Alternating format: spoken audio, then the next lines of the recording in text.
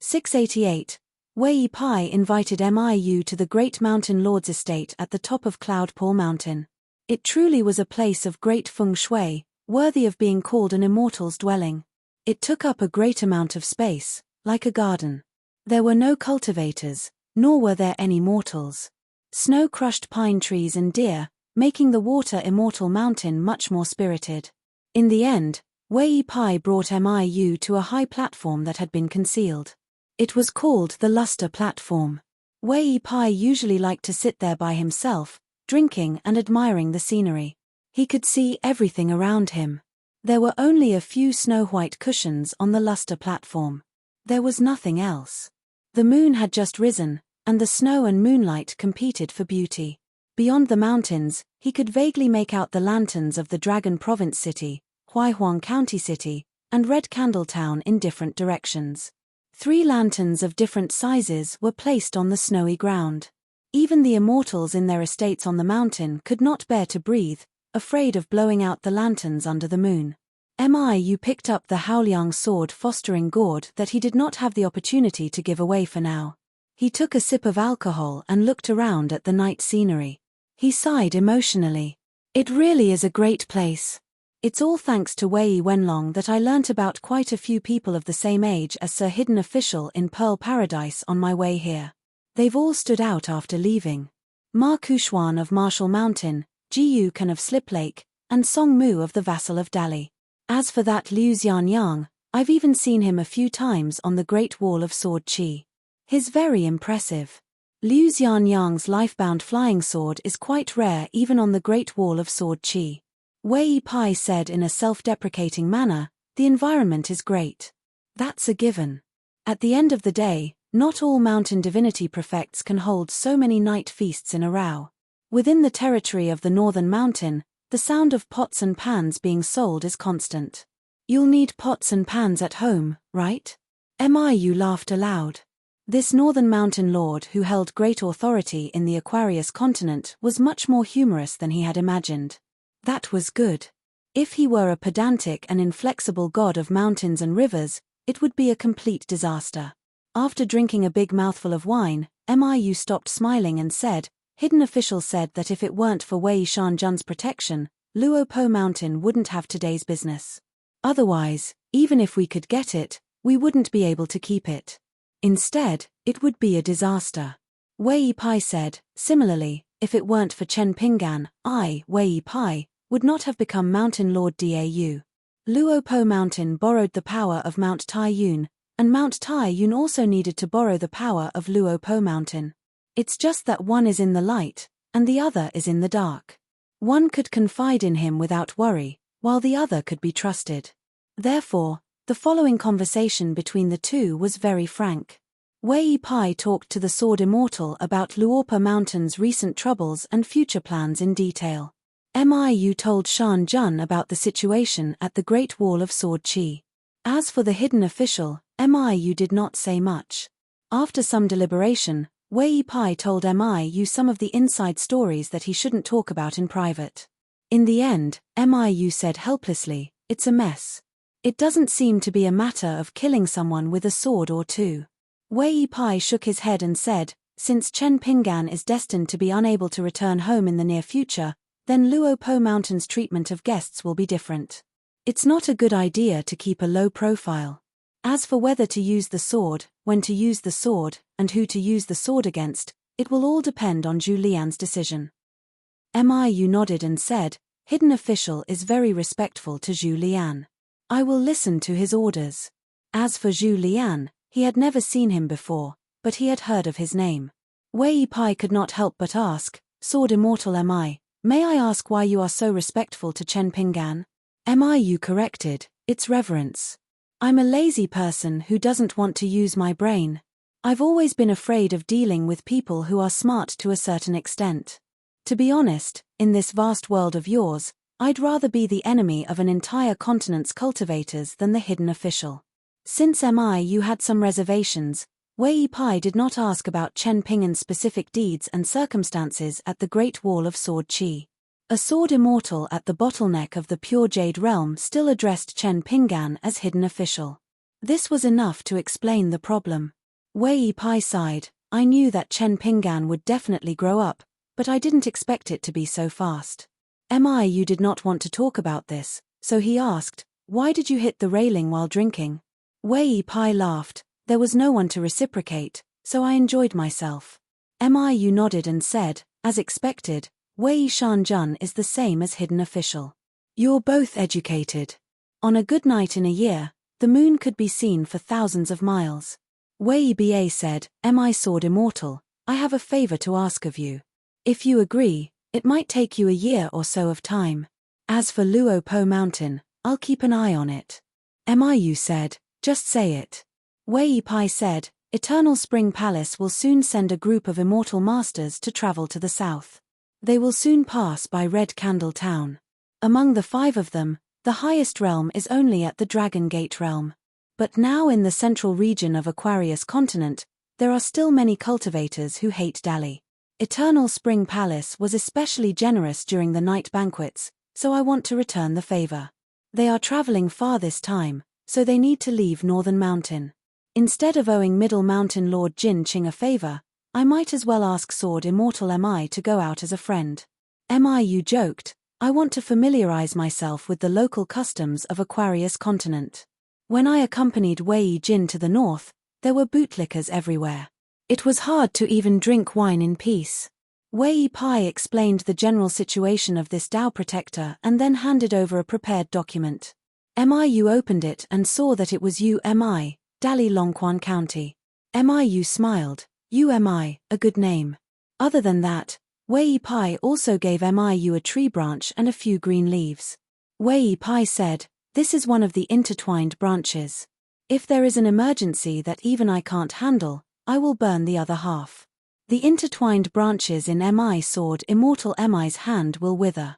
Once we return to Northern Mountain, burn the intertwined branches and I will immediately appear and send Yu back to Luo Po Mountain. Sword Immortal Mi kept it in his universe inside sleeve. Wei Pai wanted to say something but stopped. Yu laughed and said, don't worry, Yu, will not be a womanizer. After all, Wei Jin once said that Eternal Spring Palace was an immortal sect where female cultivators gathered. And in Luo Po Mountain, there was already a secret vault. Although Eternal Spring Palace did not have many secret records, far less than Zhengyang Mountain and Qingfeng City, but Yu was still very diligent in reading them. After Wei Wenlong entered Luo Po Mountain, because he brought along a gift from his teacher, Sword Immortal Xiao Yunyang. Inside it was all about the history of the various countries in Aquarius continent, literature and history files, as well as excerpts from the Mountain Palace Bulletin.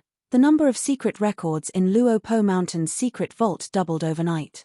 Wei Pai said helplessly, Chen Pinggan said in the letter that I do not need to worry about Yu's character, I only need to worry about Yu's face. Yu sighed, you know me well. I am not a bad person. The only thing that can cause trouble is actually my face. Wei Pai held back his laughter, he did not want to continue the conversation, and said, if Sword Immortal Mi does not find it troublesome, Luo Po Mountain has a few face skins that Zhu Lian has meticulously sewn for Sword Immortal Mi to choose from. Yu was a true Sword Immortal, not to mention that he came from the Great Wall of Sword Qi. Regardless of the relationship between Yu and Chen Pinggan, regardless of how harmonious Yu and Luo Po Mountain were, Wei Pai was willing and needed to treat him with respect. Yu nodded, it's a small matter. On the following day, 5 cultivators from Eternal Spring Palace arrived at the Oxhorn Mountain Ferry on the Hemp Sect's cross-continent ferry. One of them was a young female cultivator from Red Candle Town. Her nickname was Shirt, and her real name was Ishan. Due to her lowly birth, she had abandoned her surname and changed it to Zhongnan in the Eternal Spring Palace's ancestral hall. It was rumored that the reason why she did not choose her surname and did not follow her teacher's surname was because when she became a Jindan guest, Dallas Empress Dowager would personally bestow her with the imperial surname Song. She was now in the cave realm, her realm was not high, but her seniority was the highest among the group. This was because her teacher was the Taishang elder of Eternal Spring Palace, and Eternal Spring Palace was once the Dallas Empress Dowager's summer residence. Therefore, in the Dali dynasty, Although Eternal Spring Palace was not a clan of immortals, it had a good reputation on Ijo Mountain. The leading sea-viewing female cultivator had to call her martial aunt. The other 3 female cultivators were not old, and their seniority was even lower than Zhongnan's. The Oxhorn Mountain Ferry used to be a series of immortal buildings built by the Baozhai. Later, it was transferred to Cloud Pool Mountain and Luopa Mountain along with the ferry. Eternal Spring Palace then asked for 2 shops to sell some immortal items unique to Eternal Spring Palace. It was similar to Sparrow Mansion in North Continent, which mainly sold robes and accessories suitable for female cultivators. The shopkeeper was a middle-aged woman. She personally welcomed her junior sister Zhongnan. Beside her stood a handsome middle-aged man with an outstanding bearing and a smile on his face. The shopkeeper smiled and introduced Umi as one of the nominal guests of Cloud Pool Mountain. Her family's ancestor and Wei Shanjun were old friends. The woman then used telepathy to communicate with her fellow disciples. Umi had only cultivated for 60 years, but he was already in the sea-viewing realm. He was a refiner similar to a sword master. He was proficient in sword talisman, so his combat power was not bad. More importantly, Umi had met sword immortal Wei by chance in the early years of her life in the world of wanderers, and she was fortunate enough to drink with him at the same table. Even though they did not have a good relationship and could not be considered to be sword immortal Wei's close friend, when they came to Wind Snow Temple, she could still speak up for him. This time, Umi was also traveling south to visit immortals, so they could go together. Since he was a guest of Cloud Pool Mountain, although he was an anonymous last-class guest and belonged to the type of rogue cultivator who had never participated in the night banquet, he was still in the sea-viewing realm. Moreover, how many guests of Cloud Pool Mountain were there now? The lower Umi's state was, the more it could prove that his family had a close relationship with Wei Pai. Umi was acquainted with Sword Fairy Wei, and his family had a deep relationship with Cloud Pool Mountain. When he went out, he was qualified to talk about taking care of each other. The old woman of Dragon Gate thought so and agreed. However, to be careful, she still asked the shopkeeper to send a message to Eternal Spring Palace by flying sword to explain the matter in detail. Indeed, junior martial aunt Zhongnan was too special in Eternal Spring Palace. If the ancestor in charge of Eternal Spring Palace felt that Umi was not suitable to go with them, they could only give up halfway. Even if they accidentally ruined the relationship between the 2 sides, they could not covet the small advantage of having an outsider in the sea-viewing realm. Thinking of this, the old woman felt helpless. Now all the Earth Immortals in Eternal Spring Palace had left the mountain quietly, as if they had heavy responsibilities. However, every Earth Immortal, whether it was the ancestor of the Ancestral Hall, the consecrators of Eternal Spring Palace, the guest of Eternal Spring Palace, or their Taoist companions or direct disciples, did not leak a word to the outside world. Where they were going and what they were doing were all secrets. As a result, when Zhongnan and the other 3 descended the mountain for the first time, they could only have her, a Dragon Gate cultivator, act as their protector. Otherwise, there should have been a Golden Core Earth Immortal leading the way at the very least. If they did not want their disciples to relax too much and be unable to temper their minds, they should have escorted them secretly. After chatting for a while, Umi followed the group south, heading to Red Candle Town. The sword talismans forged by the Dragon Spring Sword sect could allow Qi practitioners to travel through the Dragon Province, but they were rare items that were priceless. Among the group of female cultivators in Eternal Spring Palace, only Zhongnan possessed a priceless sword talisman, and it was even a gift from her master, so she could only travel on foot. The Tiefu River's water god temple in Dali of the highest grade and Wei Shanjuan's place of prosperity, Chessblock Mountain, could all be visited, let alone cultivators. This little bit of travel was nothing difficult. Due to the Tiefu River's excellent soil and water, the 2 banks were still sunny and windy even during winter. Trees and flowers bloomed, making for a pleasant sight. As a result, tourists were everywhere. There was an endless stream of pilgrims who went to the water god temple to offer incense, pray for blessings, and make wishes. Coupled with the fact that the Dragon Province had already become a tourist attraction, and there was also the Oxhorn Mountain where immortals passed by. In particular, many immortals had visited the mountain frequently over the past decade or so the commoners and wealthy clans who came to burn incense were not particularly curious about the group of immortals from the Eternal Spring Palace. Only a few children pointed at them, calling them immortals and big sister immortals. Many of the elders in their clans were afraid of offending the female immortals who cultivated on the mountain, but all they saw was gentle smiles on the young immortals' faces. 2 of them even waved at the children. They only told the children to keep their voices down and not to make too much noise, but they did not stop the children from chattering either. Miu actually knew Wei Shanjuan's intentions. Protecting the woman was real, and letting him experience the local customs of the Aquarius continent as a sword immortal was even more real. Miu appreciated Wei Pai's good intentions very much, and the reclusive official had always advocated doing as the Romans did. He was just learning from them. Miu believed he could still do that. The only thing he was not used to was this foreign land. There was too little sword chi, too few sword cultivators, and even fewer sword immortals. The peaceful days here were far too good, so good that Miu felt like he was dreaming, such that he was unwilling to wake up from it. As a result, Miu removed the blade-strengthening gourd and took a swig of the rice wine stored in Luopa Mountain. Immediately, Miu's face was quite handsome. Although it was nowhere close to Miu's true appearance, it was still quite a handsome face. As a result, he had only met the female cultivators from Eternal Spring Palace for a short while. They had only walked from the mountains to the banks of the river, but Mi Sword Immortal could already sense the gazes of 2 young women that wanted to devour him. At dusk, at the Dragon Riding Alley's fortune shop, the blind Taoist whose butt seemed to be nailed to a wooden stool finally finished talking about how difficult it was for him to break through the realm, how his 5 Thunders execution had improved a bit, how the business of the grass shop was not bad, and how his 2 disciples were still considered filial. Seeing that Brother Shi was speechless, the old Taoist Jiao Cheng went next door to enjoy himself. Shiru went to close the shop. Yesterday it was like this, today it was like this, and tomorrow it would be the same. Shiru did not understand why an old Taoist who had stumbled his way to the sea-viewing realm wanted to compete with her.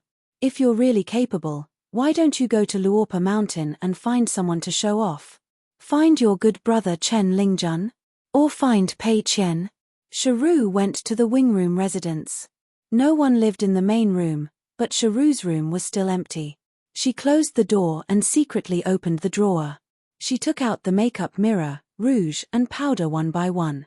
She did not dare to use her official position for personal gain. These were all her salary. Moreover, Luopa Mountain would give her a few pieces of snow to spend on festivals. It might not be much on the mountain, but it was not a small amount in the marketplace. Therefore, Shiru bought all the things on the table with her own money. As a female ghost wearing an immortal's shed skin, Shiru actually did not need to sleep. However, in this small town, Shiru did not dare to cultivate diligently under the cover of night. As for some unorthodox and sneaky means, she did not dare to do so. She would be courting death. At that time, even without the Dali spy or the Dragon Spring Sword sect, her own Luopa Mountain would make her suffer. Moreover, Shiru herself did not have such thoughts. Shiru was indifferent to the current time. Day after day, it seemed that every tomorrow was like yesterday. Except for occasionally feeling a little bored, Shiru was actually quite satisfied. The business of the shop was really ordinary. It was far less prosperous than the business of the shop next door. Shiru actually felt a little guilty. Shiru made a gesture and said silently in her heart. Then, she took off her clothes and turned into the true body of the female ghost. The shed skin was still sitting on the chair, motionless, as if the spirit of the dead had left the body and traveled far away. After Shiru regained her true appearance, she was wearing a colorful dress with a long skirt and big sleeves. Her figure was graceful, just like when she was detained by Fairy Liu Li. The credit for being able to travel far away was also due to Pei Qian. It was her who asked the big white goose for this little technique to leave the house for Shiru. However, Pei Qian reminded her that it would take at most an incense stick to burn. If it was too long, she might not be able to return. At that time, she would not care anymore. As long as the big white goose was not there, there was nothing she could do. The young man in white added with a smile. If she could not return, she would first slap her half dead. Didn't she like to look in the mirror? After that, she would lock her soul in the mirror and look as much as she wanted. Although Kui Dongshan was reprimanded by Pei Qian at that time, Sharu did not dare to not take it seriously. Sharu gently picked up a comb and groomed herself in front of the mirror. The her in the mirror now looked a little unfamiliar. This female ghost was softly humming an ancient ballad. Shaped like a skeleton, heart like dead ashes. Knowing the truth, not concealing it. The medium is obscure, unintentional but not conspiring. Who is she? After the Longquan Commandery was elevated to the Dragon Province, it governed the 4 commanderies of Qingxi, Baoshi, Sanjiang, and Burning Incense. The provincial governor in charge of the commandery was Wei Li, a provincial governor from the Huangting Kingdom. The descendant of the Yuan family of the Pillar Kingdom, Yuan Zhangding, was the governor of Qingxi Commandery. Fu Yu, the former assistant to the first magistrate of Huaihuang County in the history of Lizhu Grotto Heaven, had already been promoted to governor of Baoshi Commandery. The other 2 governors were both from the Frigid clan and the capital. It was said that they had no contact with Yuan Zhengding and Fu Yu, the 2 descendants of mighty clans, aside from government affairs. The current supervisor of Kill Affairs, Cao Gengxin, continued to be the supervisor of Kill Affairs, who did not have any heirs inside or outside the yamen. Every day, if he wasn't drinking, he was on the way to buy wine. He still played with the children, was teased by the women, and called the men brothers. The civil and military temples of Huaihuang County worshipped the 2 ancestors of Governor Yuan and Supervisor Cao's clans respectively. That was not all. At least half of the Aquarius continent now had door gods plastered on their doors. They were the portraits of Yuan and Cao, 2 renowned officials who had performed great meritorious deeds for the Song clan. The city god pavilion in the provincial capital was flourishing with incense. That little incense man who claimed to have almost starved to death and was even laughed at by his peers, for some reason, liked to visit people's doors and flaunt his prowess. It was rumored that he had been taught a lesson twice by the lord of the city god pavilion and was pressed into an incense burner to eat ashes. However, he still did not change. In front of a large group of powerful city god temple judges, underworld officials, and day and night wandering spirits, he jumped around in the incense burner and scolded the lord of the city god pavilion. He pointed at his nose and scolded him, saying, "You heartless bastard, I've suffered so much with you. Now that I've finally made a name for myself, I've finally made a name for myself. First, I don't harm people. Second, I don't disturb the people. I still have to carefully and conscientiously help you patrol your territory and help you record all the wandering ghosts that are not recorded. Why do you care? Why do you care? You idiot with water in your head. If you keep nagging, I'll run away from home. Let's see who else is willing to reprimand you." The little guy who was rumored to have been thrown out of the city god pavilion along with the incense burner, after he secretly carried the incense burner back to the city god pavilion, he still liked to gather a large group of lackeys. They formed a group and roamed around day and night with the 2 sworn brothers, giving orders to visit the city god temples of all the counties in the province or roaming around the ancestral halls in the streets and alleys at night. However, it was unknown why he suddenly changed. Not only did he dismiss those lackeys, he also liked to leave the city god pavilion in the provincial capital regularly and go to a certain place in the mountains. In reality, he was bitterly going there. To outsiders, he only said that he was looking for family and friends, regardless of rain or shine. Today, it was drizzling. A little incense burner who did not mind working hard, holding a leaf-small umbrella, ran all the way to the entrance of Luo Po Mountain. The little guy ran to Yuan Lai and said like an old man, "Yuan Lai, in the past half a month, have you been diligent in studying and practicing?" The young man who had been sitting under the eaves and reading nodded and smiled, "It's okay." There were very few visitors in Luo Po Mountain. When Yuan Lai was tired from reading, he would walk. When he was tired from walking, he would flip the book. Occasionally, he would look at Miss Center who was practicing and walking past the mountain gate. A day's time would pass very quickly. At most, he would occasionally be complained by his sister. The little guy smiled and said, "On the way up the mountain, if I see Miss Center, do you want me to help you ask?" Yuan Lai helplessly said, "I don't dare to trouble the right protector." The little guy casually threw away the leaf umbrella. With his hands behind his back, he walked in circles on the muddy ground. He frowned and sighed, remember, I'm only the right protector of the Riding Dragon Alley. In the officialdom, the title can't be used carelessly. If Protector Ju was present, wouldn't you have offended two important officials? If you're in a real official cultivation, you'll get people killed if you still call him that. Yuan Lai, you're still too young. You must be careful in the future. As the person temporarily helping Brother Feng guard the mountain gate, although he has no official rank, he's still the face of Luo Po Mountain. There's a lot of knowledge in dealing with people. How can you just read books? After patiently listening to the little guy's nagging, Yuan Lai smiled and said, I'll remember. Knowledge was not only in books. The words of the incense stick little guy were also reasonable. Even if the speaker didn't mean it, it was enough as long as the listener took it seriously. Senior Feng Feng had told him to carefully observe other people's words and actions. It was the best cultivation on the mountain. Don't be deaf and blind, wasting the feng shui of Luo Po Mountain. The little guy began to climb the mountain as he deserved. When he reached the cliff near the bamboo building, he saw the right protector of Luo Po Mountain sitting on the cliff in a daze. The little guy told Ju Mili about the roll call and not forget to let Sister Nuanshu record it in the account book. Then he asked curiously, "Where's my corn brother?" Ju Mili held her cheeks and said, "He went down the mountain to do business." The little guy said angrily, "How can you be a brother? You don't even know to say goodbye to me before going out. You're heartless. I wouldn't want such a bastard brother even if you gave me a basket." Ju Mili reached out to block the wind and rain for the little guy and said with a smile, "Why don't you grow taller?" The little guy said seriously, "Protector's teachings are right. When I go back to the yamen, I'll eat more incense."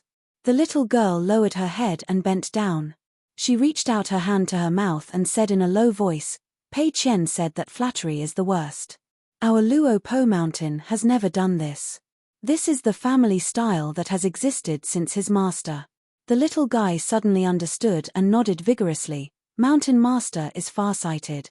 The branch leader's martial arts are unparalleled. The right protector is also not bad. Any casual words of yours are priceless advice.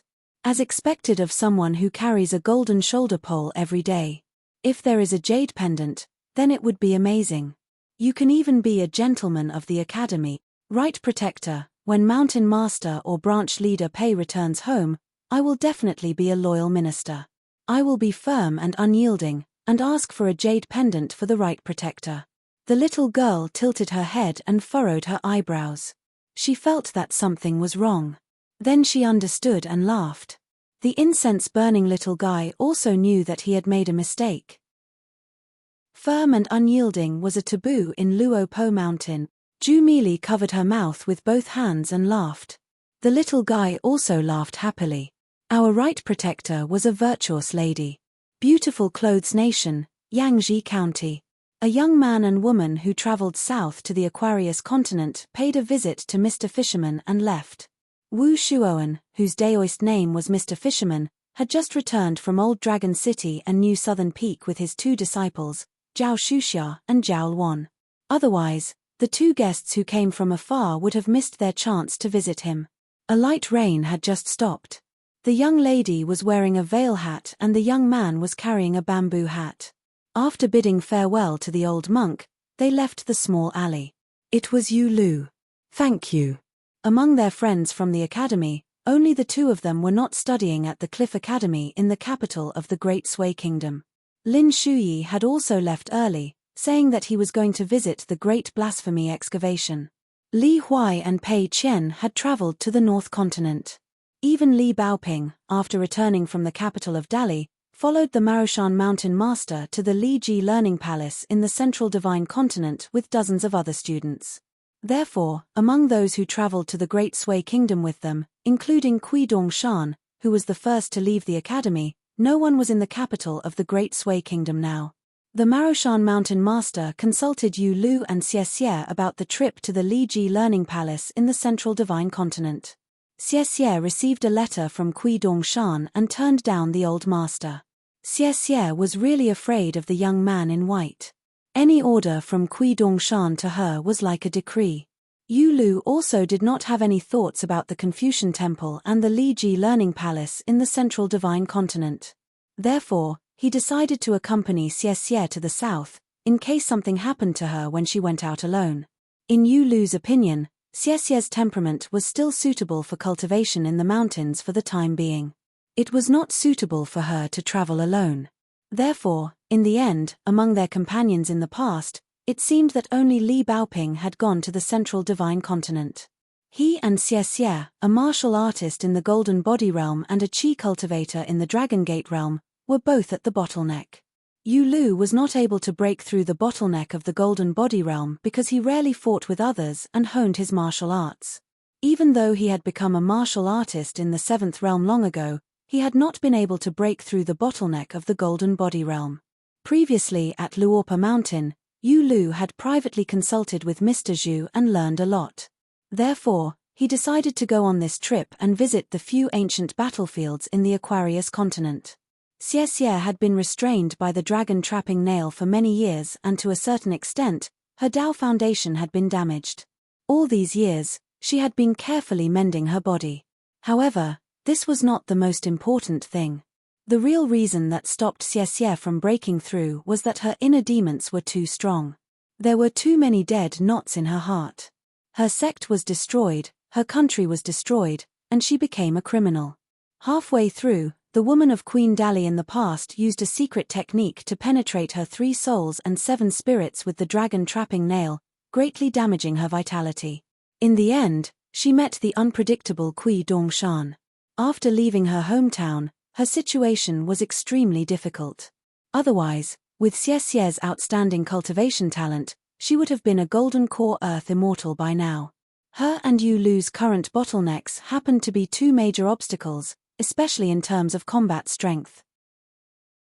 It was the biggest threshold for a martial artist and a cultivator respectively.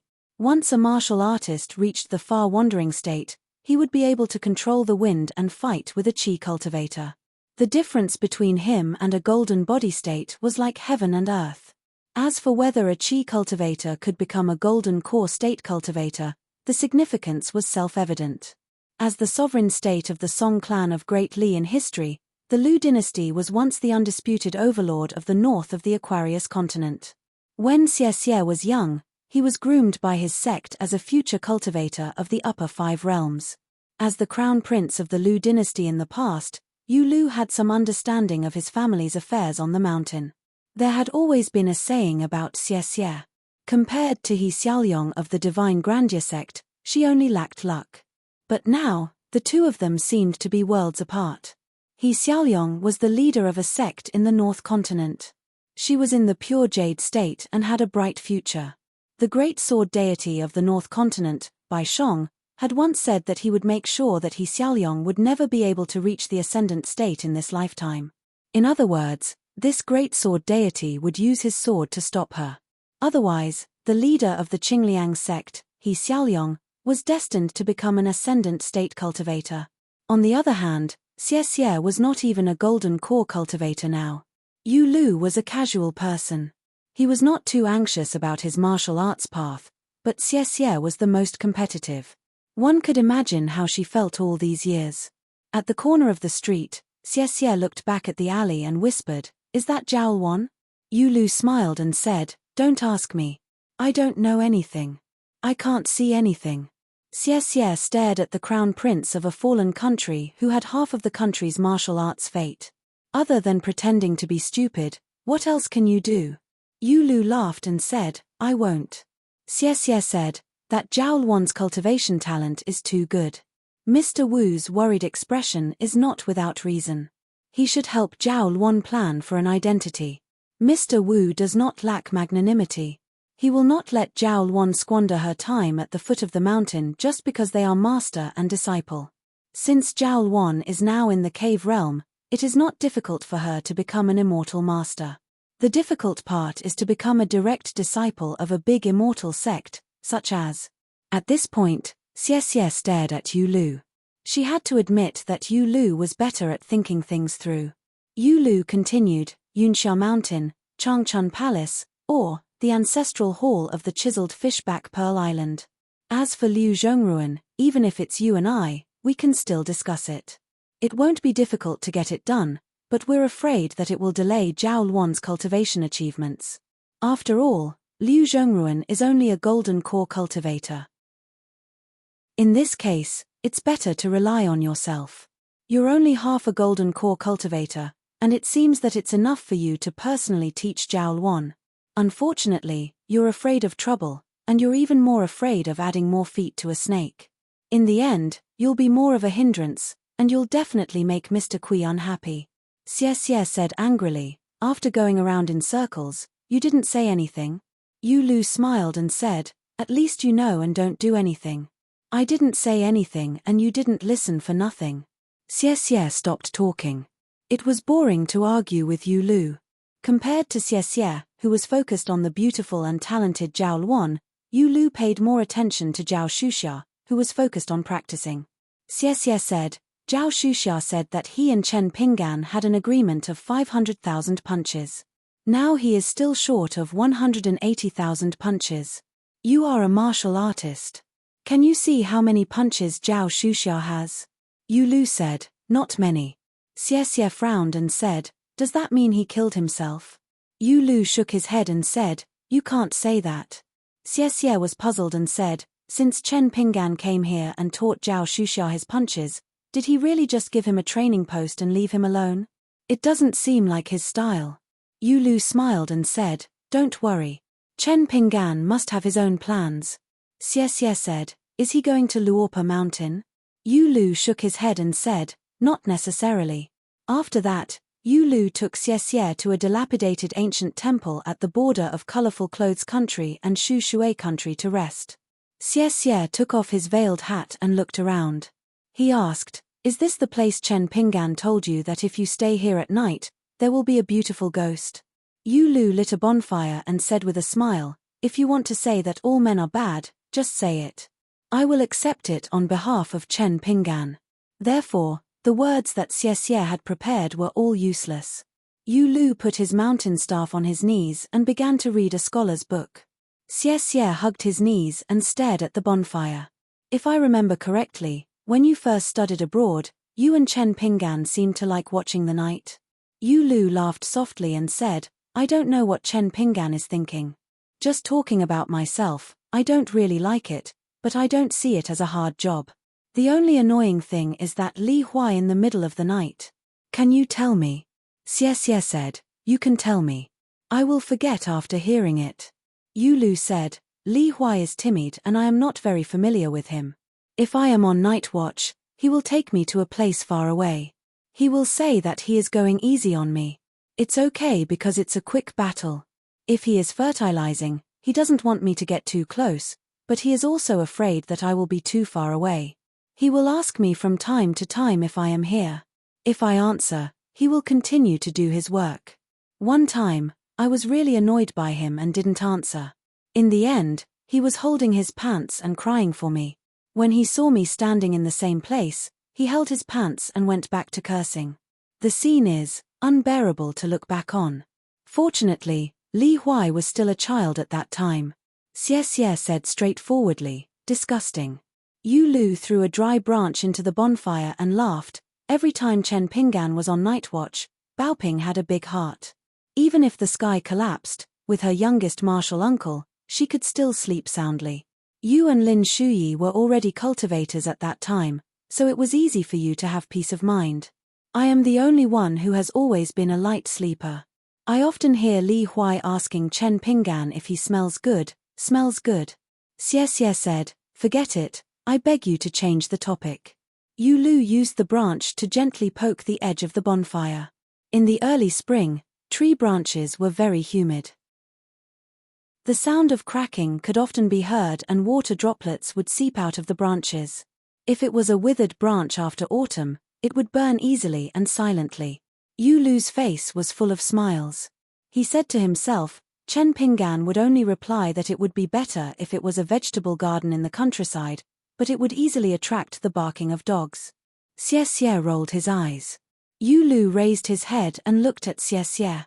He said with a smile, "I think that's not the only interesting thing. During that study tour, it was always this trivial. So don't blame Li Huai for being the closest to Chen Pinggan.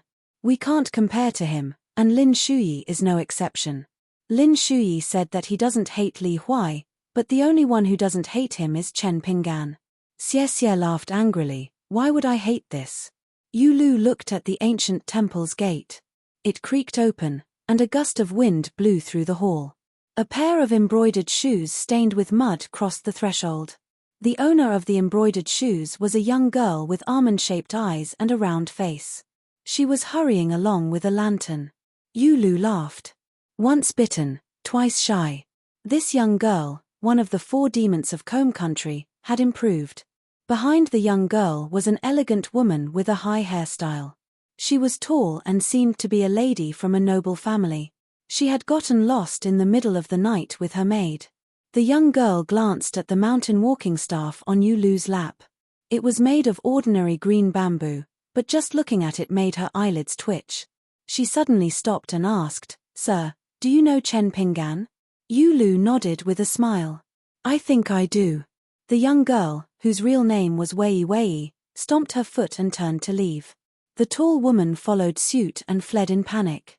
Apparently, she was extremely afraid of the green-robed swordsman named Chen Pinggan. The night passed uneventfully. Yu Lu and Xie Xie visited a place with verdant hills and limpid waters. Then, they went to Combe Country's Swordwater Villa. Finally, in the ruins of a battlefield at the border of the Zhuiying dynasty, they met a man and a woman who could be considered to be from the same hometown as them. They were the 2 shop assistants of the Yang family's shop, the young female warrior Su Dian, who was nicknamed Yanji, and her junior brother Shi Lingshan, who looked at all men in the world as if they were thieves. This was because Shi Lingshan was trembling with fear every day when he went out. He was afraid that the bastard Zheng Dafeng's words would come true and he would call a certain man his senior brother's husband. Therefore, Shi Lingshan held back for a long time. He could only use the trump card that Zheng Dafeng taught him. In private, he found the overly handsome Yu Lu and said that he was actually Su Dian's son and not some junior brother. In the end, Su Dian, who had sharp ears, punched him 7 to 8 feet away. The poor young man fell flat on his face and couldn't get up for a long time. Miu quickly found out the general details of this group of Eternal Spring Palace sisters. They told him everything on their own, so Miu didn't have to beat around the bush.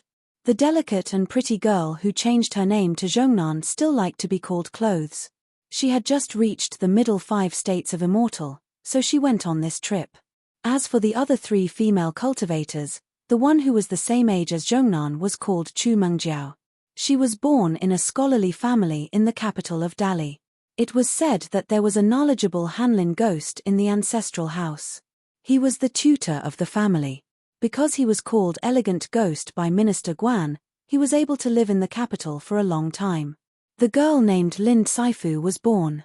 On the day of her birth, her mother, Yi Meng, came to her house to sell colored dragon boat festival talismans. She said that she was very close to the ancestors of the Lin family and should receive the talisman. Therefore, the girl was named Lin Saifu. There was also a girl named Han Biya. She was born in a family of generals in Dali. However, her ancestors didn't have a high position. The highest position they had was just a patrol inspector. However, in the family courtyard, the rattan flowers of the Han family were one of the most ancient flowers in the capital. When they bloomed, they looked like purple clouds hanging on the ground. The fragrance was strong. It was as famous as the peony in Baogua Temple in Dali and the green tree outside Minister Guan's study. The 3 of them had not reached the cave realm. In the Aquarius continent, the immortals in the middle 5 realms, even if they were only in the cave realm, were already considered as the most precious among the immortals.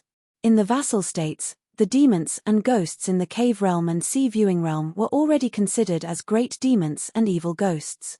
As for the old woman in the Dragon Gate realm, she was born as an immortal teacher in the Changchun Palace since she was young. The female chi cultivators of the Changchun Palace were not afraid of the love between men and women. Instead, They saw it as one of the essential experiences on the path of cultivation. Since they were going to the south to gain experience, of course, they wouldn't just go sightseeing. After Zhongnan returned home in glory, they would go to the border of Dalis vassal state, Huangting country, to arrest a painting demon in the Yunshan temple of Huanghua County. On the wall of the guest house in the temple, there was an ancient painting with a long history. Every moonlit night, when there was no one in the house, the person in the painting would walk along the wall with the moonlight shining through the window. The painting demon often caused trouble on moonlit nights. Although it didn't hurt people, it affected the reputation of the ancient temple. Therefore, the Yunshan Temple and Dalis Ministry of Rites asked for help, and the Changchun Palace accepted the task. After that, they went to the Yunshui County of a small country that had surrendered to the Song clan. They needed to help an old immortal who was closely related to the Changchun Palace. Then, they went to the territory of the old Zhuing dynasty to help a Dali general who died on the battlefield and guide his soul to return to his hometown. The last secret was to go to the immortal plateau of the Wind Snow Temple to buy a small piece of 10,000 years pine. This was the most difficult thing. The old woman didn't tell the 4 female cultivators in detail, and she didn't tell UMI in detail either. She just hoped that UMI could help her when she arrived at the Wind Snow Temple. UMI agreed with a smile, saying that she would try her best. She didn't have a good relationship with the great sword immortal Wei. If Wei happened to be in the immortal plateau, she could be bold enough to ask for help. But if Wei was not cultivating in the immortal plateau, UMI was just a mountain cultivator who was lucky enough to climb the mountain. If she really met the old immortals of the military school, she would be timid. The old woman also said that she didn't dare to force this matter. It was enough that UMI was willing to help her say a few good words. Their journey to the south was mainly about these 4 things. Some were difficult, and some were easy. If they encountered fated chances or accidents on the way, it would be a training. With UMI, a cultivator in the sea viewing state with a strong family background, the old woman was relieved. When they arrived at the prosperous Red Candle town, Zhongnan went to the bay of his hometown alone. For a boatman girl in the past, the bay and Red Candle town were 2 different worlds. A boatman girl from a lowly family couldn't even set foot on the shore road of Red Candle town. Once she violated the rule, she would be punished even more. She would be directly exiled to the border of Dali as a slave. Her fate would be worse than death. Miu and others stayed in a post house. With the credentials of the Eternal Spring Palace cultivators, they didn't need to spend any money. After Miu arrived at the inn of Red Candle town, he glanced at the top of Chessstool Mountain and shook his head. He didn't expect Wei Shanjun to be such a love-struck person. They were the same kind of person. No wonder they hit it off. When it was close to dusk, Miu left the inn and took a walk alone. Although he only walked with the female cultivators of Eternal Spring Palace for a few days, Miu discovered a lot of tricks. It turned out that immortal masters of the Eternal Spring Palace could be divided into different classes just by their backgrounds. Their words didn't reveal anything, but sometimes their expressions couldn't be hidden. For example, although Zhongnan, whose nickname was Clothes, had the highest seniority, there was a boundary in the hearts of Chu Mengjiao, Lind Saifu, and Han Bia because she was a boatman girl from a lowly family and went to Eternal Spring Palace at the age of a young girl. Grandmaster Zhongnan, who was about the same age as them, had invited them to go to the bay where small boats and pleasure boats gathered, but they all declined. Her action seemed to be kind, but it was also intentional. Miu stopped and slowly turned his head. It was Chu Mengjiao and the other 2 who went out to enjoy the scenery and coincidentally met him. Just now, they noticed Miu's stop and began to choose a bamboo fan from a fan shop. Miu went forward to greet them and then enjoyed the scenery with them. The beauty and scenery were not in vain. Anyway, he was sure that the people Wei Shanjun secretly missed were not them. The land of Chiduan Mountain in the past, the current lord of Mountain Beiyu, was in the immortal painting, and his heart was like a bird meeting Zhongnan. The sun was setting in the west. Miu looked back at his shadow and then asked them if the immortal spell that the cultivators on the mountain used was true. If it was true, wouldn't it be very scary? When talking to people, his eyes wandered. Wild cultivator Mi never favored one and discriminated against another, and he would never neglect any girl. It was a pity that Wei Jin didn't get to experience Mi Zhenxian's innate supernatural power. In a small alley connecting Guanshan Street and Guanshui Street in Red Candle Town, there was a small bookstore that wasn't famous. A young man in black was still lying on a deck chair today, flipping through a new edition of Dali folk stories. The smell of ink was faint. This was the water god of Chongdan River, whose alias was Li Jin. Next to the rattan chair, there was a tea table with a teapot made by a famous teapot maker from the old Lu dynasty. It was a small purple clay teapot with a simple style. It was said that there were only 18 authentic teapots left in the world. The Song clan and the Baoping continent's immortals each owned half of the teapot. A traveling scholar's eyes lit up and he asked the shopkeeper if he could take a look at the teapot. Li Jin smiled and said that he could buy a book. The old scholar nodded and carefully picked up the teapot. When he saw the title, he felt that it was a pity that it was an imitation. If it was another famous teapot maker, it might be real. But since it was made by this person, it was definitely fake. How could a bookstore in the marketplace have such a valuable teapot? However, the old scholar still bought a rare book before he left. The bookstore was small, but the rules were strict. There was no bargaining. The rare books were in good condition, but it was hard to bargain. Li Jin took the money and threw it into the drawer of the counter. He continued to lie down and enjoy his life, drinking tea and flipping through books. Nowadays, as long as it was a scholar from the old Dali dynasty, even if it was a scholar who had no hope of passing the imperial examinations, they did not have to worry about making money. As long as they went outside, they would not be in dire straits. Most of them would be able to publish a book. Booksellers from other places would line up in the bookstores of various sizes in the capital of Great Li. There was only one condition, and that was that the preface of the book must be written by a local civil official of Great Li. An official of high rank would suffice. If they could find a noble master from the Hanlin Academy, as long as the preface and the most important private seal were brought over, they would be given a large sum of money in advance. Even if the content was lousy, they would not be afraid of making a fortune. It was not that booksellers were stupid and rich. It was just that the Dali literati in Baoping continent had risen to a point where there was no end to it. When Li Jin saw the preface, he did not have any thoughts of flipping through the book. It was the work of a small official from the Dali Ministry of Rites. He had a rough understanding of literature and ink. He did not think that the later part of the article would be unexpectedly good, so he remembered the author's name. This water god of the Chongdan River who did not do proper work still liked to sell books in Red Candle Town. As for the Jiangshan temple of the Chongdan River, Li Jin casually found an honest temple attendant to take care of the incense. Occasionally, some of the most sincere and pure believers would make a wish. When Li Jin heard their inner voice, he would weigh the pros and cons and let some of the less excessive wishes come true.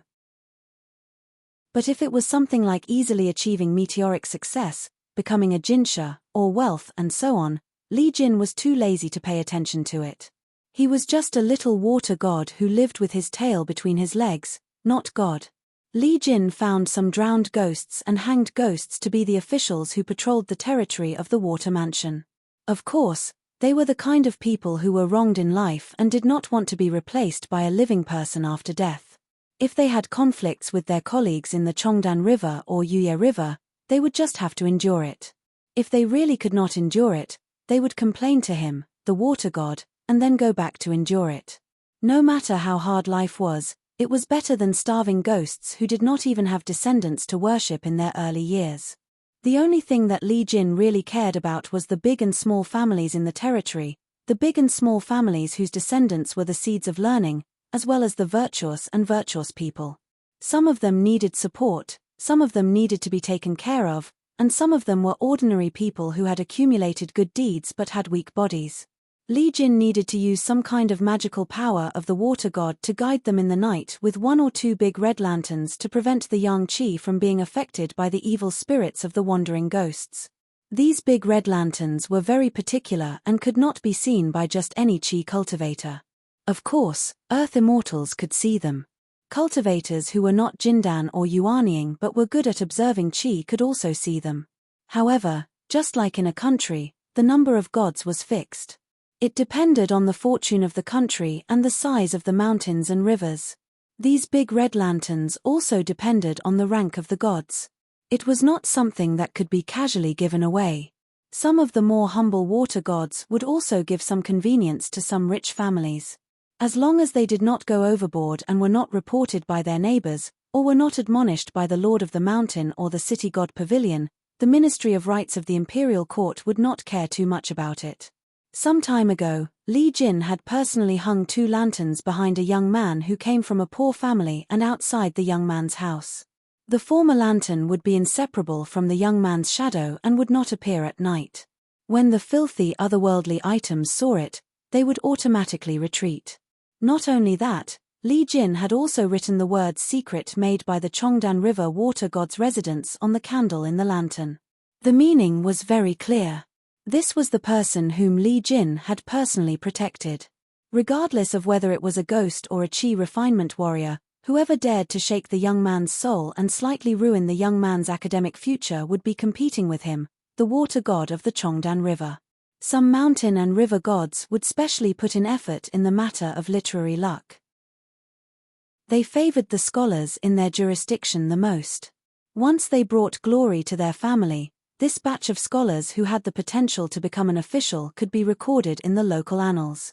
They could help the mountain and river gods in their hometown and add a stroke to the merit book of the Ministry of Rites. Some chose martial arts. As for loyalty, filial piety, and so on, the gods who protected a region could all be considered as a choice. Therefore, it was difficult to be a human, but it was also difficult to be a ghost or a god. Among them, there were even more taboos to be a ghost.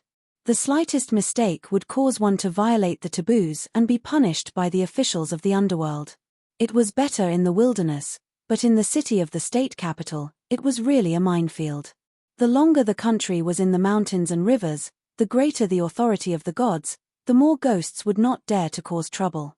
Other than the mountain and river gods and the civil and military temples, there were also the large and small city god temples and pavilions.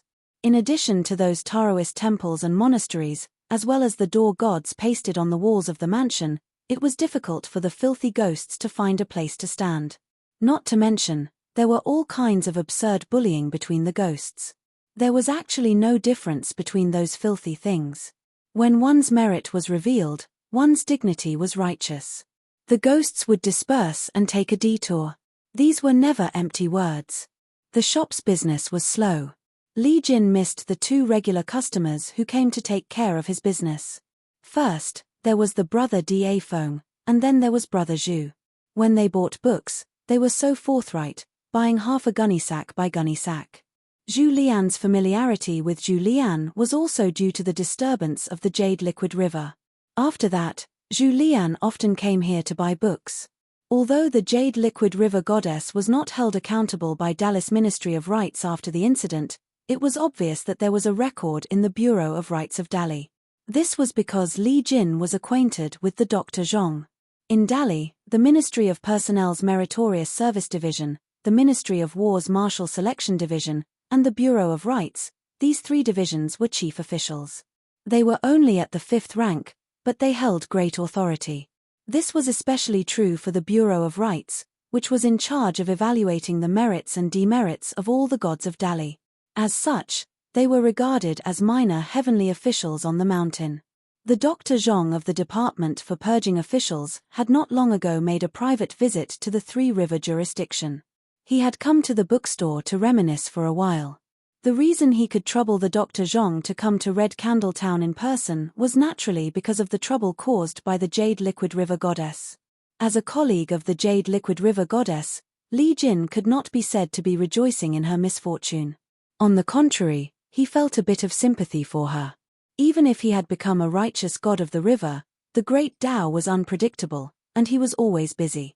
Of course, because Li Jin's dream had come true and he had successfully become a righteous god of the river, he did not have much ambition and could be considered leisurely. If Li Jin wanted to go one step further and raise the level of the Chongdan River to the level of the Tiefu River, and become a first-class water god like Yang Hua, he would be very busy. Li Jin closed the book, casually tossed it to his chest, and began to close his eyes to rest. He somewhat missed the conversation he had with that brother Zhu. If the two sides were to put aside their identities and standpoints, their conversation was actually quite congenial. Li Jin was even willing to let brother Zhu lie down on the rattan chair while he stood at the counter. He remembered Zhu Lian once jokingly saying, "I believe in Buddhism, but I don't necessarily believe in monks. I believe in Taoism, but I don't necessarily believe in Confucianism. I believe in the principles of the sage, but I don't necessarily believe in the sage." Luopa Mountain's Zhu Lian was indeed a rarely seen expert. Not only was his fist technique high, his knowledge was also very high. With guests at his door, Li Jin opened his eyes and raised his hand to lift the teapot to drink a mouthful. He said lazily, "Pick any book you like, no bargaining." Li Jin took a glance. Other than the smiling middle-aged man, the other three were female cultivators from the Eternal Spring Palace. Their robes and hairpins indicated their identities. Li Jin could tell the depth of their Tao at a glance. As a righteous god of a river who controlled the flow of fate energy, he was proficient in qi observation within his jurisdiction. It was a unique ability that was blessed by the heavens. The three young female cultivators in front of him did not have high realms, but their Tao of luck was not bad. Other than the fate of immortals, the three of them were mixed with a trace of literary fate, mountain fate, and martial fate respectively. For cultivators, it was not so simple to ignore worldly affairs and cut off the mortal world. Only the middle-aged man was completely unfathomable by Li Jin. It was as if he had met the real person, vaguely in the clouds. Li Jin was slightly surprised, but he soon made a decision. He might as well stop looking. If the other party was really an earth immortal, it would be a rude offense for a deity to peep at him like this. It was like facing a pure martial artist like Zhu Lian, who kept punching and shouting around Zhu Lian. If it was not asking for a beating, what was it? You didn't say anything overly courteous to any of the girls, and he was always polite. When one interacts with many women day and night, once there is the slightest sign of a choice, the women beside the women are so thin-skinned. Therefore, in the end, the men often end up with nothing. At most, they can only win the heart of one beauty, and from then on, they will be strangers to each other. Of course, Zhenxian did not have any improper thoughts. He came out this time to do proper business. In the Yellow Flower County at the border of the Huangting country, the female cultivators of the Eternal Spring Palace could easily impeach the Yunshan Temple's demon painting. The woman in the mural was only a female ghost of the cave-dwelling realm.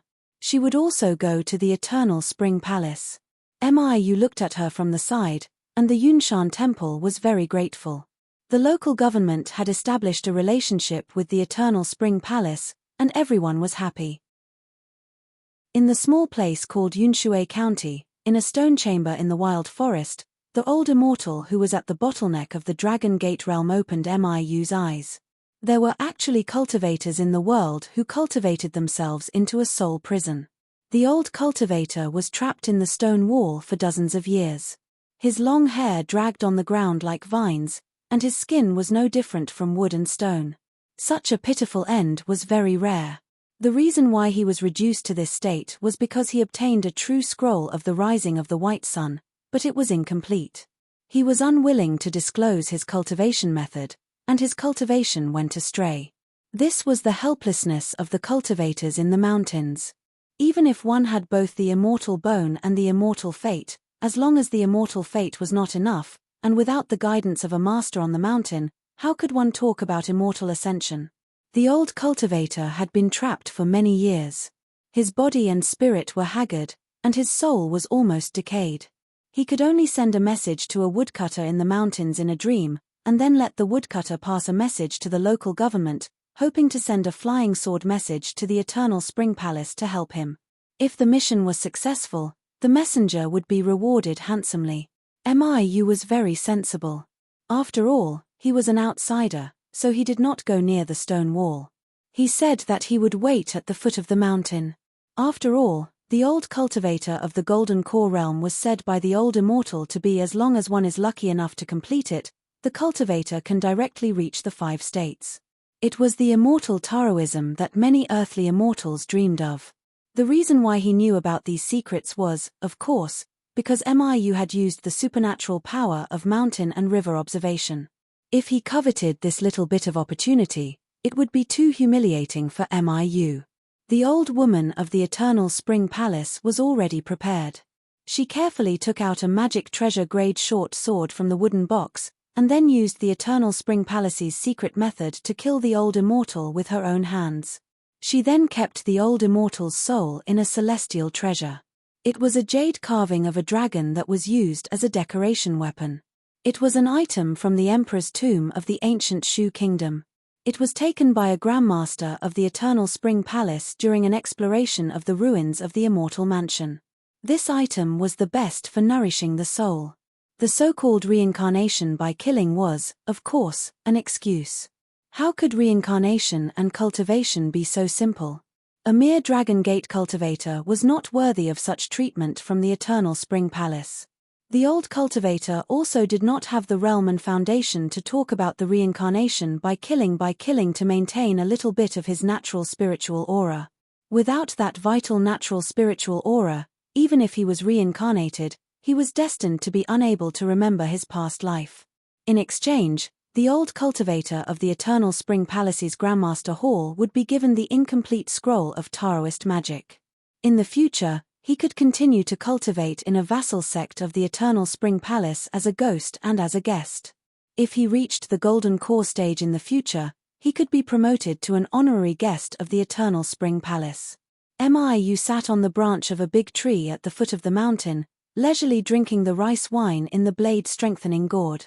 He felt more and more that an ordinary celestial sect in the vast world was busy. Just dealing with the local government, the Immortal Inn, the Immortal Ferry, and the sects on the mountain.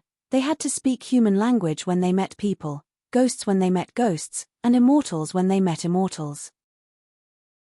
In addition, everyone had to cultivate diligently. The older ones had to teach and dispel the doubts of the younger ones. They had to let the younger ones become talents, but they could not let the younger ones change their minds and join other sects. It was tiring, really tiring. Miu somewhat understood why the reclusive official was called the reclusive official. It was because the reclusive official was an expert in this field. He was young, but he was already the best. In the eyes of Miu, a bystander who considered himself a layman, there were still many flaws in the old woman's conversation with people from all sides. For example, when she was talking nicely with the seniors on the mountain, her expression, especially her eyes, was obviously not sincere enough. It was far from the reclusive official's sincere and natural expression, which made people believe that senior, if you don't believe in me, you don't believe in yourself. When she was supposed to talk nicely with the juniors of other sects on the mountain, the arrogance in her bones was far from being restrained and not hidden deep enough. When she was supposed to be tough, the old woman talked a little more and pretended to be a little stiff, which made Miu feel that he had more words to say but not enough to frighten people. When they were laughing, they narrowed their eyes and killed people in the blink of an eye. The old woman was in a good mood when they met again at the foot of the mountain after successfully solving the military solution. It probably had something to do with Miu's previous tactfulness. After that, they went to a brand new martial temple and took out a secret armor from the mountain for the spirit of the general who died in the battle. When the spirit wore it, he could walk freely at night and not be affected by the harsh astral wind between heaven and earth. During the day, the spirit of the general would turn into a puff of green smoke and hide in a double-eared burner of inner altar jiaosha written by a gentleman of the academy hidden by the old woman. Then Zhongnan would personally light an incense stick. When crossing the mountain, he would burn incense. When crossing the water, he would always hold the incense burner in his hand and rarely ride the wind. At most, he would light a stick of Yunxia Mountain's secret Yunxia incense when riding on a fairy ferry. Even when the spirit was rushing at night, he was still silent. In the eyes of these young female cultivators, Miu also seemed to be less talkative. Since ancient times, valiant generals and tough people could not be dispelled after death and could be called a spirit of the hero. This time, the cultivators of Changchun Palace were guiding the spirit to Tonglu County in Dallas capital. The spirit would first serve as a social official. If he passed the examination of the Ministry of Rights, he could fill the vacancy of a county god in a few years. During this journey, there were only 2 small accidents. One was in a county city where they encountered ghosts. 3 hunters were haunted by nightmares one after another. They were muddle-headed all day long. When night came, they would leave home to meet each other as if they were sleepwalking. After meeting each other, they would stand in the same place and complain to each other. The city god temple and the local god were also helpless. The old woman asked martial aunt Zhongnan to set up an altar and summon the immortal general. In the end, they managed to detain an old fox immortal of the sea-viewing realm. The old fox immortal wailed incessantly and poured out his grievances to the group of female immortal masters. He said that the hunter had killed dozens of his disciples and grand-disciples. If it wasn't for him stopping his disciples from taking revenge, the 3 hunters would have died a long time ago. Was it too much to be slapped a few hundred times? The old woman was too lazy to talk nonsense with the fox immortal. She wanted to use the thunder art to kill him. However, Zhongnan persuaded her in every way possible to make peace. The grudge was thus dropped. She did not forget to admonish the old fox. She hoped that he would cultivate well in the future and carefully find a place to stay in the fox cave. He must not be easily found by woodcutters and hunters in the marketplace. However, the old woman was not satisfied. She harshly reprimanded the old fox. The old fox could only cower. He said that he would give some silver as compensation to the 3 families. Zhongnan wanted to say something but stopped. Seeing the old woman's expression, Zhongnan did not dare to say anything. In the end, she was privately reprimanded by the old woman. She could not be so soft-hearted when dealing with mountain spirits and ghosts. From beginning to end, Mi Genxian only looked on coldly. He sat on the railing and drank wine. If the hidden official was here, the result would probably not be like this. However, the little girl named Hanbia made Miu look at her in a new light. He muttered in his heart, "It's enough that the old fox admitted his mistake. What's the point of returning the money?" Miu heard it clearly. After all, she was a sword immortal. Then, in the mountains far away from the smoke, they met a Dali army cultivator who went out to relax. It was a woman. She had a Dali border army standard war saber hanging from her waist. However, she took off her armor and changed into a brocade robe with narrow sleeves, black gauze pants, and a pair of small embroidered shoes. There were 2 pearls hanging from the tips of the shoes. They did not shine during the day, but at night, they shone like a dragon's eye. She met the female cultivators of Eternal Spring Palace in a viewing pavilion on the peak of the mountain. At that time, the woman stepped on the back of a kneeling mountain deity. The poor mountain deity was talking about a secret matter of an immortal master. She raised her head and drank wine. When she saw the female cultivators of Eternal Spring Palace, she wiped her mouth and threw the empty wine pot outside the cliff. She pointed elsewhere with her thumb. Her meaning was obvious. This place already had an owner. Please go somewhere else. The old woman frowned. Eternal Spring Palace had an immortal chant passed down from their ancestors. It could refine the morning glow and the moonlight. On the 15th day of every year, especially at midnight, they would choose a mountain peak with abundant spiritual energy to refine the moonlight. And this mountain was undoubtedly the best place to cultivate tonight. If he went elsewhere, the refinement of the moonlight tonight and the refinement of the morning sun tomorrow would be greatly discounted. The woman kicked away the mountain deity who had just been recorded by the Ministry of Rights. The latter immediately escaped through the ground. He would definitely not get involved in a fight on the mountain. What truly made the old woman unwilling to back down was what the female cultivator had said. "You Eternal Spring Palace women, you can't even see half of them on the battlefield, but now you've all popped up. Are you like bamboo shoots after the rain?" Not only that, the woman even raised her head and muttered to herself, adding fuel to the fire. "It's not raining either." Miu stood at the side expressionlessly. He only felt that it was very pleasing to the ear. "Listen, it sounds very much like the hidden official's tone. It was very kind." In the end, The reason why this storm didn't lead to a disaster was very simple. Seeing the old woman's pale face, the female cultivator didn't talk nonsense and said that both sides should learn from each other. She put aside the identity of Dallas Army cultivator and the fact that she was a disciple of Wenqing Peak. She didn't want to fight to the death. It was unnecessary to hurt the harmony. She only wanted one side to fall to the ground and couldn't get up. She just wanted to remember that no one should cry and complain to their masters. That would be boring. As soon as the old woman heard that the woman was from Wenqing Peak of Wind Snow Temple, she immediately calmed down and took the initiative to apologize. The woman probably felt even more bored and directly left the pavilion by riding the wind. Miu glanced at her and felt that this woman was a bit like the wine in his hometown. After that, the old woman took Zhongnan and other women to cultivate in the pavilion. Miu went away alone again. In the forest of another mountain, he lay on the branches of an ancient tree and drank alone. He took out a yellow paper talisman of the mountain and water edict.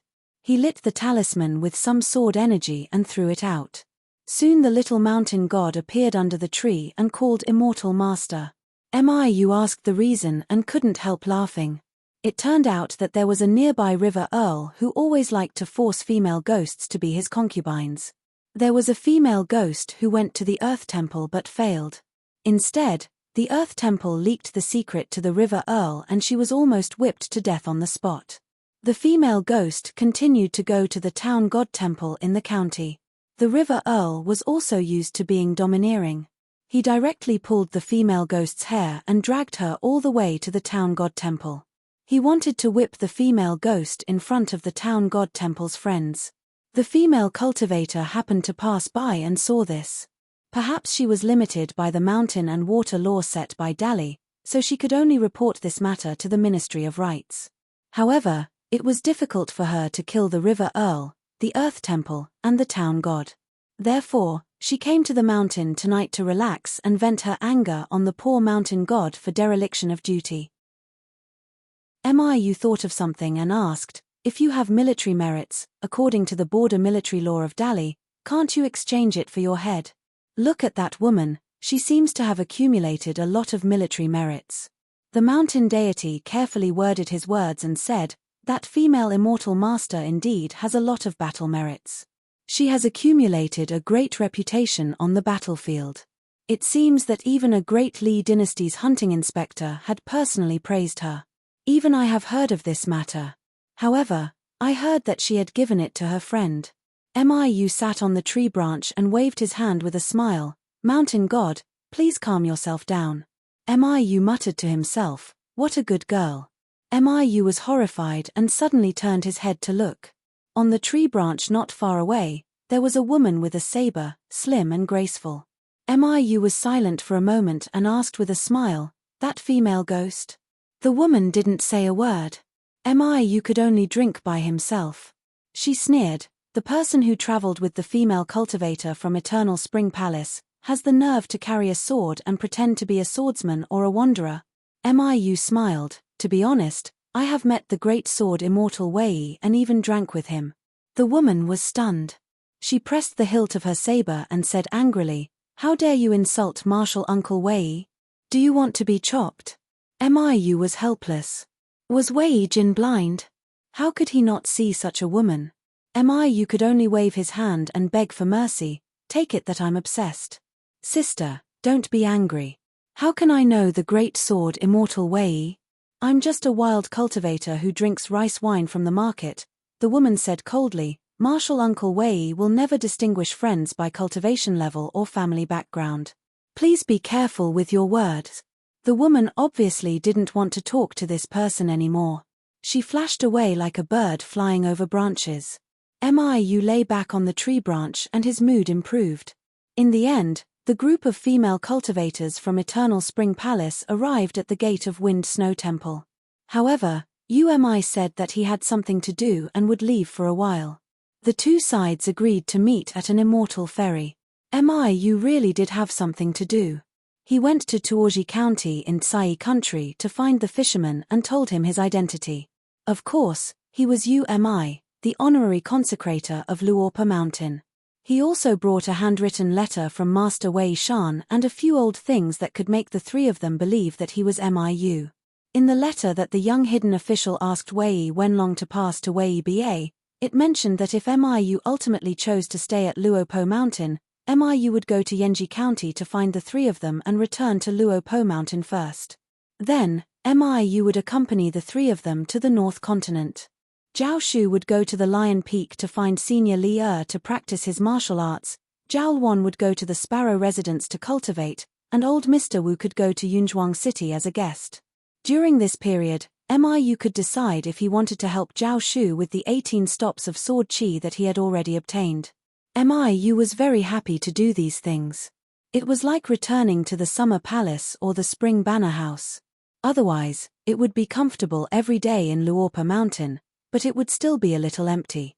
After sending the three of them to the Crossing Ink Ferry and finding Liu Zhongruan, Miu then went to the Immortal Ferry near the Wind Snow Temple. Unexpectedly, the Eternal Spring Palace cultivators did not show up at the appointed time. Miu waited for half a day and could only go to the Wind Snow Temple with the cultivation of a sea-viewing realm cultivator. In the end, they met the old woman who had just left the mountain gate with a gloomy expression. The most important thing for their trip was to buy a small section of 10,000 years pine from the Wind Snow Temple's Immortal Plateau. It was a female relative of a big pilgrim from the Eternal Spring Palace who urgently needed it to cure her illness. That pilgrim was very powerful and was now the hunting inspector of Dali. This military position was newly established after Dali's Iron Cavalry went south. It was regarded as the pillar of the country that belonged to military generals. Including Cao Gui and Su Gaoshan, there were only 4 people in Dali. As for the hunting envoy's female family member, the Immortal Master on the mountain said that only a 10,000-year pine tree could cure her. Otherwise, they would have to invite an upper 5-realm immortal from the Yarrow family. However, as luck would have it, that great general had a very good relationship with the Martial Mountain, but he was not on good terms with the Wind Snow Temple. Therefore, he entrusted the Eternal Spring Palace with this matter. If they succeeded, the Eternal Spring Palace would have to thank them heavily for their help.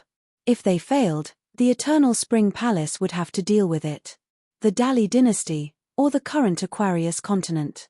The mountain no longer looked like a mountain. On the other hand, the 10,000-years-old pine tree in the Fengshui Temple was called Changqing. It grew on the edge of the Xianshan Tai Cliff. Its branches and leaves were as high as the mountain ridge, but its roots extended all the way to the bottom of the stream, attached to the mountain root, and soaked in water. Therefore, it had a miraculous effect when used as medicine. Its bark was more than a kun thick. After peeling it, the color was like amber. Especially for women, regardless of whether it was the well-informed female family members of the influential families at the foot of the mountain, or the female Immortal Master who had killed the Scarlet Dragon on the mountain, everyone needed it. Unfortunately, no one could get it. The reason was simple. The 10,000-year pine tree was on the Xianshan Tai, and regarding the Xianshan Tai, one must ask the sword immortal Wei Jin. Even the ancestor of the Fengshui Temple would not have the face to ask Wei Jin for a 10,000-year pine tree. The Grand Elder of the Eternal Spring Palace and the great ancestor of the Qin clan were old friends. Otherwise, they would not be able to do it. It was not a matter that could be solved by money. Initially, the old woman thought that this matter would be difficult, but at least there was room to maneuver. Unexpectedly, the great ancestor of the Qin clan of the Fengshui Temple changed his expression immediately when he heard about this matter. His attitude was extremely firm and resolutely said that this matter would not work. He advised the old woman to stop her wishful thinking. After Miu met with those female martial artists of the Eternal Spring Palace, he only said that he would try his luck at the Fengshui Temple. Of course, it was not for the Eternal Spring Palace. Instead, he felt that since that 10,000-year pine tree was so valuable, as a member of the Luopa Mountain, he would not feel embarrassed to go home if he did not chop off a huge chunk of it. Anyway, when he passed by that 10,000-year pine tree with Wei Jin mentioned that if this tree grew on the Clear Wen Peak or the Green Pond, it would save him a lot of trouble. When Miu arrived at the Immortal Terrace with familiarity, he started to break the branches. He broke one branch and said that good things came in pairs. Then, He broke 2 branches and said that he had 3 talents. Just when Miu was talking about the gathering of the 4 symbols, a girl hurried over with the wind. Both parties could be considered acquaintances. The girl who had just returned to her sect slashed at the side of Miu with her blade. Only, she did not expect that the self-proclaimed wild mountain martial artist to have a guilty conscience as he bumped into the light of the blade. Then, he fell into the cliff in the middle of winter. When the girl was about to rescue him, he had already disappeared. The girl went back and forth between the cliff and the valley a few times and still could not find that guy who had disappeared inexplicably. When she returned to that 10,000-year pine tree in confusion, the great ancestor of the Wind Snow Temple, the great ancestor of the Qin clan of the great ancestor of the Clear when Peak had already gathered at the peak of the mountain. Her teacher had told her with a smile that there was no need to pay attention to this person. The girl could not help but ask, did that person really know Junior Master Wei? The great ancestor of the Qin clan said with a smile, interesting. The female great ancestor of the Clear when Peak gave a cold snort. The great ancestor of the Wind Snow Temple, who had a childlike appearance and was hovering on his flying sword, spoke to the 2 great ancestors through telepathy. Undoubtedly, this person is a sword immortal. After Miu had sneaked out of the Wind Snow Temple, he only said that he did not have enough face. However, before the ferry docked at the Oxhorn Mountain, he had secretly given a 10,000-year pine tree to that Hanbiya. He said that he had picked it up on the road and that it was free. Perhaps, it was that 10,000-year pine tree. The little girl said, "You are lying, right?" However, that ancient pine tree in her hand was extremely heavy. Miu said with a smile, "Are you lying, or is the 10,000-year pine tree a liar?" The little girl liked to talk, but she did not like to smile. Because she had a pair of small canine teeth, she always felt that she did not look good when she smiled. When she parted with Senior Umi, she only smiled secretly when she looked at the back of that confident and at ease departing figure. In the middle of the Aquarius continent, at the bank of the Blasphemy River that had yet to be completely excavated, a young man in white rode on a child. Next to him was Lin Shuyi, who had rushed over from the Bookslip Lake. Kui Dongshan jumped to the ground and took the 24 bamboo slips from Lin Shuyi's hand. He looked around and muttered, "You've worked hard." Before this, he had already obtained a few Qi characters. And a letter of cancellation of the contract had also arrived at the Aquarius continent from the Great Wall of Sword Qi. Kui Dongshan shouted at the top of his lungs, "You've worked hard." He had once ridiculed the reunion of Liu Qingfeng and Li Baozhen. After all, it was the Jianghu. Now, even if the entire vast world was a Jianghu, where was teacher? 689. The Mirage City, the capital of the Great Quan dynasty, was a rare beauty after the heavy snow. The Mirage City had many magnificent buildings, Daoist temples and monasteries were scattered all over the place. Therefore, the beautiful scenery was not during the snowfall, but when the snow melted, one had to climb up high to admire the snow. Overlooking the city, it was like a colorful glazed fairyland with flowing clouds and brilliant colors, sparkling and flawless. Jiang Shangzhen and Madame Huan Shou entered this fairyland when the snow melted. However, the beauty of the world seemed to be unable to withstand a long look. Jiang Shangzhen lost his interest as soon as he entered the city. Madame Huan Shou, on the other hand, was worried and did not have much interest in the scenery. Jiang Shangzhen made an entry certificate with the name of Zhu Fei. This was a good name with great fortune. Jiang Shangzhen wished he could change the name of Zhu Fei on the jade tablet. Unfortunately, as the sect master, there was still old Zun, who was like a supreme sect master, who could not tolerate sect master Jiang's childish behavior. The old man really did not understand the principle of an old horse being reluctant to leave and not provoking people. Madame Huan Shou was attached to Zhonyang, so she did not have to go through so much trouble. She was originally a descendant of the Yarrow family in the border army. Her father, Yarrow Zhen, was the old general who retired and became an official in the capital. He became the Minister of War of the Great Quan dynasty. However, it was said that he had been ill for the past 2 years and rarely participated in the morning court and night duty. The young emperor specially invited several immortals to pray for blessings at the mansion of the Lord of Zhongyue and the palace of Buried River by Yu. The reason why the old minister received such special treatment was not only that Yarou Zhen was the backbone of the Great Quan army, but also because his granddaughter, Yarou Jinji, was now the empress of the Great Quan dynasty. After entering the city, Jiang Shangzhen, who was wearing a scholar's robe and carrying a book box, poked the ground with the bamboo walking stick in his hand. Like a bumpkin who had just entered the capital, he smiled and said, "Zhonyang, do you want to go directly to the palace to visit the empress or go back to the Yarou mansion to greet your father and daughter? If it's the latter, please be careful of the street wanderers." Madame Huan Shuo was Zhonyang, but Zhonyang was not Madame Huan Shuo. She had severed her own tail, which Zun Yuan had exclaimed was extraordinary, but in fact, it was on Yarou Jinji's body. It had long since merged with the soul of the Great Spring Empress to protect Yarou Jinji, a junior who was blessed with providence. Apart from that, Madame Huan Shuo was also trying to show her determination to the Dafu Academy. She had cut off the most fundamental part of her great Tao and fell from being an immortal to being a jade. If the world was in chaos in the future, she would stay out of it and not help either side. The woman wore a hedgerow to cover her face and asked softly, "How many days can Sect Master Jiang stay in the capital?"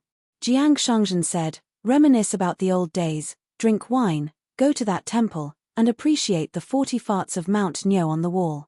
Let's stroll around the Daoist temple and find an opportunity to meet Madame Cao Ju, who was banished from 100 Flowers Blessed Land. At the same time, let's see what old Zun is busy with. He seems to have a lot of things to do. Is 10 days enough for Zhonyang?" The woman curtsied and said, "Thank you, Sect Master Jiang." The two then parted ways. It seemed that Zhonyang was going to visit the Yarou family first. Old Minister Yarou was actually in good health, but the Yarou family had been too prosperous in recent years. In addition, many disciples from the border army had joined each other in the officialdom and spread their branches. The younger generation had made great achievements in both civil and military affairs in the Dequan Temple. In addition, Yarou Zhen's youngest daughter had married Li Shilling. Li Shilling's father, who was Yarou Zhen's in-law, used to be the minister of the Ministry of Personnel. Although the old man had taken the initiative to avoid suspicion and had resigned many years ago, he was still the cultured sect master who had many disciples in the court and was also the teacher who succeeded the minister of the Ministry of Personnel. Therefore, when Yarou Zhen entered the capital to take charge of the Ministry of War, the two ministries of officials and soldiers were very close to each other. Even if Yarou Zhen wanted to change this taboo situation, he was powerless. The old minister's grandson, Yarou Xianji, was now the youngest scout commandant in the history of the Dequan border army. Because of the previous evaluations of the Ministry of Personnel and the martial selection of the Ministry of War, Yarou Xianji was full of praise for Yarou Xianji. In addition, Yarou Xianji's outstanding military service made His Majesty very fond of this brother-in-law of his. Therefore, even if Yarou Zhen wanted to slow down his beloved grandson's career in the officialdom, he could not do it. However, his granddaughter, Yarou Lingji, who was Zhonyang's only daughter, had been practicing martial arts since she was young and was very talented. She was an exception. After entering the capital, she often went out to travel the Jianghu for 2 to 3 years. She was not very concerned about her marriage. The rich and powerful children in the capital were all very afraid of this ruthless old lady who had a strong backing. When they saw her, they would take the initiative to take a detour. Jiang Shangzhen looked at the graceful figure that was slowly disappearing into the distance and smiled. This is very much like a man sending his wife home to visit her relatives. After that, Jiang Shangzhen asked for directions and with great difficulty, he finally found a small martial arts dojo that was not very famous. It was opened more than 10 years ago. The dojo master, Liu Zong, was a second or third-rate martial arts master in the capital of Dequan, which was full of martial arts dojos. Every time there was a gathering of his peers to discuss whether a martial arts master from outside the capital could open a dojo and how to arrange for the 3 dojo masters to test their strength, Liu Zong could only respectfully accompany the last one. After that, every time there was a Wen Quan fist competition, Liu Zong would take the lead because Liu Zong would definitely lose. It was considered as giving face to the foreigner first. Over time, there was a saying in the capital's martial arts world that Grandmaster Liu will definitely lose to every Wen Quan fist competition. If it were not for this reputation that made Liu Zong a little famous, Jiang Shangzhen probably would not have been able to find the dojo's location by asking for directions. There were two men guarding the dojo.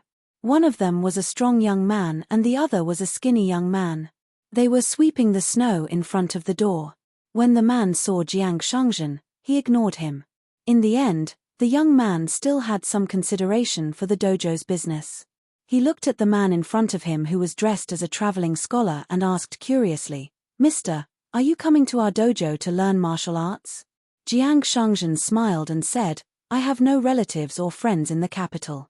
Fortunately, I am an old acquaintance of your dojo master, Liu Zong, so I came here to ask for a cup of hot tea." The young man smiled. He was an honest person and was about to lead the scholar into the dojo. A small dojo had its advantages. There were not too many messy jianghu grudges. The martial artists who came to the capital to make a living did not want to use their own dojo as a warm-up. After all, winning was not something to brag about. Moreover, with the old dojo master's good temper, there would be no enemies coming to visit. The strong man who was not wearing a cotton-padded jacket on a snowy day suddenly saw two women passing by the street in front of the dojo. He let out a light shout and his muscles bulged. He gathered qi in his dantian and squatted slightly. He constantly rotated his body. For a moment, there were countless snowflakes in front of the dojo. The two women were ashamed and angry.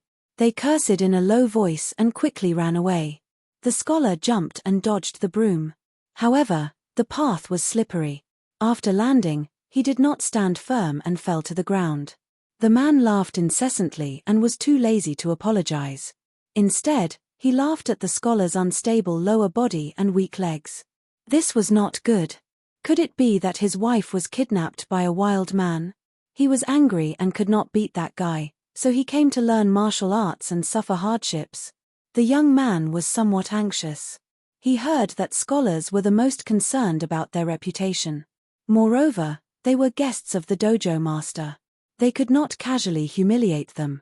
What if he was a scholar or an old man who came here to participate in the spring imperial examination? If this matter was brought to the yamen, the dojo would not be able to bear the consequences. Fortunately, the scholar was like a soft persimmon that was used to being bullied.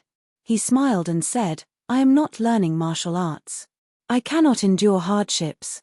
This commotion attracted the attention of the two women, who repeatedly glanced back. They covered their mouths and laughed. Where did this bookworm come from? What kind of martial arts did he learn? He was already so good-looking. How could the women be willing to steal other men? Jiang Shangzhen was led by the young man to the backyard of the dojo. The person who sharpened the knife, Liu Zong, was practicing his stance and slowly punching. The old man was born to lose in the matter of appearance. Not only was his hair sparse and ugly appearance, but he also gave people a vulgar feeling.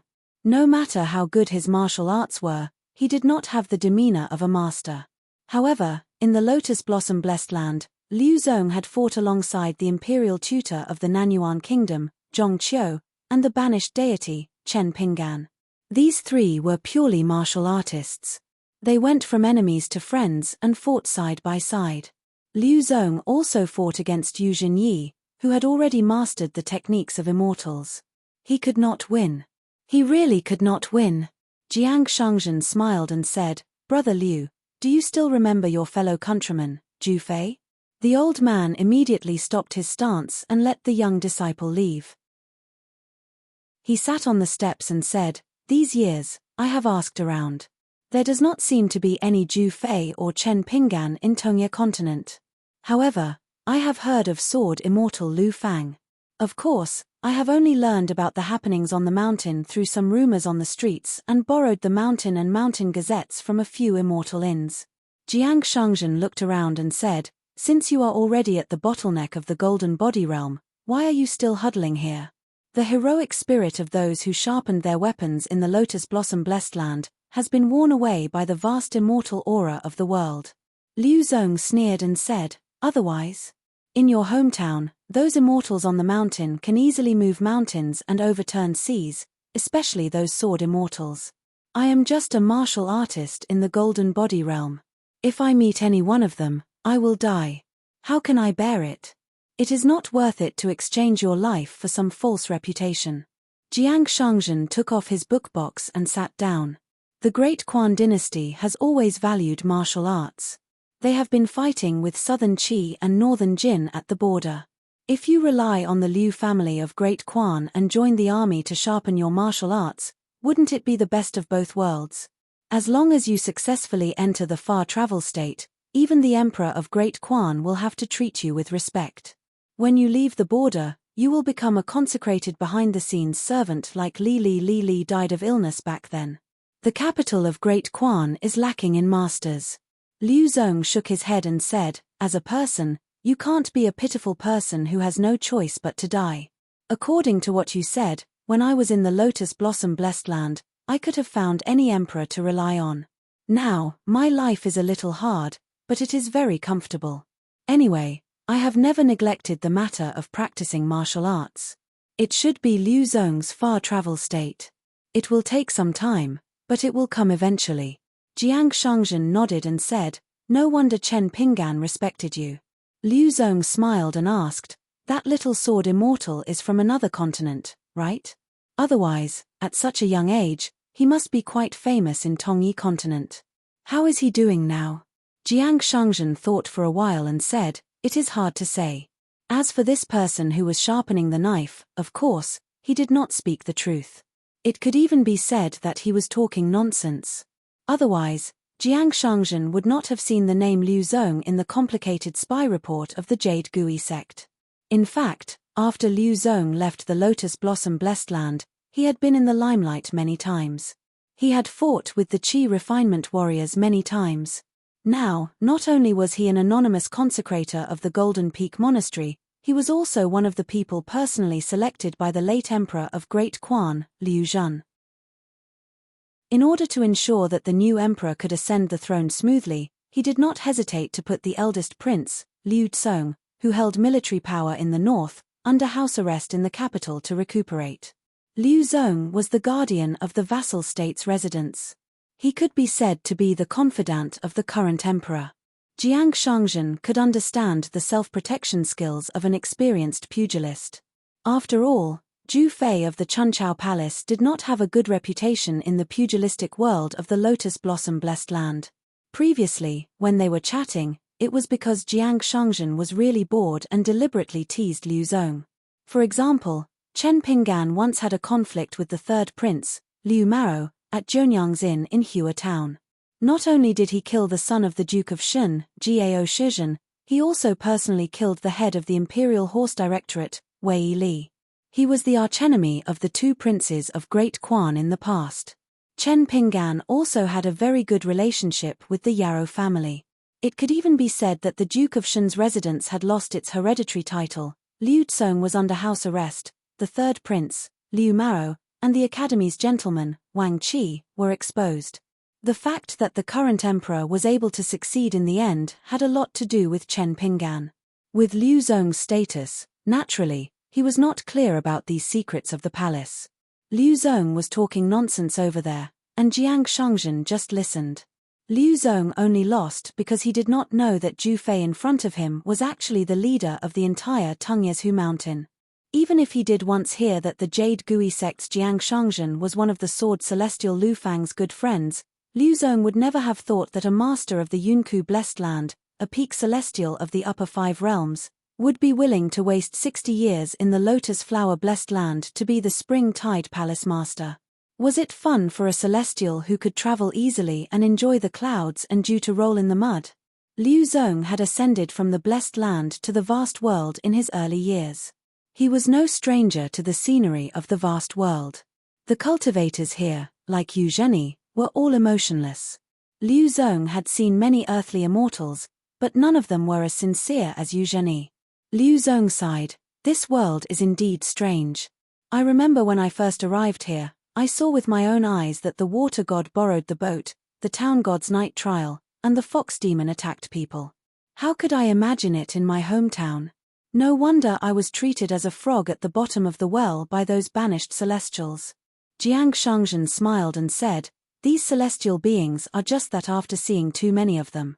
On the contrary, It's more interesting to see the person who was born to tear down the beam. Liu Zong did not want to beat around the bush with this person and asked directly, Jufei, why are you looking for me this time? Are you looking for help, or are you looking for old scores? If I remember correctly, in the blessed land, you were wandering among the flowers, and I was guarding a shabby shop. There was no enmity between us. If you care about our friendship and are really here to talk about the old days, I'll treat you to a drink. Jiang Shangzhen said, forget about the drink. I only drink good wine. How much money can your martial arts club make? Don't worry, I'm really not here for you. This time, I traveled to the Mirage City with my friends and happened to hear about the famous Liu Zong. I wanted to try my luck, but I didn't expect it to really be you. It seems that my luck is good now. Tonight, I'll go visit Cao Ju's wife and see if I can see her face. Elder brother Liu, do you want to go on a night trip with me? With elder brother Liu's honor as a foil, I have more hope of winning the favor of Cao Ju's wife. Liu Zong twirled his beard and smiled. Younger brother Ju is still as elegant as ever. Jiang Shangzhen smiled and said, look at my scholar's attire. You can tell that I came prepared. Liu Zong smiled and asked, are you really just a passerby?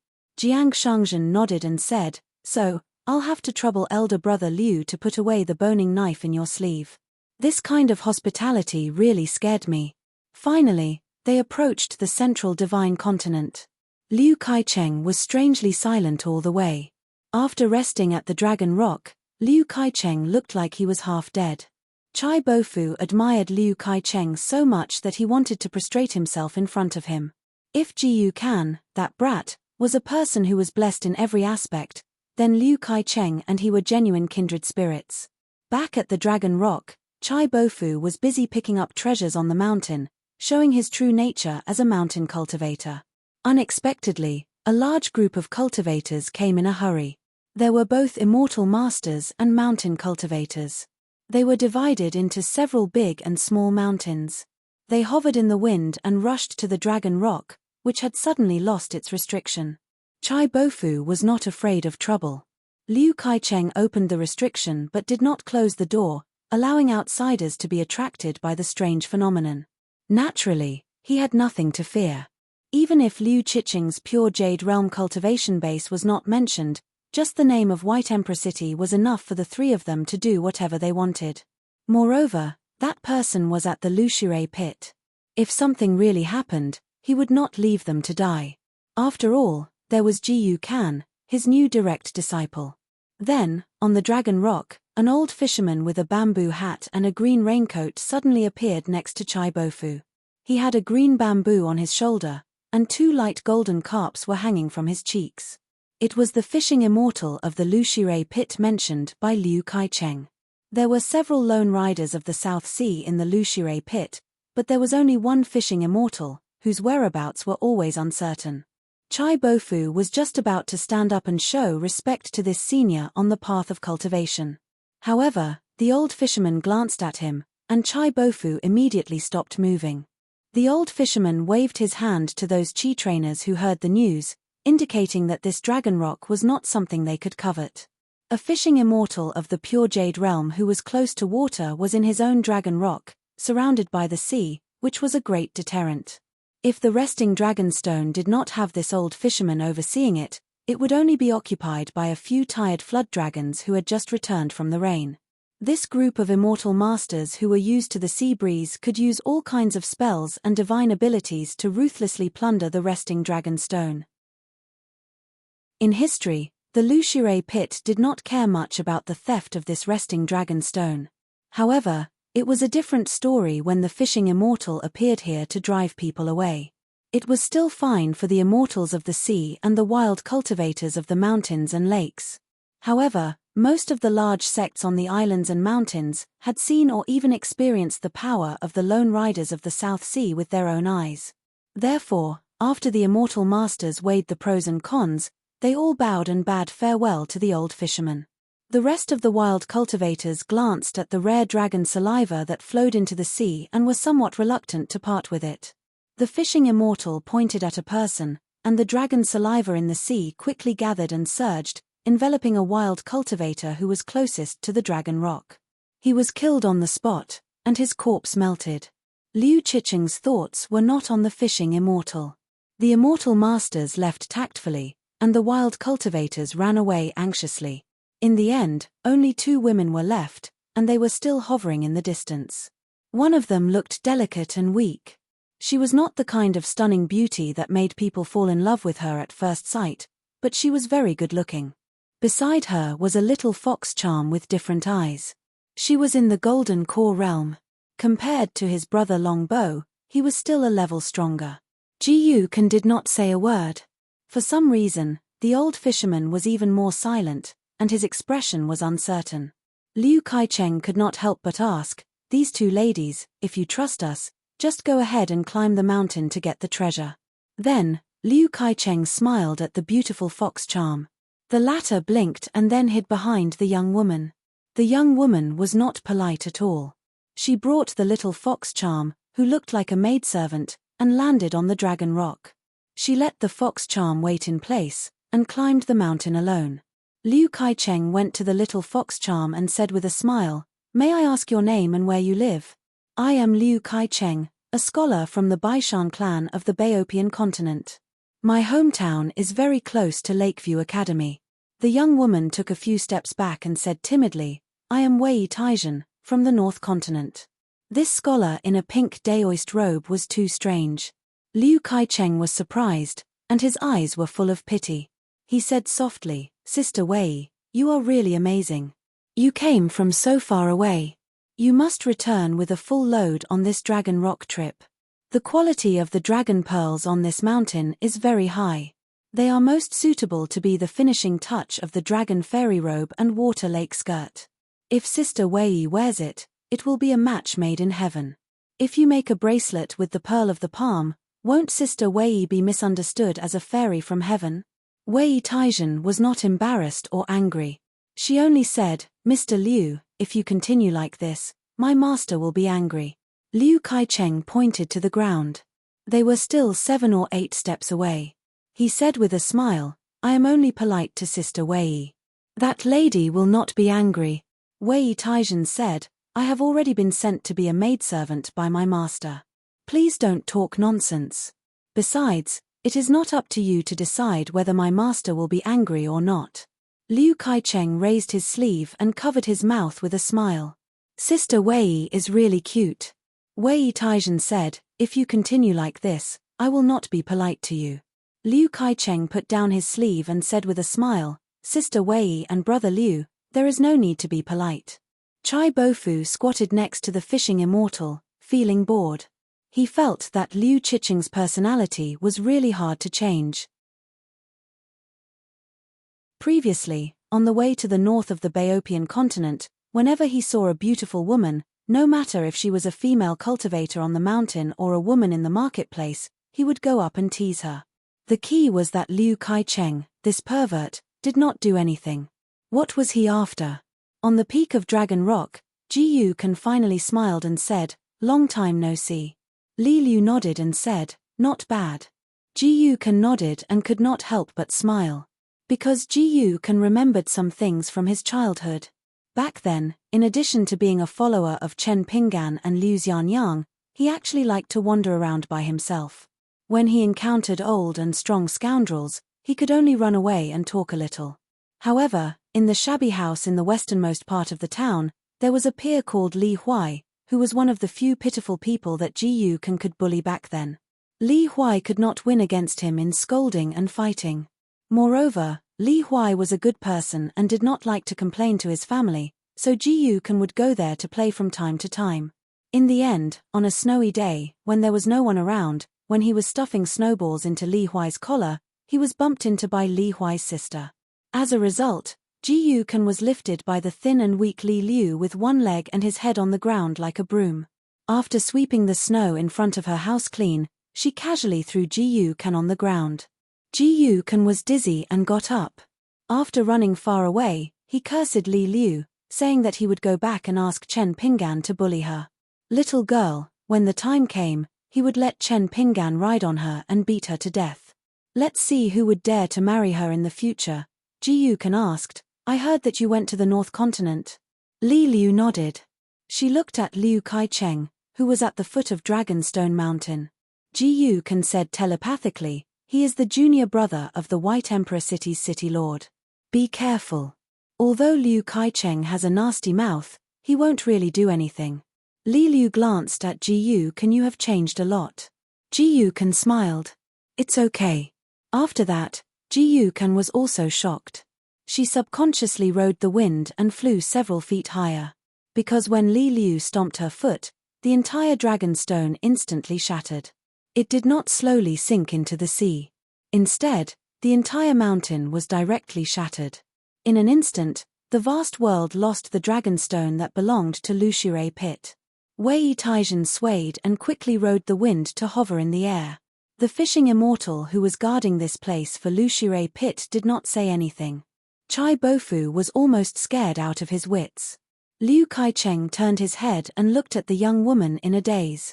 Li Liu asked, do you want to die? Liu Kai-cheng felt wronged. My senior brother is not far away. Li Liu asked, oh? Then I will help you call Zheng Juzhong. The White Emperor City Lord's real name was Zheng Juzhong, and his courtesy name was Huaixian. However, in the vast world, how many people dared to call this big shot of the demonic path by his name? Liu Kai-cheng immediately shook his head. No, I have something to do. I have to go. Liu Kai-cheng shouted, Brother Longbow, we should hurry. Chai Bofu swallowed his saliva and stood up trembling. He carefully rode the wind and went far away. Ji Yukan and Li Liu cupped their fists and bid farewell. In the end, they were from the same hometown. Ji Yukan was not too afraid of Li Liu. Even if she crushed the Dragonstone, Ji Yukan's state of mind still did not ripple. Therefore, only the old fisherman was left on the old site of the Dragonstone. When Liu Kai-cheng and the other two left, the old fisherman knelt down and said in a trembling voice, the old official of Lushirai Pit pays his respects. Li Liu frowned and interrupted the old fisherman. Take all the Southern Sea Lone Riders and go to the Northern Continent to assist Shen Lin of the Southern Xuanshui Hall. She will be the new Duke of Spirit Origin, but her realm is not enough. The old fisherman still did not dare to get up. He said loudly, I accept the decree. Li Liu reached out and grabbed the shattered dragon reststone that had sunk into the sea. She gathered it into a pearl and put it into her sleeve. After the old fisherman's figure disappeared, Wei Taizhen came to Li Liu's side and asked softly, Master? Li Liu said, let's go to Lushirai Pit first. Zheng Juzhong is already there. However, after Li Liu rode the wind to Lushirai Pit, she was still not in a hurry. She suddenly smiled and said, go back early. My brother should have reached the Northern Continent. Wei Taizhen nodded. Therefore, Li Liu grabbed Humai's shoulder and instantly placed herself in Lushirai Pit. Lushirai Pit was like a palace city. There were many jade palaces and countless halls. The White Emperor City Lord stood at the top of the stairs outside the main hall. Beside him stood a plump woman in a palace dress. When she saw Li Liu, she asked softly, City Lord, this person? Is it really?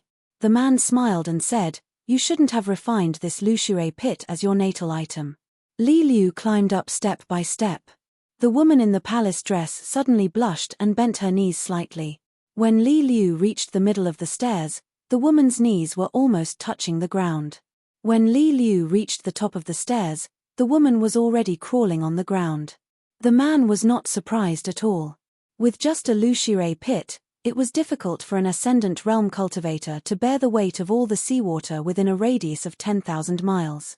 Otherwise, this young woman in front of him, with her current realm, would be able to withstand it.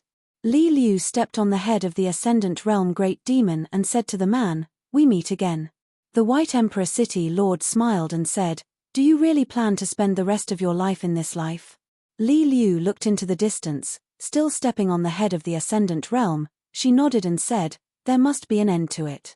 The sky was clear and the sun was hanging high in the sky. A little boy in green and a young man in black rode the wind for 1,000 miles from the desolation ground to a high place and looked down at the earth. It was the boundary of a small vassal state of the Great Yuan dynasty. The drought here was severe, and there had been no rain for several months. The tree bark was eaten up, and the refugees were scattered in other states. However, the people were far away from their homes, and how far could they travel? Therefore, most of them starved to death on the way. The young man in black was puzzled and said, "You came back to find me just to let me see this scene?" The little boy in green with a bamboo box on his back and a bamboo cane was a little unhappy and said, "Just tell me if you can help me with this. I don't have any magic weapon that can carry water, so I can't move too much water of desolation ground. If I move the water of desolation ground without permission, the water dragon sect will definitely stop me. Li Yuan, you are my only friend here. If you feel embarrassed, I will go back and move the water of desolation ground, and you can pretend that you didn't see it." The young man said helplessly, "Is this something you need to care about now? My good brother, the matter of traveling the river is more important than the sky. I beg you to pay more attention to it." The little boy in green bit his lips and said, "If I didn't see the pitiful appearance of those people, I wouldn't care. But since I saw it, I feel uncomfortable. If my master was here, he would definitely do something." It was Chen Lingjun, who traveled from east to west along the desolation ground, and Li Yuan, one of the desolation ground's watermasters, who hit it off at first sight. The two of them were already at Darling Island, chopping chicken heads and burning yellow paper. They could be considered as sworn brothers. Previously, on the journey, Chen Lingjun wanted to investigate the geography of the mountains and rivers on both sides of the desolation ground, so he stayed away from the desolation ground. He didn't expect that the further away he was from the desolation ground, the more miserable it was. The sun was scorching hot, and the rice along the way had withered. In the mountains and fields, there was almost no green.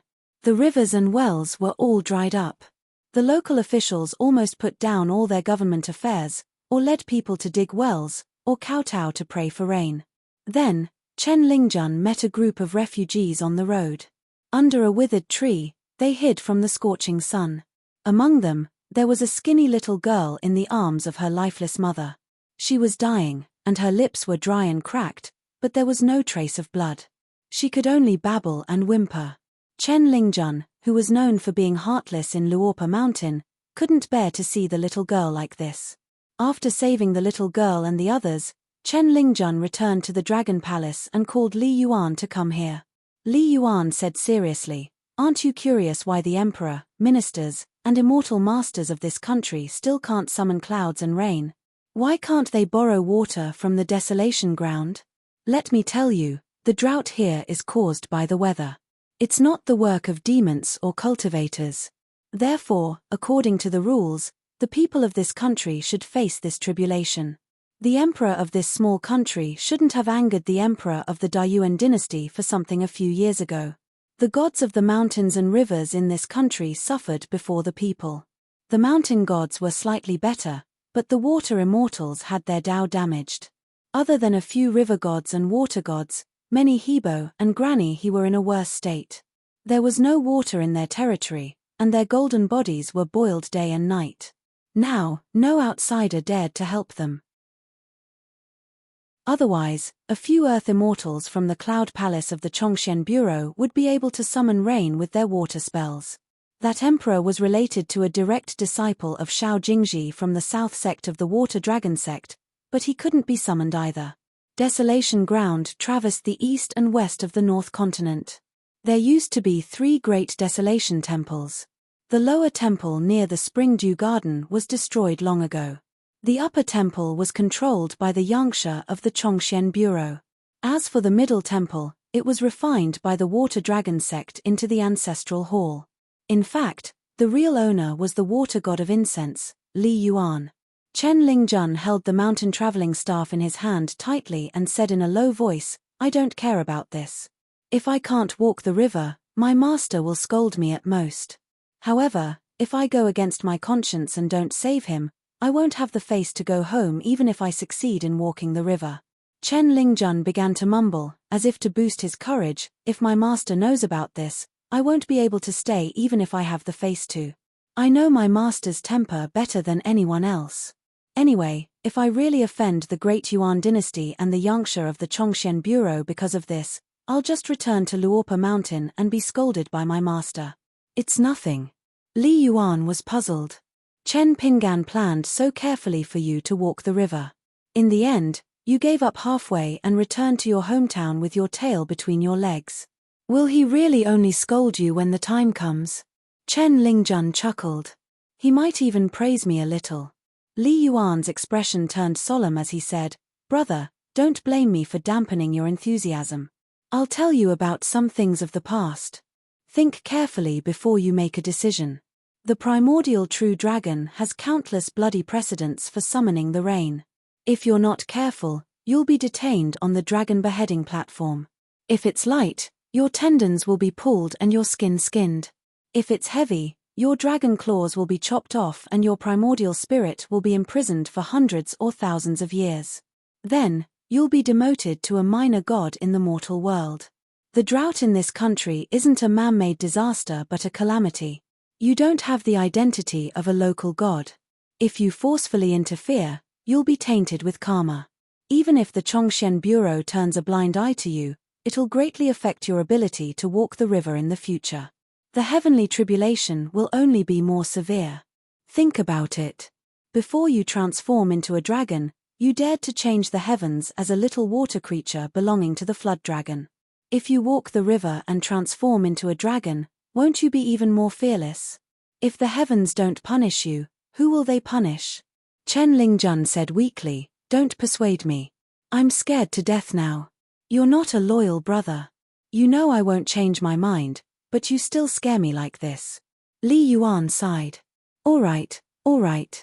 Brothers who only share blessings aren't true brothers. We have to see if we dare to share difficulties together. Let's go. I, the future Marquis of Longting, will bring you to meet the future Duke Ji Ling Yuan, as long as she's willing to agree. Even if the Yangs of the Chongshen Bureau bear a grudge, it won't be a big problem. As for the Water Dragon sect, Sun Jie and Xiao Jingji, I can still deal with them. Chen Lingjun was overjoyed and then asked curiously, The future Duke Ji Xie Ling Yuan? Who is it? Should I prepare a gift for our first meeting? If he could really do this, even if he had to hand over a Dragon King basket, he would endure it. Li Yuan laughed. It's Sister Shenlin in the Nan Xuanshui Hall. You praised her so much. Of course, Li Yuan was talking nonsense. Chen Lingjun kept saying that Sister Shenlin was so beautiful. It was absolutely true. Chen Lingjun couldn't believe it. He looked at the ground under his feet. Don't lie to me. This back and forth. Chen Lingjun was silent for a moment and continued, Many people may die. Li Yuan stopped smiling and said, Since we have made a decision, then let's be of one mind.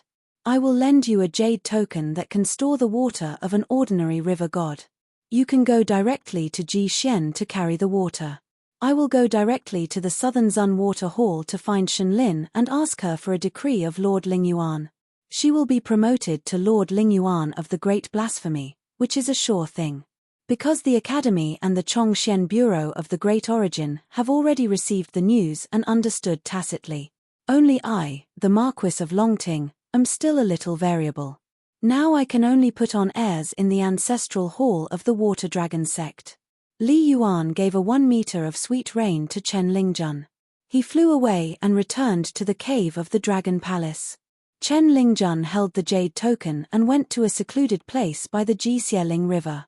He secretly jumped into the water and began to use his natal water technique to secretly store the water into the jade token. Li Yuan first went to the ancestral hall of the Water Dragon sect and told him that he was going to move the water personally. The Water Dragon sect and the Chongshen Bureau could just tell him directly. Sun Jie smiled and nodded. Li Yuan's eyes widened. Damn it, you really said it directly? Aren't you afraid that old immortal Yang will come and chop me to death? Sun Jie smiled. No matter how strong the Yunxiao Palace of the Chongshen Bureau is, they wouldn't dare to do this. Li Yuan rubbed his chin. That's right. Fire Dragon Immortal and I are good brothers. A small Chongshen Bureau is nothing. If they dare to chop me, I'll go to the Earth Peak and hug Fire Dragon Immortal's leg and cry.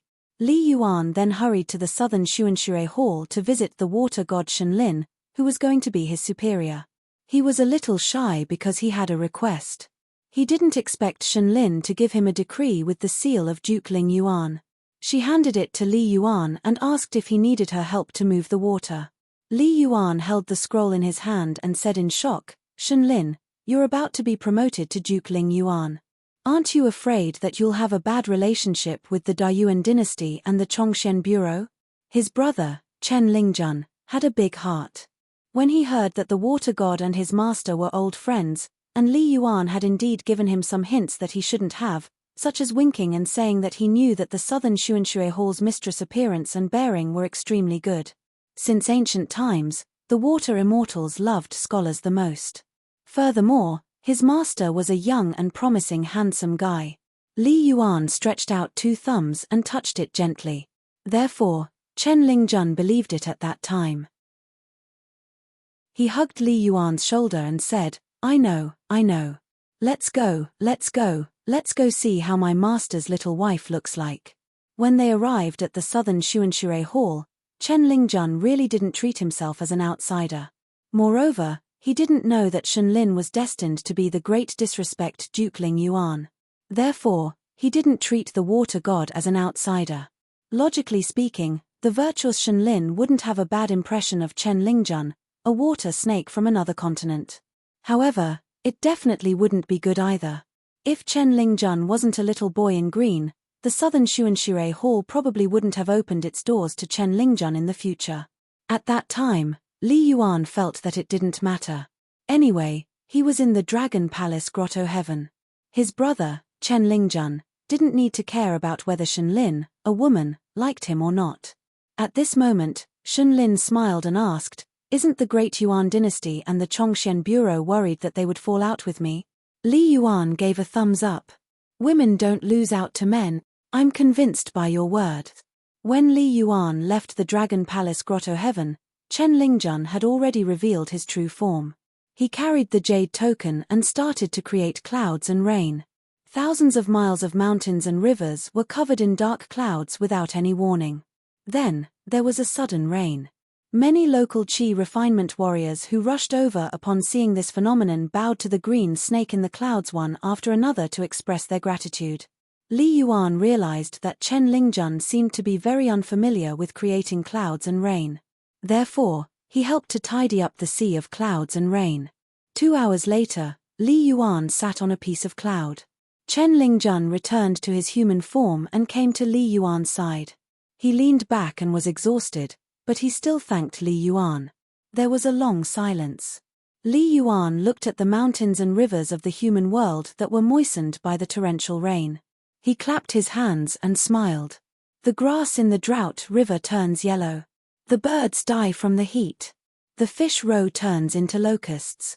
Smoke rises from the water temple. The little dragon wriggles out, carrying the green sky and washing away the red. Chen Lingjun had already sat up and looked into the distance. He was in a daze. He had always been such a person. He liked to speak harshly and did things without thinking too much. Therefore, he was naturally happy that he had succeeded in creating the rain. He did not have any regrets. However, in the future, he would be obstructed by the Great Yuan dynasty or increase the Great Dao tribulation at the Spring Dew Garden. As a result, he could not cross the river. This made Chen Lingjun worried. He did not know how to face Zhu Lian. How could he boast about himself to Pei Qian, Nuanshu, and Meili? Just like what Zhu Lian said, he was just short of marking out the places to eat and shit. If he still could not cross the river, he, Chen Lingjun, could drown himself. Therefore, Chen Lingjun only hoped for one thing. It would be great if his master, who was the kindest person in the world, had returned home before he returned to Luopa Mountain. With his master on Luopa Mountain, he would feel more at ease. If he did something wrong, he would at most be scolded. If he did something right, he would at least have a smile on his face. Moreover, Chen Lingjun was still thinking about his master's wealth. With his master's temper, he would definitely have a few snake gallstones. Chen Lingjun did not need the snake gallstones. However, that stupid girl, Nuanshu, the black snake on Chiduan Mountain, and the python on Yellow Lake Mountain still needed them. His master was inhumane when he was stingy. However, He was even more inhumane when he was generous. Chen Lingjun jumped up. He had to continue on his journey. Li Yuan said, "Take Shenlin's decree and my jade token with you. If the great Yuan dynasty is blind enough to block your way, take them out. It won't be too late to return them the next time you cross the river." Chen Lingjun hesitated for a moment before nodding. He had no choice. Chen Lingjun was already afraid that a sage-like old Daoist from the Chongxian agency would suddenly appear and slap him to death. Chen Lingjun decided to find a way to boost his courage. Otherwise, his legs would be a little weak and he would not be able to walk. After thinking for a long time, he asked Li Yuan, "You don't know that my master is one of the few martial arts grandmasters in the world? I've learned some superficial knowledge from him. I'll show you, lest you think I'm bragging." Li Yuan raised his hand. "Don't. Take it as a brother begging you. I don't want to hurt my eyes." Unexpectedly, Chen Lingjun had already started to shake. He stood on one leg and twisted his arms backward. He leaned forward and asked, "What do you think of my great rock-spreading wings?" Li Yuan said angrily, "You're blind." Chen Lingjun laughed loudly. He carried the bamboo box, held the mountain traveling staff, and floated away. Li Yuan sat cross-legged. Without turning his head, he sneered. "Little heavenly lord of the Chongxian agency came so quickly. Why are you finding trouble with my brother? If you dare to make a move on Chen Lingjun, don't blame me for flooding the Chongxian agency." A young scholar in black holding a folding fan walked up to the clouds. A small yellow silk bag was tied to his waist. The colorful clouds overflowed and were very eye-catching. This person sat beside Li Yuan. He closed the folding fan and gently tapped the palm of his hand. He smiled and said, "Li Shuizheng, you think too much. I, Yong Mumao, and that Chen Haoren are rare friends in the world. It's a pity that we haven't met since we parted in the Ghost Valley. I really miss brother Chen Haoren." Li Yuan was confused. "Chen Haoren, brother Chen Haoren? That Chen Pinggan?" The scholar said, "Chen Haoren and I are brothers of the same generation. Li Shuizheng and Chen Lingjun are sworn brothers. Ayo, isn't my seniority over Li Shuizheng for nothing?" Li Yuan laughed. "As long as little heavenly lord is happy." The scholar said, "The rain dragon swings its tail in the dark clouds, carrying the blue sky and embracing the blue sky." Li Yuan said angrily, "What, a poetry competition?" The scholar laughed. "Rather than a poetry competition with Li Shuizheng, it's better to watch Chen Lingjun fight. Fighting with that Chen Haoren was the most interesting." Li Yuan suddenly took pleasure in his misfortune. "Little heavenly lord, you're still at the bottom of the younger 10. The scholar nodded. "Being at the bottom is good. There's hope." The North Continent came from the Chonglin sect. Not only did it select the younger 10, it also selected the younger 10 from the neighboring Aquarius continent. However, the cultivators of the North Continent were not interested in the latter. Because Qi Jinglong became the new sect master of the Taihui sword sect, he was naturally not in the new 10. Otherwise, it would be too disrespectful of a sword sect. The Chonglin sect was worried that the nearby mountains would be flattened by the sword cultivators of the Taihui sword sect. Most of the old faces were Lin Su, who was still in first place. The wild cultivator Huang Shi and the martial artist Xiu Niang, this pair of old enemies who almost fought to the death on Shuli Mountain, were still on the list. Yang Jinshan, who was already at the bottleneck of the far travel realm, Chongxian Bureau's little heavenly lord Yang Ningxing, and Water Scripture Mountain's fairy Lu Sui. As for the other two, they were expected by the crowd. The only exception was the girl. Everyone guessed that she was the Lion Peak's direct disciple who had appeared out of nowhere, Li Liu. As for Xu Xian, who was heavily injured by He Xiaoyong, it was not difficult for him to be on the list. However, the Chonglin sect did not dare to include him. After all, Xu Xian had become the laughingstock of the entire North Continent. As for the Aquarius continent, apart from the younger 10, there were also 10 substitutes. There were so many that the cultivators of the North Continent would probably feel sleepy just looking at them. Ma Kuxuan, the great gentleman of Lakeview Academy, one of the golden children of the Divine Grandeur sect, the bastard son of the Jiang clan of Yunlin, Jiang Yun, a young man of the Zhuang dynasty who had been sleepwalking in the mountains. He had received the teachings of a deity and obtained a sword immortal relic. The scholar chuckled. There's actually no good brother. The Qianglin sect's bulletin really disappoints me. Li Yuan was a little confused. How did Chen Ping'an provoke this young heavenly lord? With Chen Ping'an's silly good temper, could it be that he had already suffered a great loss? The scholar said, I'm going to watch the show. I won't accompany Li Shuaijing in the sun. I'm going to see Sword Immortal Wei. Li Yuan said, what's the Chongxian Bureau's intention? The scholar laughed. I'm Yong Mumao. How would I know what the Chongxian Bureau's intentions are? Li Yuan said angrily, aren't you despicable? How did a young heavenly lord become like this? The scholar laughed and flew away with the wind. There were actually only 2 people of the younger generation that could enter the eyes of the North Continent. The 10th realm martial artist of Dali, Song Jiangqiang, and the sword immortal of the Wind Snow Temple, Wei Jin, were indeed young. They were both around 50 years old. To the cultivators on the mountain, with their current realms, they could be said to be so young that it made one's hair stand on end. One of them was like the retired emperor of the Song clan, while the other was already a true sword immortal. It was indeed inappropriate to throw them into the list of the 10 young people. The Qianglin sect was not afraid of a pure jade realm sword cultivator from the Aquarius continent. However, Wei Jin had traveled to the Great Wall of Sword Qi and had been stationed there for many years. He must be familiar with the sect master of the Taihui sword sect, Qi Jinglong, the patriarch of the discipline, Huang Tong, and Shi Cai of the floating duckweed sword lake. This kind of relationship was not something that could be won by exchanging cups on the table. Moreover, in the eyes of the North Continent cultivators, there were only 2 types of sword immortals in the world. The heroes who had been to the Great Wall of Sword Qi and the good-for-nothings who had not. Even the great sword immortal Bai Shong, who was the number 1 person in the north, would be secretly mocked by the North Continent cultivators. Therefore, even the Qianglin sect, which had no relations with the Wind Snow Temple, was still willing to show some respect to Wei Jin. As for how Wei Jin returned this respect, it was even more so in the North Continent. Xie Shi, the sword immortal who crossed continents. A woman quietly came ashore in the northern part of the Tongye continent. In the Tongye sect, she found a foreign sword immortal who was cultivating by the water. Left and right. Currently, all the immortal sects in the North Continent, including the Jade Gui sect, the Fuyao sect, and the Taiping Mountain, were building on a large scale. The Tongye sect was no exception.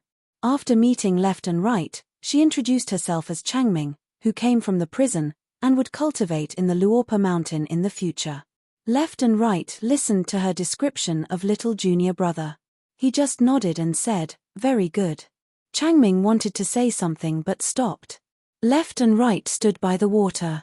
When this matter is settled, I'll go and fetch little junior brother. Changming looked bitter.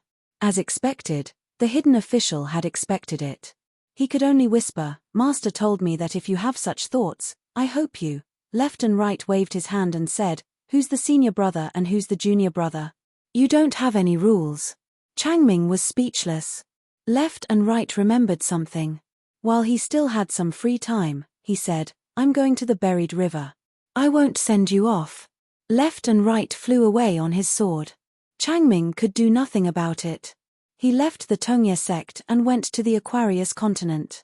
In the night, in the Mirage city of the Great Spring dynasty, Jiang Shangzhen was chatting happily with the lady of Kaoju. She was admiring the moonlight while Jiang Shangzhen was admiring the beauty. The lady of Kaoju, who was born as a peony, was really a national beauty. Tonight's trip was not in vain. There seemed to be thunder in the sky. Jiang Shangzhen looked over and saw the sword celestial passing by. He laughed and got up. He excused himself from the lady of Kaoju and flew away, ignoring the great city defense array of the Mirage City. The lady of Kaoju did not come back to her senses for a long time. Didn't this elegant scholar say that he was a scholar who came to the capital to take the imperial examination? Just because he was embarrassed, he could only shamelessly stay in the Daoist temple. After a while, Jiang Shangzhen, who was slashed to the ground, shook off the dust resentfully and secretly returned to the Mirage City. He returned to the Daoist temple and apologized to the Lady of Kaoju. The Lady of Kaoju's eyes were filled with resentment. She held her chest and asked, "Who are you?" The man raised his cup and laughed softly. "I didn't ask you if I was a guest from the heavens, but you asked me for my name. Wouldn't that make me, a mortal, even more vulgar?" The Lady of Kaoju sighed and waved her sleeves. "Go away. You don't say anything serious. I don't dare to drink with you." Jiang Shangzhen stood up and left. He left the mountain traveling staff at the banquet. The Lady of Kaoju did not remind him. A sword light fell in front of the aquamarine palace by the buried river. He said to the female ghost gatekeeper, "Inform your Lady of Water God." Before the Lady of the Buried River finished speaking, the Lady of the Buried River, who was eating a bowl of eel noodles, had already noticed the sudden visit of a sword immortal. She was worried that her gatekeeper, who was a ghost, would be accidentally killed by the sword immortal because he was an eyesore. She had no choice but to come to the gate in an instant. Her cheeks were bulging, and she stepped through the gate of the mansion while cursing. Sword immortals were so great. How could they disturb her supper in the middle of the night? When she saw the ordinary-looking man, she burped and then asked loudly, "What are you doing?" The Lady of the Buried River smiled and said, "My name is Zwazwa. I am Chen Pingan's senior fellow apprentice." The Lady of the Buried River was stunned at first, and then her eyes lit up. She slapped herself in the face. It was not a dream. Mother *K, the disciples of Old Master Wen Sheng are each more handsome than the last. On the bank of the great blasphemy in the middle of the aquamarine continent, Kui Dongshan was reading a book. Liu Qingfeng was eating a slightly cold and hard zongzi at the side, chewing and swallowing slowly. Kui Dongshan closed the book and handed the freshly printed book to Liu Qingfeng. "I'll lend it to you to take a look." Liu Qingfeng took the book and flipped through the book while eating the zongzi. At first, he flipped through the pages of the book very quickly, but he still ate the zongzi very slowly. Liu Qingfeng seemed to have seen something interesting and laughed. He turned the book a little slower. It was a story about the mountains and rivers of a pair of good friends. Their ages were not too different. They were 7 or 8 years apart. They were both born in poor alleys. The younger one finally went to a place called Qingzhou Lake and took the lead to embark on the path of cultivation. In an alley, the older youth was still a martial artist who had just learned martial arts when he left his hometown. One was called Jiyu Chan, and the other was called Chen Pingan. At a young age, Jiyu Chan went to Qingzhou Lake, which was full of wild cultivators. He kidnapped many young women and served as the opening lady of his own mansion. He wanted to give them to Chen Pingan, who he regarded as his elder brother. The latter was the leader of the 10 Friends of Qingzhou Lake. The story was generally divided into 2 lines that went hand in hand. Jiyu Chan was the devil incarnate in Book Lake, while Chen Pingan was alone and left his hometown to travel.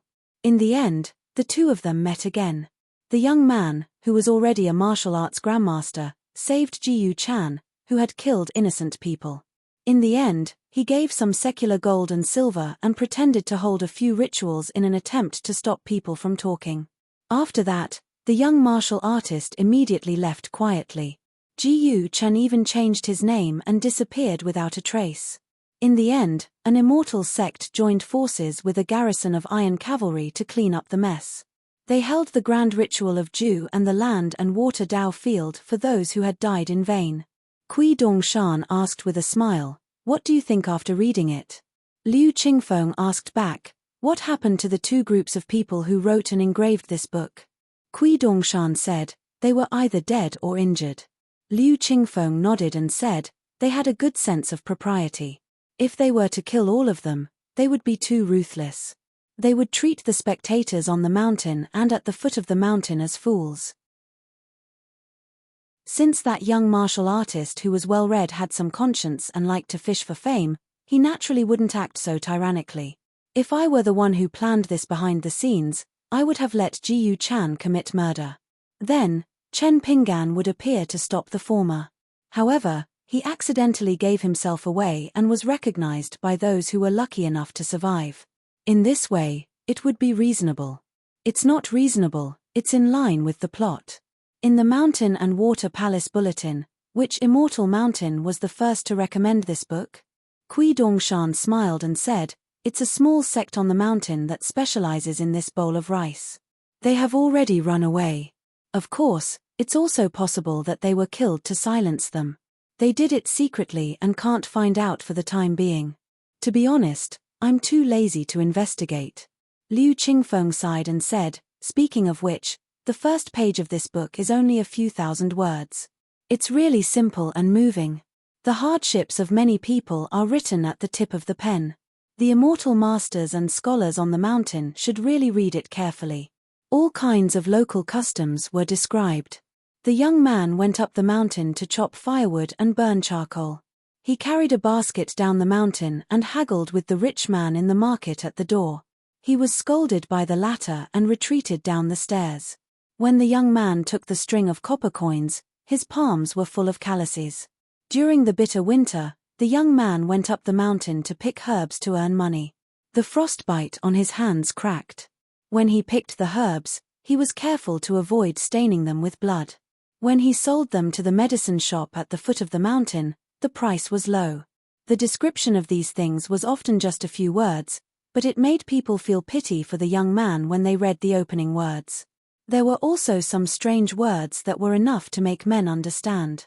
For example, the small town custom described in the book, slow harvest.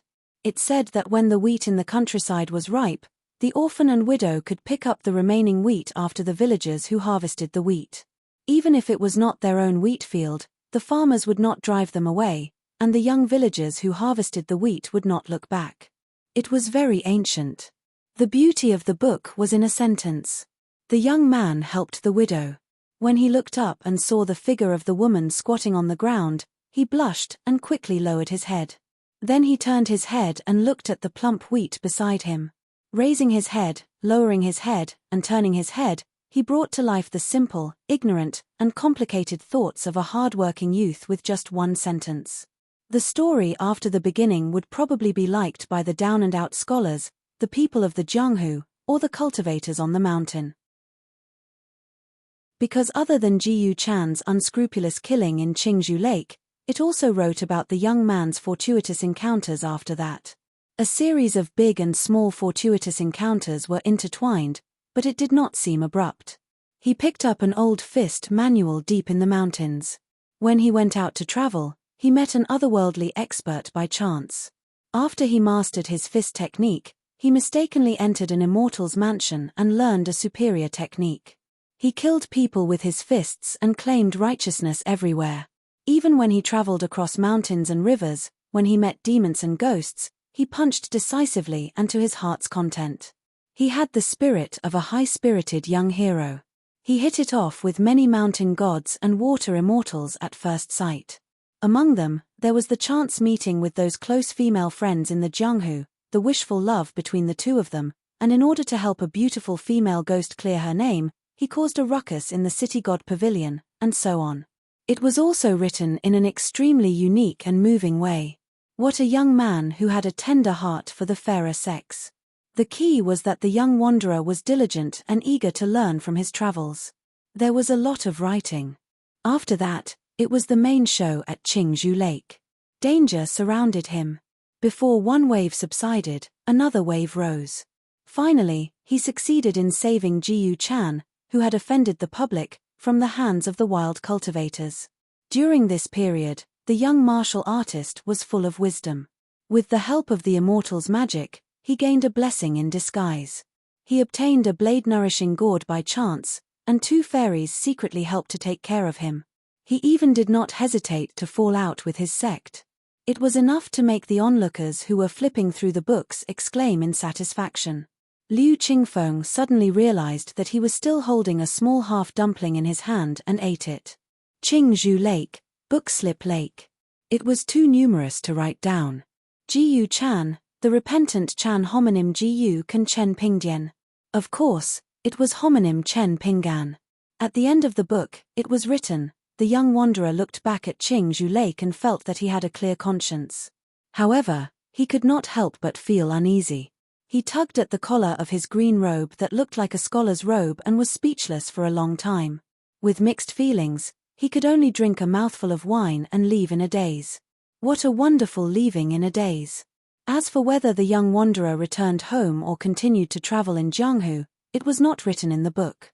Liu Qingfeng gently patted the closed book and suddenly asked, if Chen Pinggan had a chance to read this book, what would he do? Kui Dongshan thought for a moment and said, if he read good words and poems, he might have to copy the transcript. After reading it, he would probably only think that Chen Pingdian was too ridiculous. He was not smart and cautious at all. He was not like him at all. He wished that he could edit the script for the Machete Man. Liu Qingfeng asked again, what if he could see the author with his own eyes? Kui Dongshan shook his head and said, I knew the answer before, but now I'm not sure. Liu Qingfeng rarely asked the question to the end. In the past, he could kill with one punch. Now that he has seen the real events in the world, he might not. Or in the past, he might not, but now he can kill with one punch. Kui Dongshan leaned back and said with a cheeky smile, God knows. Liu Qingfeng returned the book to Kui Dongshan and said with a smile, read the book, eat your fill, and do what a scholar should do. That's what a scholar should do. After laughing, Kui Dongshan began to roll around beside Liu Qingfeng.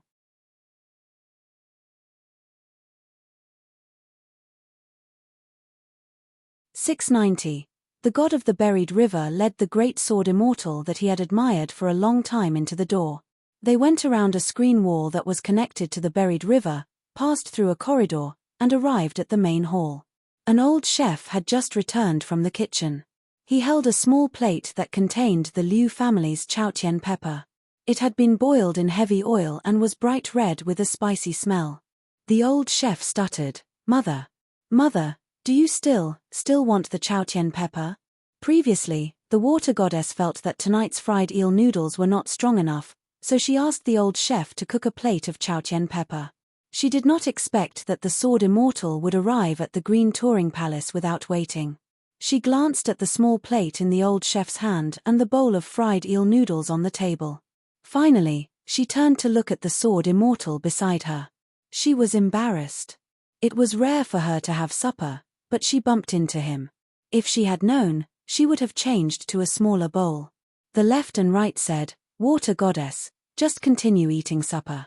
I'm not in a hurry to return to the Tongyi sect. After eating, I'll talk about business. Look, what is an approachable sword immortal? What is a gentle, respectful, and thrifty scholar? The direct disciple of the sage of literature in front of her was one. She only felt that the scholars from the school of the sage of literature were also considerate. She asked tentatively, Do you want a bowl for Mr. Zhuo? The left and right sat down at the side and looked at the big bowl on the table. No need. Then I'll have to trouble Mr. Zhuo to wait for me for a moment. My stomach is the biggest. Ha ha. After saying those polite words, she did not stand on ceremony anymore. She took the plate from the old chef and poured it into the noodles. She held her chopsticks and stirred it. Then, she began to eat supper. She habitually put one leg on the chair and suddenly remembered that Mr. Zhuo was beside her. She quickly sat upright. Every 3 chopsticks, she would pick up the wine pot on the table and take a sip of the Green Touring Palace's homebrewed wine. The wine was strong and matched with chaotian pepper. Every time she drank, the short water goddess would close her eyes and shiver. She would wipe the sweat on her face and continue eating the bowl of eel noodles. The Green Touring Palace did not have those messy and complicated formalities. It could not be said that the rules were strict. For example, old chef did not leave after arriving at the main hall. He had a good reason to wait for the water goddess to finish her meal before taking away the dishes. A few Green Touring Palace female officials and maidservants who had once been drowned in the river carefully stood on both sides of the door. After all, a sword immortal was not commonly seen. It was good for them to take in some of the immortal aura of a sword immortal. None of them dared to make a ruckus. They just stared with their eyes wide open, sizing up the man who was sitting on the chair with his eyes closed. So he was that Mr. Zhuo who had visited the Tongyi sect twice. In the words of his own water goddess, it was to kill Du Marrow of the Ascendant Realm with one sword. In the heavens and the earth, there is only me, Mr. Zwe. In front of Mr. Zwe, there is no one in our Tongyi continent who can fight. Even old Zun of the Jade Tablet sect is no good, let alone the new sect leader, Jiang Shangzhen. After the buried river god finished his noodles, he stared at the gate and said, "Haven't you seen enough?" They drifted away with a crash. She chose to sit on the opposite side, but she chose a chair closer to the door and sat down. She smiled and said, "I'm sorry, Mr. Zwe. Usually, there are no immortals who visit my green touring palace. They always complain that I, the water goddess, have no face. This time, I'll let them open their eyes." He opened his eyes and said, "It's fine." The reason why he rode his sword south to the buried river and visited the Green Touring Palace tonight was because there were some things that he wanted to personally hand over to the water goddess, who was said by his junior brother to be a buried river. Back then, outside the wine shop in the Great Wall of Sword Chi, Chen Pinggan said it himself. At that time, the two gentlemen who were sitting in the middle were drinking wine and drinking with the story of their last disciple. The buried river god's Green Touring Palace had many twists and turns. If it wasn't for the help of the gentleman Zhong Kuei from the Fu Academy, the Green Touring Palace might not have been promoted and would have been recorded by the Academy. However, the buried river god insisted on a classic of the Sage of Literature as the treasure of the Green Touring Palace in the future. This was indeed against the rules. The Sage of Literature had been removed from the Confucian school, and the accompanying statue had been removed from the Confucian temple. All his works were banned and destroyed. The Hill Master of the Fu Academy was from the secondary sage residence, so the Green Touring Palace was still promoted to the Green Touring Palace. Other than being grateful to Zhong Kuei for speaking up for justice, the buried river god's impression of the Hill Master of the Fu Academy changed a lot. She seemed to be very nervous for the first time, and the left and right didn't speak. The atmosphere in the hall was a little cold. The buried river god racked her brains to think of an opening speech. It was unknown whether she was shy or excited. Her eyes were shining, but her teeth were chattering. She straightened her back and held the armrest of the chair tightly. In this way, her feet were off the ground. "Mr. Zwe, everyone says that your swordsmanship and sword aura are the best in the world. Even the land immortals don't dare to get close to you within 100 miles. Just the sword aura alone is already a small world. It's just that Mr. Zwe is compassionate. In order to not hurt any living creatures, Mr. Zwe went to the sea to visit the immortals and left the human world." The left and right shook her head and said, "It's not that exaggerated. Back then, as long as I restrained myself, the sword aura wouldn't hurt others." She sighed and said, "Mr. Zwe is really strong." The left and right said, "You can call me left and right. I don't dare to be called Mr." She shook her head and said, "No, I won't call you Mr. Zwe. It's tacky to call you sword deity Zwe. There are actually many sword deities in the world, but there aren't many true scholars in my heart. As for calling you by your name, I'm not drunk. I don't dare." The left and right couldn't be bothered to care about this. He stood up, took out a book from his sleeve, and walked towards the buried river god. She immediately jumped up and rubbed her hands on her clothes. Then, she respectfully received the yellowed book. The book was made of the most ordinary material. In the past, it was engraved from a small country in the central divine continent. Other than the first edition, there was nothing else that could be praised about it. Because the bookseller's financial resources were mediocre, the bookstore's scale wasn't large. The paper, font, and engraving were all inferior. At that time, the sales of the books weren't good, so the teacher bought nearly 100 books out of his own pocket. Furthermore, he had a few disciples go to different bookstores to buy them. He was afraid that the bookstore wouldn't be able to sell a single book and felt that they weren't qualified to occupy a place in the bookstore. He would throw them into the warehouse and never see the light of day again. Back then, the group of people split up to buy books and were busy for several days. Every time they bought a book, left and went to the next bookstore after paying, so the return trip was extremely fast. Only Xiaoqi had to wait until nightfall before returning to the school. She didn't buy many books.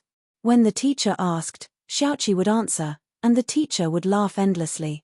It turned out that Xiaoqi would only buy one book every time she went to the bookstore. Furthermore, she would chat with the bookstore manager for half a day about the contents of the book.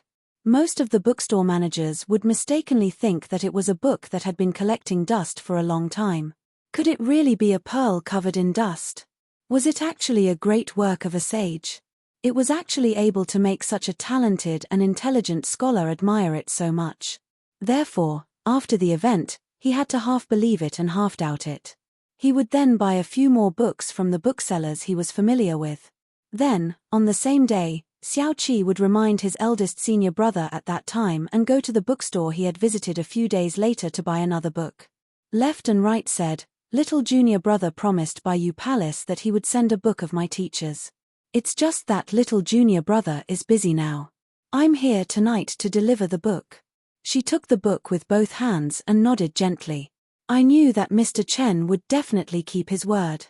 I just didn't expect Mr. Zhuo to help deliver the book." Left and right smiled and said, "Not only that, little junior brother told our teacher many things about the water god and Baiyu Palace. After our teacher heard it, he was really happy, so he drank a lot of wine." She was extremely excited and said with a trembling voice, "Even the sage of literature knows about me." Left and right nodded and said, "My teacher said that the water god is really a hero and has good taste. He even said that his knowledge is still inferior to that of the great saint master. In the past, the sage of literature's words were beautiful, but his writing was strict. His reasoning was thorough, and the context was clear. Even those who were roughly literate could easily understand the meaning of the words. Therefore, the old man, who was only an old scholar, was known as the harmony of the three sects, great success of all scholars." The water god no longer knew what to say. She was a little dizzy, as if she had drunk 10,000 kilograms of wine in the world. Left and right said, "However, my teacher also reminded you that this book should be kept by the water god. Don't worship it. There's no need." She said, "Since it's the teachings of the sage of literature, I'll do it." Left and right took out several bamboo slips, stacked them together, and handed them to her one by one. There were 6 words written on the first bamboo slip. Left and right explained, "This is the word God. It was written by my teacher in 6 different fonts. When the sage of ritual created the word God, it had both form and sound. After that, as time passed, Zhuan, Li, Xing, Cao, Kai. The general meaning is that he hopes that the water god will not forget her duty and continue to protect the land. As for these bamboo slips, they were once owned by little junior brother. Buried river god took the first bamboo slip and felt that the words on the small bamboo slip weighed 1,000 kilograms. Left and right suddenly laughed. At that time, Sir was drunk. It was little junior brother who insisted that Sir send a few more words to the Baiyu Palace. "In fact, my teacher has not written for a long time." At that time, little junior brother was at the side, urging Sir to write with more vigor. Otherwise, he would not be able to give it away and ruin Sir's great image in the water god's heart. Some things could be said, but some things could not be said. For example, at that time, Left and Right felt that Chen Pinggan was too unruly. As a disciple, he did not have the etiquette that a disciple should have.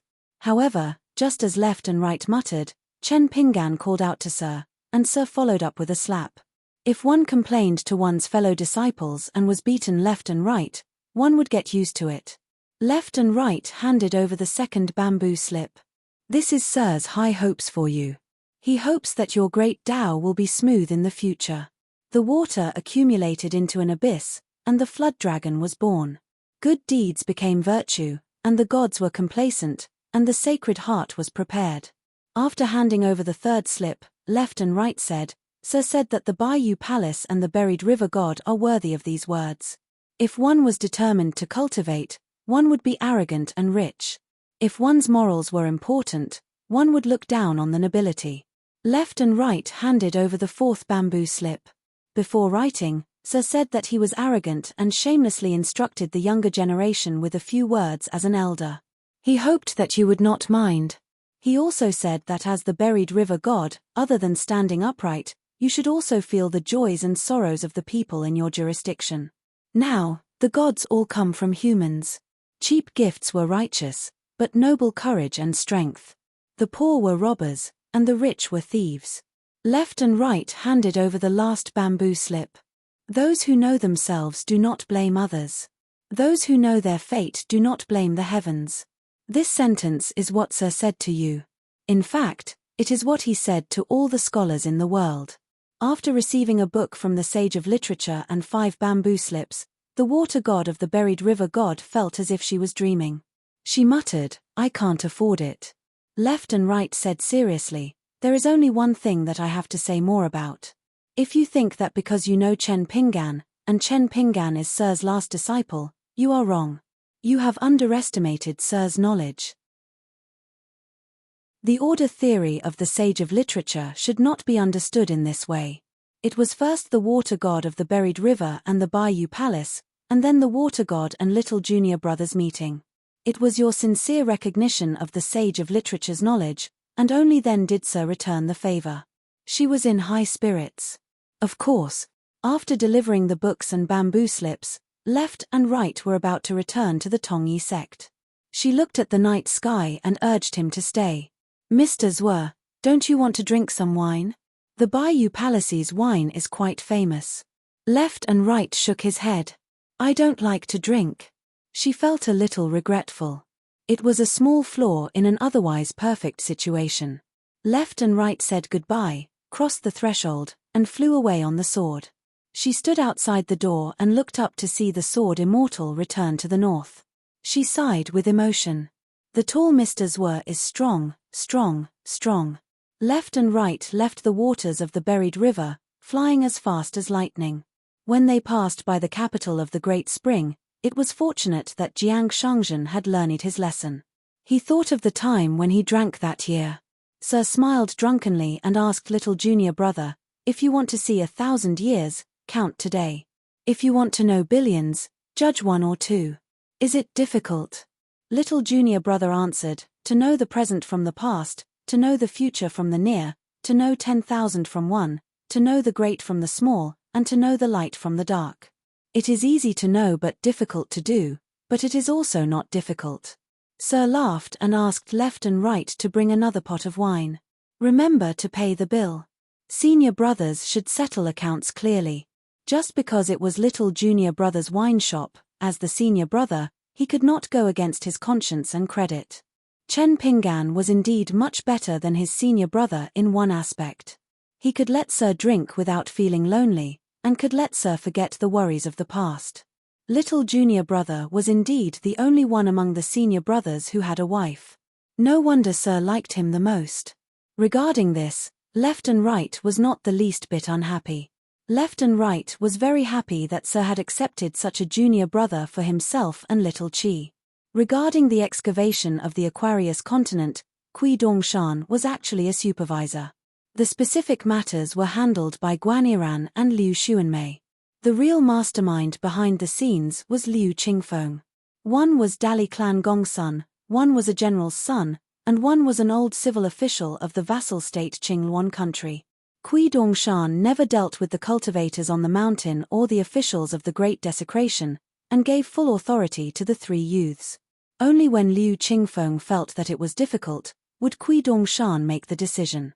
The latter had always been swift and decisive, and almost never delayed matters. Along the way of the Great Desecration, they had to pass by dozens of vassal states' territories. The large and small temples of the mountain gods would all have to change their respective jurisdictions because of the Great Desecration, and even many of the sects on the mountain would have to move their mountain gate mansions and the entire ancestral hall. After Lin Shuyi returned from the Bookslip Lake, he was kept by Kui Dongshan's side to personally guide his cultivation. Earlier in Lin Shuyi's hometown, he used a blind Daoist Jiao Cheng's ancestral mountain search map, and exchanged it with the city lord of White Emperor City for the 2 volumes of the Cloud Gem Book. The first volume formed the Jindan, the second volume refined the Yuanying, and the second volume pointed to the Jade Pudding.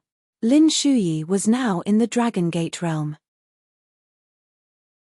Not only did he break through the realm quickly, but he also had enough tenacity. This was the real cultivation embryo. Lin Shuyi's original expectation was to strive to form the Jindan within 100 years. Now it seemed that it would be much earlier.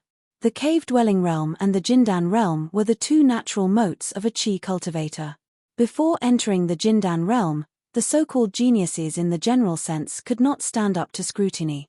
There were countless ordinary people who were beaten back to their original state by the matter of whether or not they could form the Jindan. They would linger in the Dragon Gate realm for the rest of their lives. From then on, they would be dispirited and completely hopeless. The most taboo of Taoism was to have 3 or 6 ears.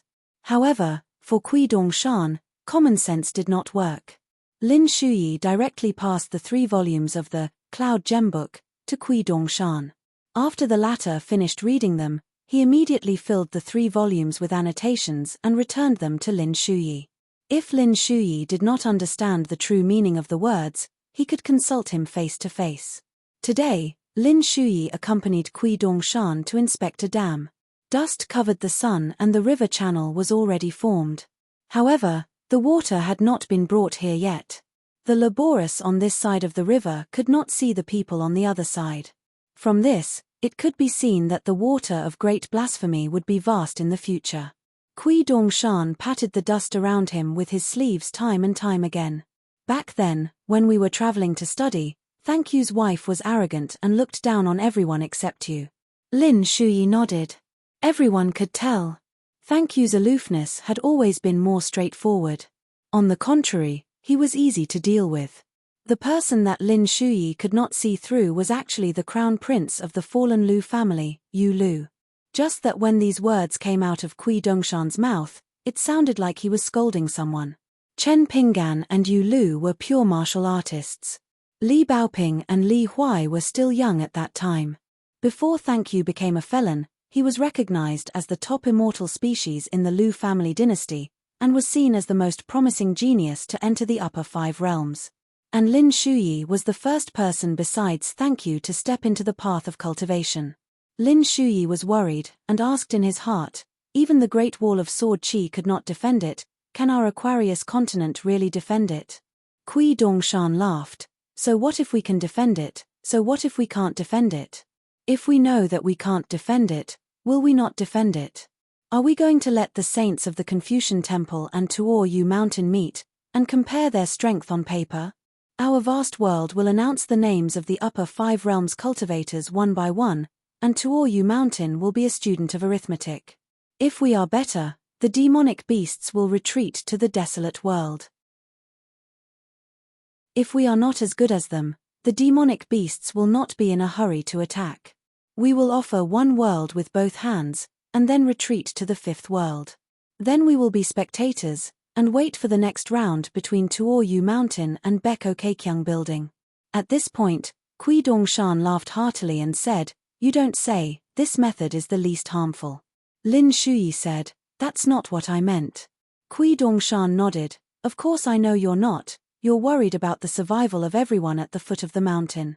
Lin Shuyi said, "What should we do? Please teach me." Qi Dongshan looked up at the highest point in the sky of the Aquarius continent, and said softly, "The cultivators at the foot of the mountain, together with the army of Dali, straighten their backs and go to their deaths first. The rest who are willing to live, after the former are all dead, kneel and beg for mercy.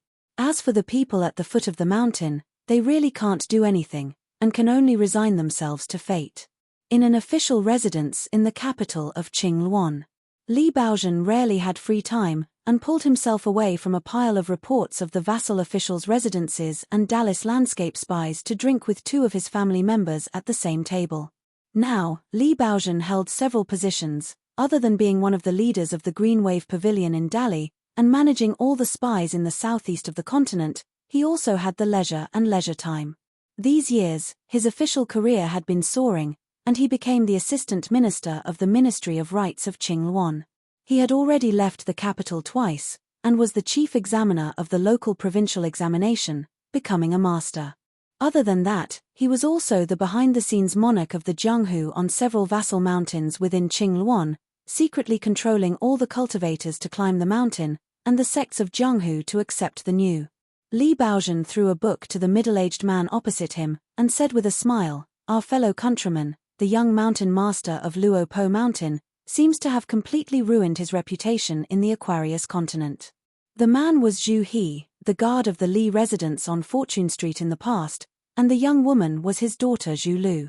This pair of father and daughter, not only had they already left their lowly status, Zhu He also got a job in the Dali army, and served as a cultivator accompanying the Dali army for many years. His status was similar to that of Wei Xian, who was beside the great blasphemy supervisor Liu Xuanmei. However, Zhu He's military achievements were far inferior to Wei Xian's. Now, his rank as a scattered official was not high, and he was at the bottom of the hierarchy.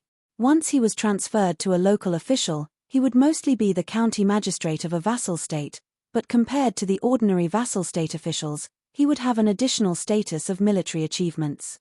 In the Dali dynasty, other than the newly established position of the hunting inspector, which was the same rank as the Shangzhou state, the officialdom also underwent a major restructuring, and the official ranks were still divided into official ranks and scattered official ranks, especially the latter, civil and military scattered officials, each adding 6 ranks. Zhu Lu became a spy of the Green Wave Pavilion, and worked under Li Baozhen. When Zhu He received the book, he felt as if he had fallen into the clouds. He glanced at his daughter, and Zhu Lu seemed to be smiling. Obviously, she already knew the reason. Li Baozhen poured 3 cups of wine and kept one for himself. He gently pushed the other 2 cups on the table to Zhu He and Zhu Lu, indicating that the father and daughter did not need to get up to thank him. He smiled and said, "Maybe it will be banned by Dali soon, and maybe it will be published and spread out. If this book is not banned, I look forward to the appearance of an annotated version, in case many people don't understand the many wonderful things." Zhu He began to flip through the book. Jiyu Chan, Chen Pingda? Are they alluding to Jiyu Kan and Chen Pingan from Clay Bottle Alley? Li Baozhen just drank silently. Zhu Lu held the cup with both hands and took a sip of wine. Zhu He frowned. This? The man was a little speechless. Back then, he and his daughter had escorted Li Baoping to travel far away. Although he had not spent much time with Chen Pingan, Zhu He believed that he could see through Chen Pingan's personality clearly. The contents of the book were not all false. However, if it was true, there were always some parts that made people feel that something was wrong. There were always a few sentences in the book that made Zhu He feel that it was the opposite of the truth. For example, the youthful feelings that were hidden deep in his heart that could not be exposed. There was also something about a poor young man who had long been determined to travel thousands of miles, read thousands of books, and admired those virtuous sages who were perfect in morals. He had accidentally obtained a peerless fist manual. Just because he was a young genius with outstanding potential, he did not need any tempering. He broke through the martial Tao as fast as lightning and broke through 3 realms in one day. It was so easy that it attracted the shock of several otherworldly experts and immortals on the mountain. As for before he traveled, he had been blessed with endless fortune and was blessed by the heavens. After traveling, he took the initiative to take on matters. Whenever he encountered injustice, he would punch out decisively. It seemed to depict a high-spirited, chivalrous, and righteous lover. Moreover, every time he paid the price, he would definitely be rewarded with greater fortune. However, in Zhu He's eyes, Chen Pingan was the exact opposite. He was simply an old and prudent person. He was far more lethargic than young and energetic. As for the so-called confidant, Chen Pingan's stubborn temper, forget it. Zhu He shook his head and did not know whether to laugh or cry. Zhu He was not stupid. Although he was not a scholar, he could still see the hidden killing intent.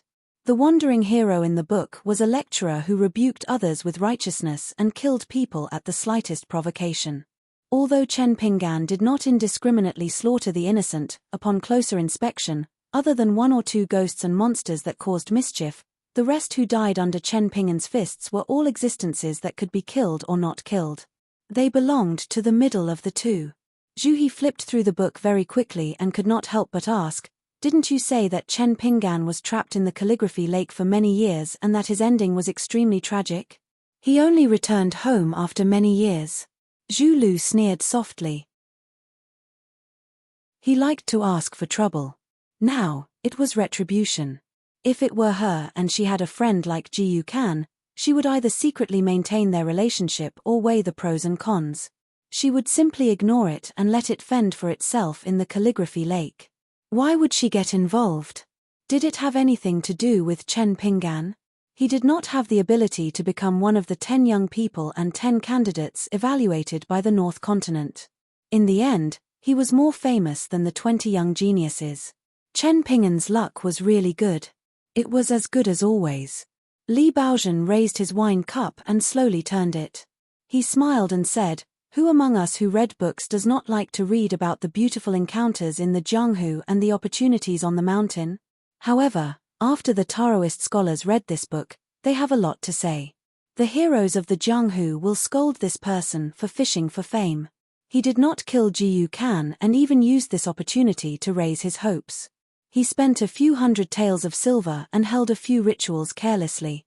The immortal masters on the mountain will see him as a wild cultivator. The wild cultivators will mock him for not being experienced enough. They will say that he has good fortune but is actually an embroidered pillow. If he was not a person in the book, he would have died more than 10 times. The scholars will envy him for being entangled in love. They will definitely scold him for being sanctimonious and worse than a beast. Zhu He said, moreover, the book deliberately described the contents of the fist manual and the magic in detail. Although they are all superficial fist theories and spells, I believe that many people in the Jianghu and wild cultivators in the Jianghu and the wild cultivators in the Jianghu would dream of it. This made the book widely spread in the wild. How can it be banned? There is no way to stop it. The Dali government really banned this book in public. Instead, it is unknowingly adding fuel to the fire.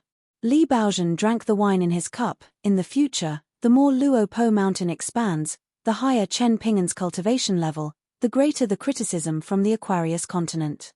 The more he does a great deed, the greater the criticism. Anyway, everything is too selfish. At most, he is pretending to be benevolent and righteous, pretending to do good deeds. The person who compiled this book is the scholar I admire the most, other than Liu Qingfeng. I really want to meet him and sincerely ask for advice. Li Baozhen looked at the door and laughed. Mr. Liu, what do you think? If there is a chance in the future, why don't you and I join hands and visit this person? Liu Qingfeng stood at the door and laughed, hunting righteousness with injustice. For scholars like you and me who have read sages' books, isn't it easy? Even if it is done, what sense of accomplishment will there be? Li Baozhen raised his empty cup. Mr. Liu is always better than me. Liu Qingfeng waved his hand. This time, I have something to discuss with you. Li Baozhen put down his cup and got up with a smile. Then let's change places.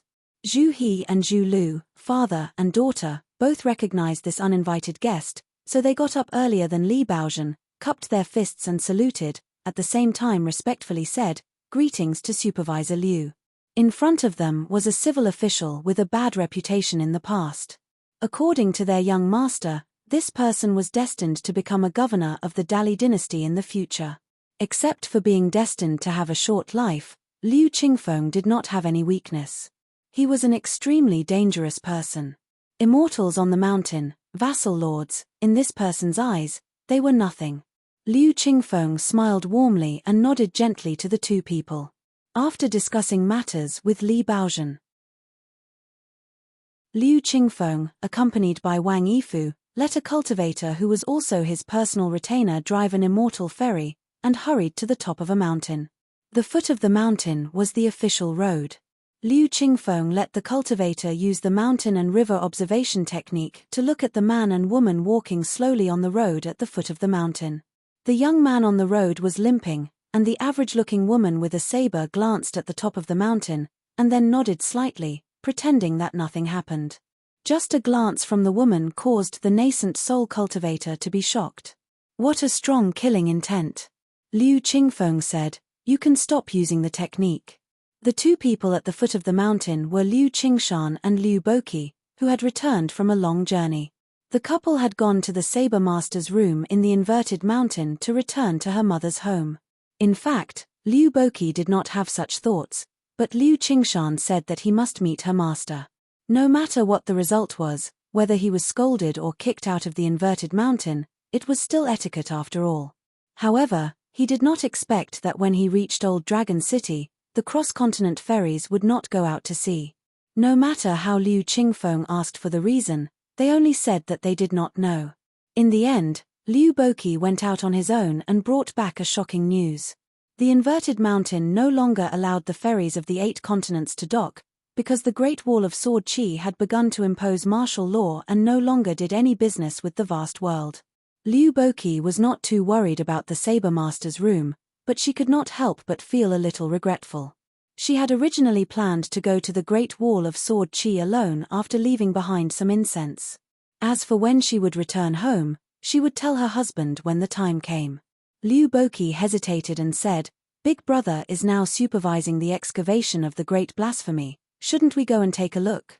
Liu Qingshan shook his head and said, "I don't have such a big brother." Liu Boqi said helplessly, "Big brother has his difficulties." Liu Qingshan said with a gloomy expression, "The Qingluan kingdom has Liu Qingfeng, the Dali dynasty has Liu Qingfeng, but I don't have such a big brother. He is not in the Lion's Garden and the Liu family's genealogy." Liu Boqi did not try to persuade him anymore.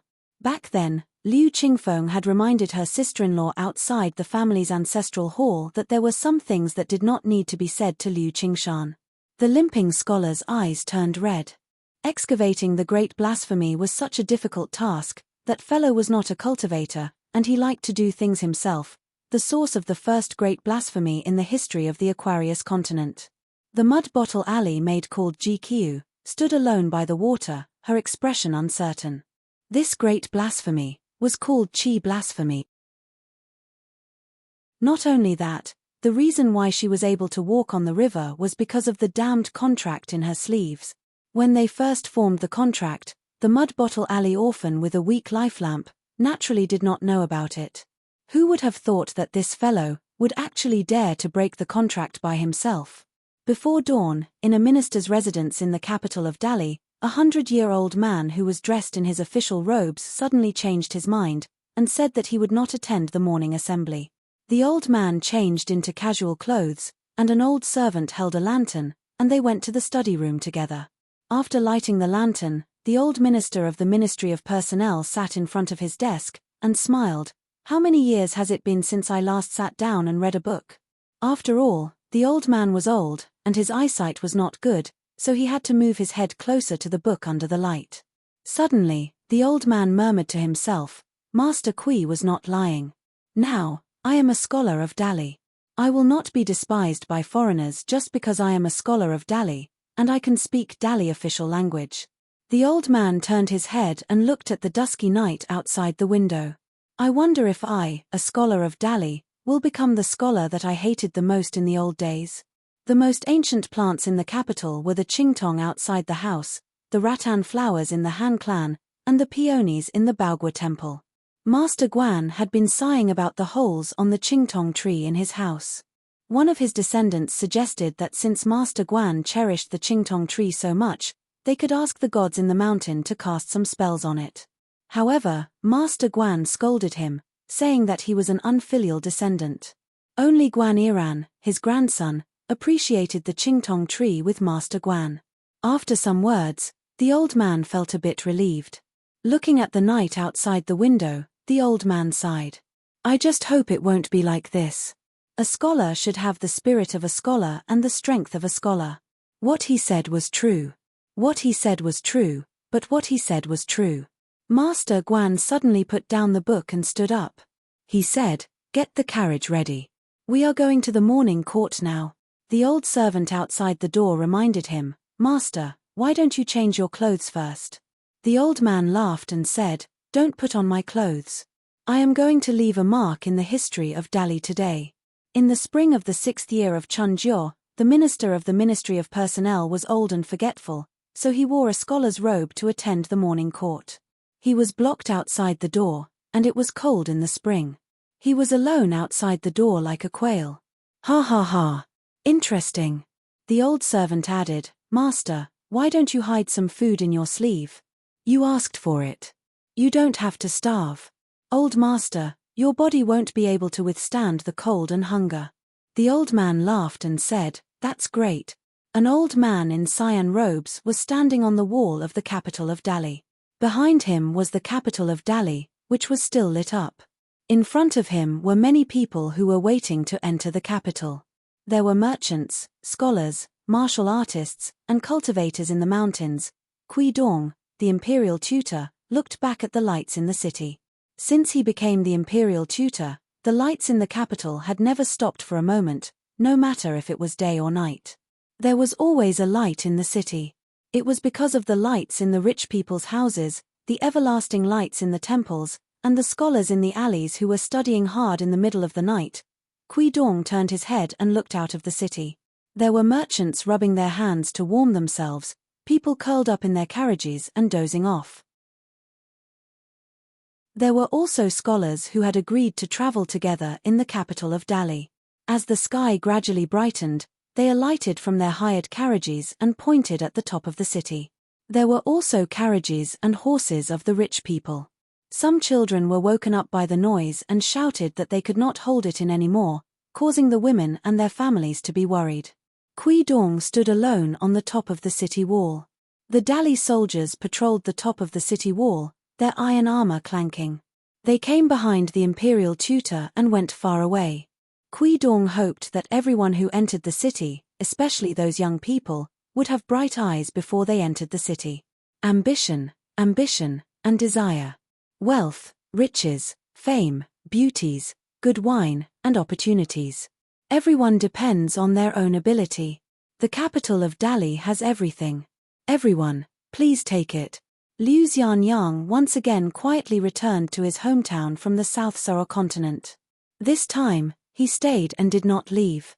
Because the Dragon Spring Sword sect was established by Ruan Ting in the ancestral hall of the spiritual beauty mountain, there were no portraits of their ancestors. Liu Xianyang only needed to burn incense. The Dragon Spring Sword sect did not hold a grand opening ceremony. Everything was simple. They did not even greet half of the Wind Snow Temple. It was not like they were the crazy money-grubbing mountain. Ruan Ting only called Shu Xiaoqiao and Xieling back to the mountain in the north. He invited Dong Jiyu and a few of the earliest direct disciples to have a simple meal together. Ruan Ting, Ruan Xiu, Dong Jiyu, Shu Xiaoqiao, Xieling, and Liu Xianyang. There were 6 of them. Liu Xianyang did not cultivate in the mountains, nor did he go to the new territory north of the capital of Dali. He only went to the blacksmith shop by the Dragon Whisker River. After Shu Xiaoqiao left that place, it gradually became abandoned. And Liu Xianyang did not necessarily cultivate. The Dragon Spring Sword sect did not announce his identity as a direct disciple of the sect, so Liu Xianyang wandered around every day.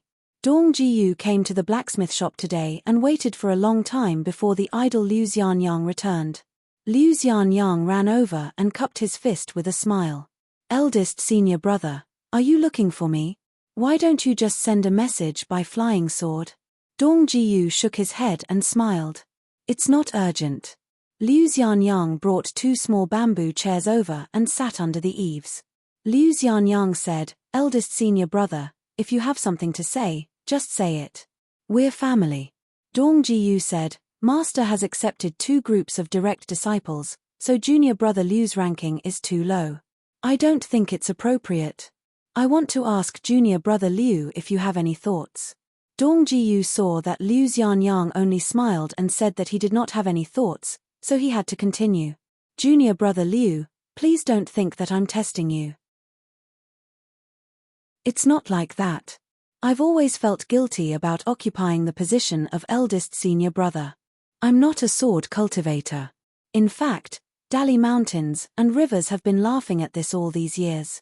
It's Master's magnanimity that he doesn't mind.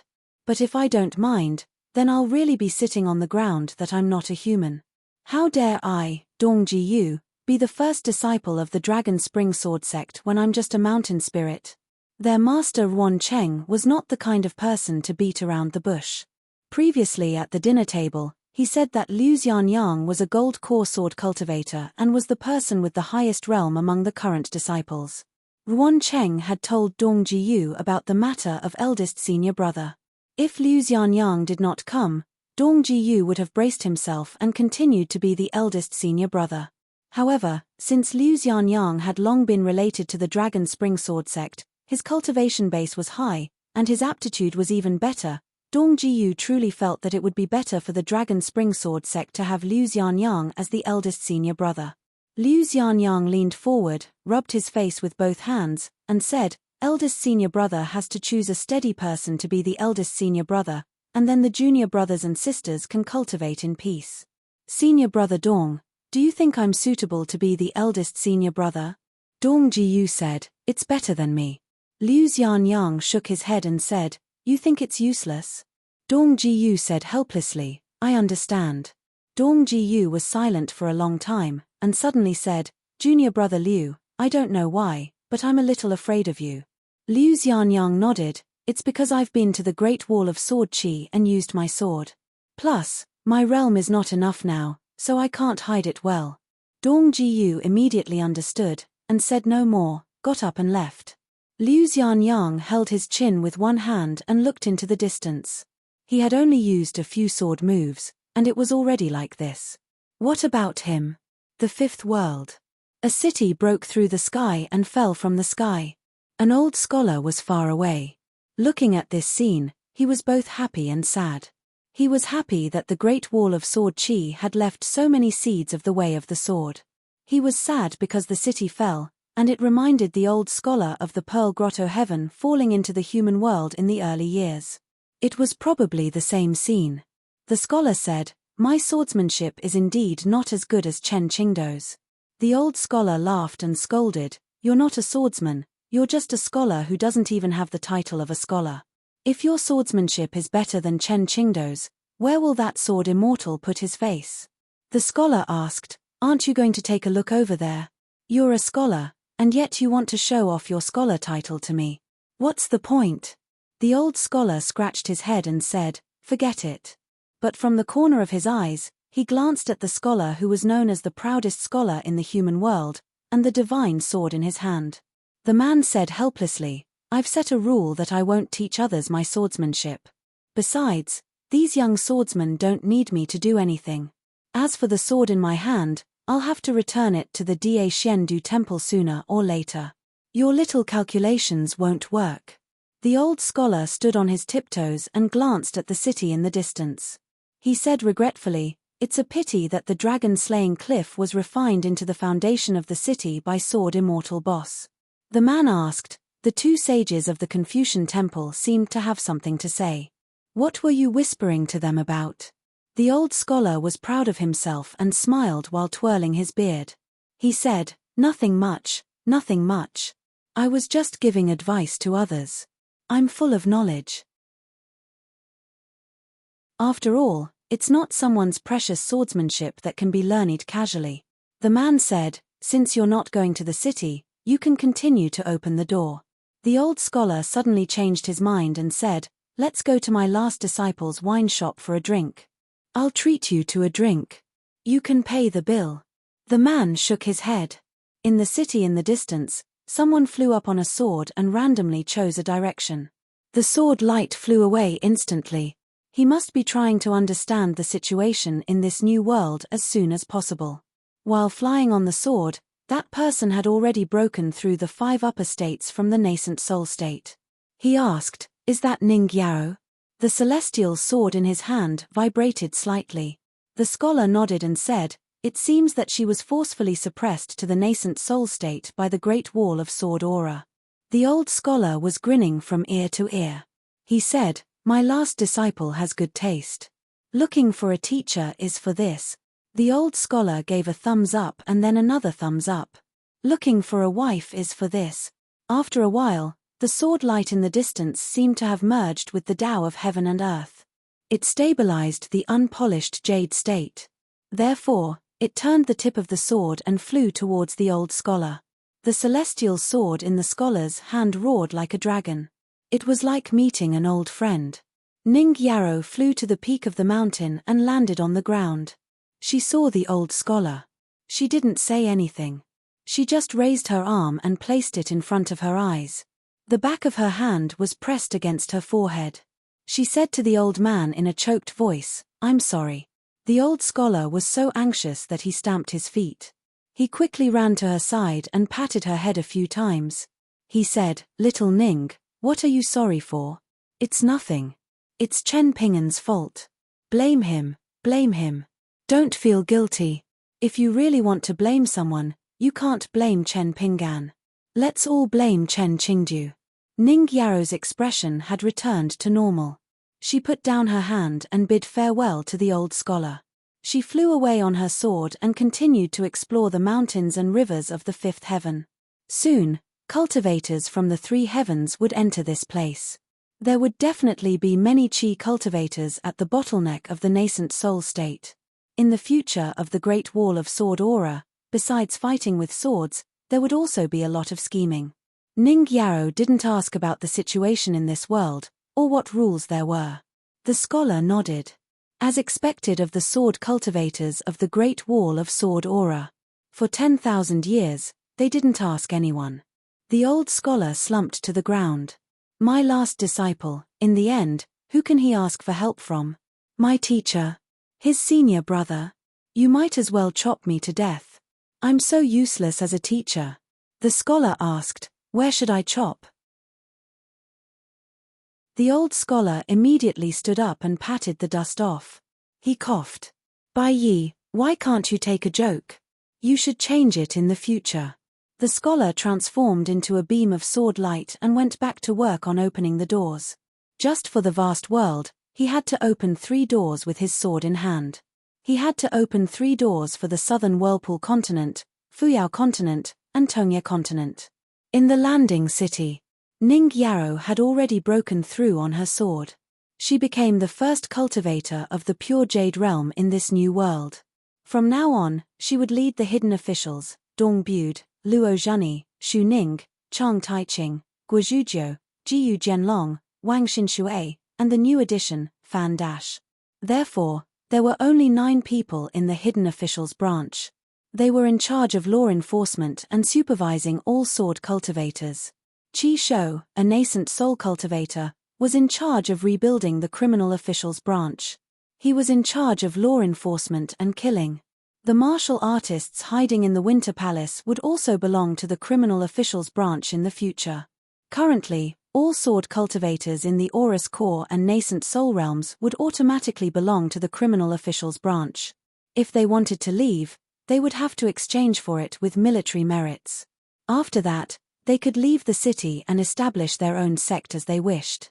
However, once the city's flying sword sent a message, any sword cultivator who dared not return would be treated as an enemy and killed. Among them, there was a woman named Twixin. She wore a robe that resembled a fairy's robe and seemed to have not recovered from a serious illness. She was now in the nascent soul realm and was not a sword cultivator, but she was the second in command of the criminal officials. The ancestral hall began to be built in the city. There was only one portrait on the wall, Chen Qingdou. Other than that, there were many other measures, such as the relocation of the clothing, sword, and pill workshops. They were all carried out step by step and had long been followed by regulations. Therefore, everything seemed to be in order. Ning Yao was the first to leave the city. The other 8 sword cultivators of the hidden officials branch formed pairs and each chose a direction to travel out of the city on their flying swords. They needed to draw a geographical map. If they were obstructed midway, they would immediately send a message to Qi Shou and the sword cultivators of the criminal officials that Twixin was in charge of. Marquis Gao Yi was in charge of looking after a natal lamp. The number of people who knew about this could be counted on one hand. As for Twixin, who had fallen from the unpolished jade realm, she left the prison and snuck into the city, coming to this world together. She carried the jade token of the hidden official with her. According to the agreement, she did not immediately return it to the hidden official's branch. According to the young hidden official's words, there were only 2 situations that she could show this jade token to others. Ning Yao was in danger. Or Chen Shi, who had reincarnated, had his power seized by Qi Shou's branch of the criminal officials before he could mature. Twixin came to the wine shop alone. There was no shopkeeper now. The head shopkeeper had left for the vast heaven while the second shopkeeper remained on the city's wall. The city had just landed not long ago. The great battle was still fresh in their minds, so there was not much business. Twixin ordered a bowl of wine from the mute lake and drank alone. Before drinking, she raised the small wine bowl and toasted a young stranger. Everyone in the Rain Dragon sect was stunned. First, an inverted mountain essence palace was inexplicably knocked over and fell into the sea.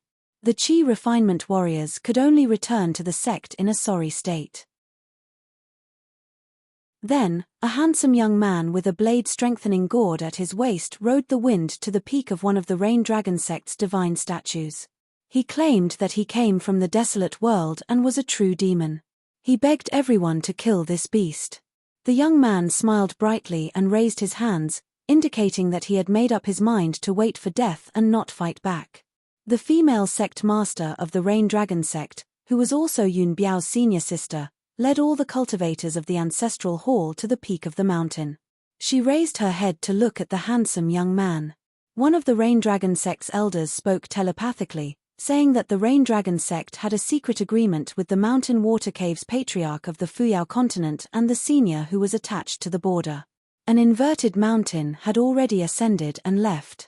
As long as the Rain Dragon sect's cultivators weren't blind, they could see it.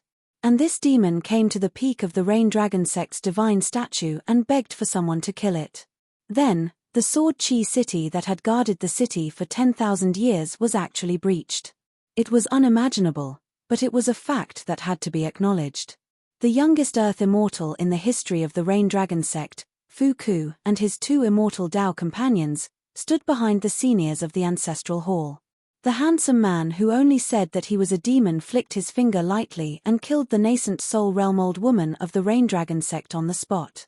After killing her, the man smiled and said, "You look like a crane with wrinkled skin. I'll take it that you have ulterior motives and want to scare me to death. Oh, right, I forgot to tell you my name. I heard that your vast world values this the most." He twirled his hair around his temples with 2 fingers and patted the blade-strengthening gourd at his waist with the other. He smiled and said, "I'm called Ju Yi. Because I only have 2 good things in my life, good wine and good women. Your Rain Dragon sect doesn't lack either, so I came here first. It's normal that you don't know this name because it's a new name specially created for your vast world. The previous one was called Kye-Yun. When the Rain Dragon sect cultivators heard Kye-Yun, their faces turned ashen. A throne great demon. Because the Rain Dragon sect had been established for a long time and was close to the inverted hanging mountain and the Great Wall of Sword Chi, they knew a lot about the wilderness. For example, the 14 thrones in the ancient well, apart from the master of Moon-bearing Mountain, the great ancestor of the wilderness, were Wenhai Ju Mi, Wanderer Liu Cha, Yarrow Jiao, Dragon Lord, Lotus Nunnery Master, Bai Ying, Yang Ji, Fei Fei, and Huang Luan. In addition, there was a golden-armored general who was said to have been imprisoned by the Dao ancestor with a Dao technique, a mountain-moving ape with a long staff on its shoulder, a 3-headed, 6-armed giant, and an ancient lightning spear. However, what the Rain Dragon sect didn't know was that the Lotus Nunnery Master had already died. Ascendant Realm Great Demon Chongguang was killed by Chen Shi. As for the other upper 5 realms and Earth Immortal Great Demons, they had suffered heavy losses in order to break through the Great Wall of Sword Chi. Huang Luan had been killed by a Liang and Yarrow Chongdao. Huang Luan's final contribution to the wildlands was that she had sacrificed more than half of her life to force a Liang to be imprisoned beneath Moonsupport Mountain. Therefore, Moon-bearing Mountain had already sent orders to the various military camps to not allow any upper 5 realms great demon to pursue Huang Luan, who had been reincarnated through the life lamp.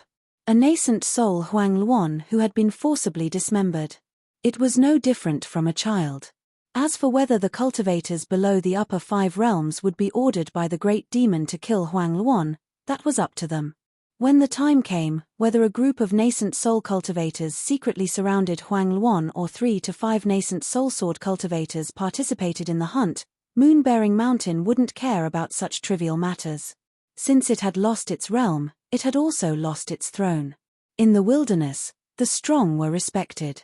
The premise was that Huang Luan didn't run to the grey-robed old man alive to complain. As for the previous hidden official of the Great Wall of Sword Chi, Xiao Chuo, he was now the newest throne member of the wilderness. As for the current hidden official, since the Great Wall of Sword Chi was gone, He could probably be called the previous hidden official. He was neither human nor ghost and could be considered to have stayed in the Great Wall of Sword Chi. After the great demon Ju Yi casually killed people, some young cultivators were filled with grief and indignation. They angrily shouted for the elders of the ancestral hall to open the mountain river formation. However, the Rain Dragon sect master and the members of the ancestral hall turned a deaf ear to them. The greater demon's dimples flickered as he killed the Rain Dragon sect cultivators one by one. Clouds of blood mist exploded everywhere. Although they were separated by a great distance, they were very fast. Thus, a string of firecrackers rang out like spring in a marketplace. He smiled and said, "There aren't many male cultivators in the Rain Dragon sect. I like it very much. Next, whoever kills a man can live. When the last man is dead, I will kill the sisters who didn't kill anyone. Of course, if you're good-looking and have a good life, I will take care of you. So, for those who aren't good-looking, you have to seize this opportunity. If you lose it, it won't come again.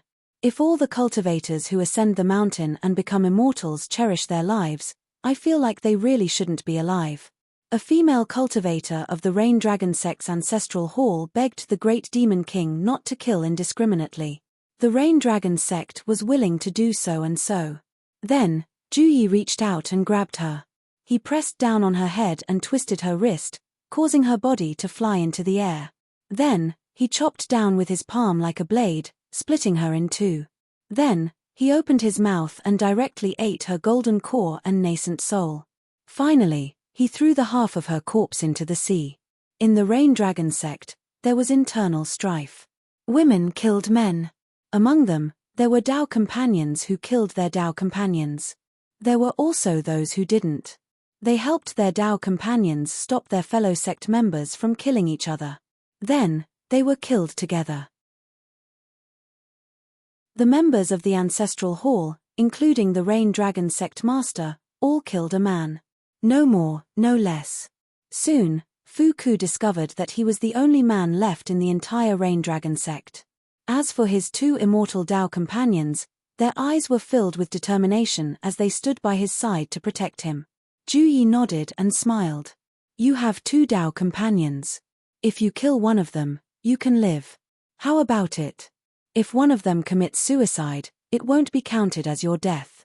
Before the two women could say anything, Fu Ku had already killed one of them. Then, Ju Yi nodded, very satisfied. He slapped the man to death and laughed. "You really believe my words? You'll die of stupidity." One of the female cultivators stared blankly at Fu Ku's bloody flesh on the ground. Ju Yi reached out and grabbed her in front of his eyes. With a casual swipe, he peeled off her beautiful face and threw the wailing, pitiful woman out. He didn't just peel off her skin. If a face didn't have the soul of a female cultivator attached to it, it would lose its charm. Then, it would be meaningless for him to use it to touch up. He shook the skin in his hand and gently blew off the blood on it. He smiled and said, "So beautiful." The Rain Dragon sect master said in a trembling voice, "Ancestor Kyeyun, why are you doing this? Isn't it good to keep us and lead the way for you? Whether you go to the South Swirl continent or the Tongyi continent, we'll be the first to go ashore and kill." Ju Gui waved the fresh skin in his hand and interrupted the old woman's words. He laughed heartily as if he had heard the funniest joke in the world. He pressed a finger against the corner of his eye and stopped laughing with great difficulty. "Unfortunately, in our world of wastelands, the lives of ants are the most worthless. As for you, you're just a slightly bigger ant. If you met young Zhifei and the others, you might really be able to live. Unfortunately, your luck is not on my side. You just had to meet me." At this point, he turned to look at the inverted mountain and muttered with a smile, "Besides, I've been dealing with the sword cultivators of the Great Wall of Sword Chi for a long time. If I meet you immortals again, this sovereign great demon was punched into the sea by a little girl with braids. It was like a mountain smashing into the water, creating a huge wave. Before the female cultivators of the Rain Dragon sect on the mountain had any misconceptions, the little girl went back and forth between the two mountains and killed all the Earth immortals with a single punch. Meanwhile, The sovereign great demon who had returned from the sea to the Rain Dragon sect leisurely walked around and picked the skin of the female cultivators below the Golden Core realm. He skinned them one by one. As for whether they lived or died, there was no need to care. The grey-robed elder came to the Rain Dragon sect's mountain. Xiao Chuo, Qieyun, I'll let you off this time for destroying an entire sect without permission. But don't do it again. Even if there were some survivors, the Rain Dragon sect was already crippled. Xiao Chuo crossed his arms and did not say a word. With great difficulty, the great demon Qieyun picked out a few relatively intact facial skins from the shattered corpses on the ground. At this moment, he gathered all of them together and was carefully sewing his own face. He bowed to the grey-robed elder and said with a smile, "All right." Xiao Chuo said, "You can't even exchange it with battle merits." The grey-robed elder smiled and said, "Of course you can. As long as you have enough battle merits, you can kill them as you wish."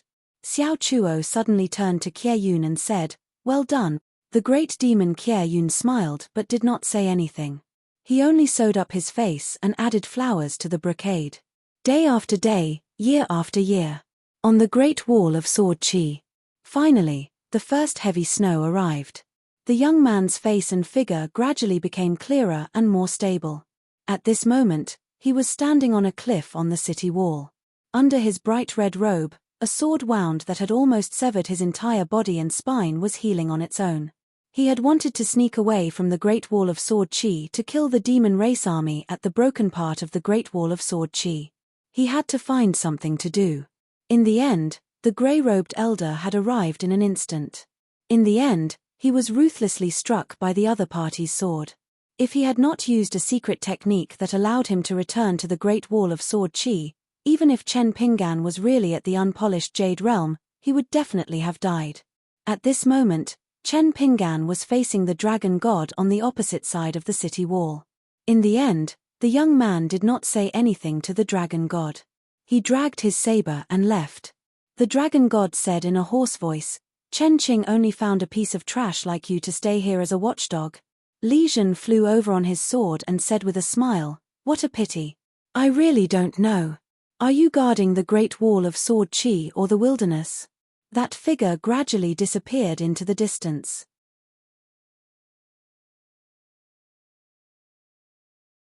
691. In the City of Murals, near the portrait of the goddess, Pei Qian found the small shop that sold copies of the goddess's portrait. As the 8 sets of fortune had been lost, the business of the shop was just SOSO. It was similar to the New Year's shop in Riding Dragon Alley. The shopkeeper was a young and pretty sister. She heard from her master that although she was not a cultivator of the linen sect, she was a rare immortal couple with Pang Lanshi. Pei Qian was a little worried. Pang Lanshi was a sword cultivator on the mountain who was good at retaining her youthful appearance. As for the woman at the foot of the mountain, she could only age year after year. Even with the help of elixirs, there would be a day when her hair turned white. What would she do then? Even if the two of them stayed together for a long time and Pang Yuanji did not mind, she would still be secretly sad. Pei Qian scratched her head. Why not remember this sister's face and ask old chef to make an identical one? However, Pei Qian was worried that she would do something unnecessary. Sigh, how troublesome. If only her master was here. Bao Gari, Ling Ji, Chun Guan, Chang Yu, and Goddess John Khan, commonly known as the Immortal Staff, were the 5 goddesses. Before Master came to the City of Murals the last time, they had already changed from painted murals to painted murals. After Master went to the Ghost Valley, the 3 goddesses, Hanging Inkstone, Treading Rain, and Riding Deer, chose their own masters. At that time, Pei Qian and Ju Mili were very indignant. What was wrong with the 3 goddesses? They were old and their eyesight was not good. However, for some reason, Pei Qian noticed that her master had a relieved expression and was smiling happily. Pei Qian came here to join in the fun. Unless she sold everything she had, she would definitely not be able to afford the painting of the goddess. As for Li Huai, he was even worse. He was a pauper from head to toe. He did not even have a single immortal coin on him. He only had some loose silver and followed the branch leader to eat and drink. It didn't matter. Pei Qian planned to do some small business here. Before she went down the mountain, she had already greeted the hemp sect's god of fortune, Wei Yusong.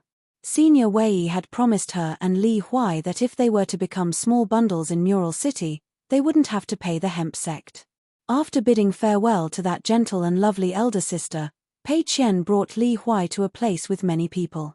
When they found an empty space, Pei Qian took down the bamboo chest and took out a piece of cotton cloth that she had prepared beforehand.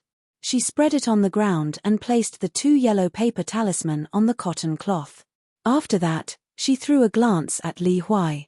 Li Huai immediately understood. The opportunity to make up for his mistakes had come. The danger of Pei Qian making things difficult for him was gone. This was a good thing. Therefore, he immediately took out the celadon pen washer from the bamboo chest and placed it on the cotton cloth. After that, he went to take the other 3 items. At that time, the 2 of them split the loot equally. Other than the celadon pen washer, Li Huai also received a piece of small town paper imitating the sunset-style guqin, as well as a secretly engraved green glazed bowl with a dragon pattern. As for the other items, the fox worshipping the moon painting, the study box containing a pair of tricolored lions, and the immortal drunken inkstone, they all went to Pei Qian. She said that she would give them to others in the future and leave the inkstone to her master because her master was a scholar and liked to drink. As for the moon worshipping the moon painting, she would give it to Xiaomi. The study box would be given to elder sister Nuanshu. She is our Luo Po Mountain's little housekeeper and bookkeeper. Elder sister Nuanshu happens to have a use for it. As for the large stack of talisman papers and the red string, Pei Qian asked for a large number of talisman papers. Li Huai obediently put away the red string that Pei Qian despised, and he actually despised even more. Why would a man want something like this? Unexpectedly, Pei Qian glared at Li Huai and said angrily, "Are you stupid? Do we look like people from rich and powerful families? Who would believe you if you took out so many treasures in one go? Are you going to stick a piece of paper that says this is definitely a fake in your head? 2 talisman papers and a celadon brush washer. That's enough." In the end, Pei Qian and Li Huai squatted behind the cotton cloth stall. This newly opened little package shop actually only sold 2 items, 2 ghost-painted talisman papers and a celadon brush washer. Most of the pedestrians on the street glanced at the talisman and brush washer before walking away. Li Huai asked softly, "Do you want me to shout a few times for you? What's the hurry? No one does business like you." Pei Qian squatted with his hands in his sleeves and sneered, "Originally, I did need help. Doing this kind of business without a tent is actually similar to selling medicine in Jianghu. The connections are not as many as those in Jianghu, but there are still many. If we have a lot of people, we can spread out posts to attract people's attention first. When there are more people, we need someone to pick up the thread and make it clear that they suspect we are selling fake goods. Then we need someone to pick up the thread and make it clear that we are selling fake goods. Then we need someone to pick up the thread and make it clear that they suspect we are selling fake goods. Then we need someone to pick up the thread and make it clear that we are selling fake goods. Then we need someone to pick up the thread and make it clear that we are selling fake goods.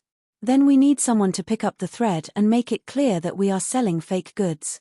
Then we need someone to pick up the thread and make it clear that they suspect we are selling fake goods. Then, we need someone to pick up the thread and make it clear that we are selling fake goods. I will explain it to you later." Pei Qian paused for a moment and said softly with a complicated expression, "The most powerful kind is someone who can do all the work alone. That is the most capable person in Jianghu. No matter where he goes, he will not starve to death and can even make a lot of money. But this kind of person in Jianghu has a lot of rules and taboos. For example, a person who is cheated, who originally has 10 taels of silver in his pocket, will leave 1 or 2 taels of silver to the person who cheated him. In addition to the rules of the older generation, there is also a hidden wisdom. Once a person is given a way out, the person who is cheated will not hate him too much and can avoid a death feud. But this kind of person is very rare. I have only heard of it from others and have never seen it." Li Huai sighed, "Pei Qian, you really know a lot about the business of Jianghu. On Luo Po Mountain, Pei Qian was not like this. In Jianghu, Pei Qian seemed to be like a fish in water. He knew all the rules. Pei Qian was silent for a long time. It's nothing. When I was young, I liked to join in the fun. Also, don't misunderstand. When I followed Master in Jianghu, I didn't see these things nor did I do them. In the past, in that small Jianghu in the capital of Nanyuan Kingdom, it was impossible to survive by relying on those happy events. Later, when she followed Master, she began to not have to worry about food and clothing. She could think about the next meal, or even the next day, what delicious food to eat.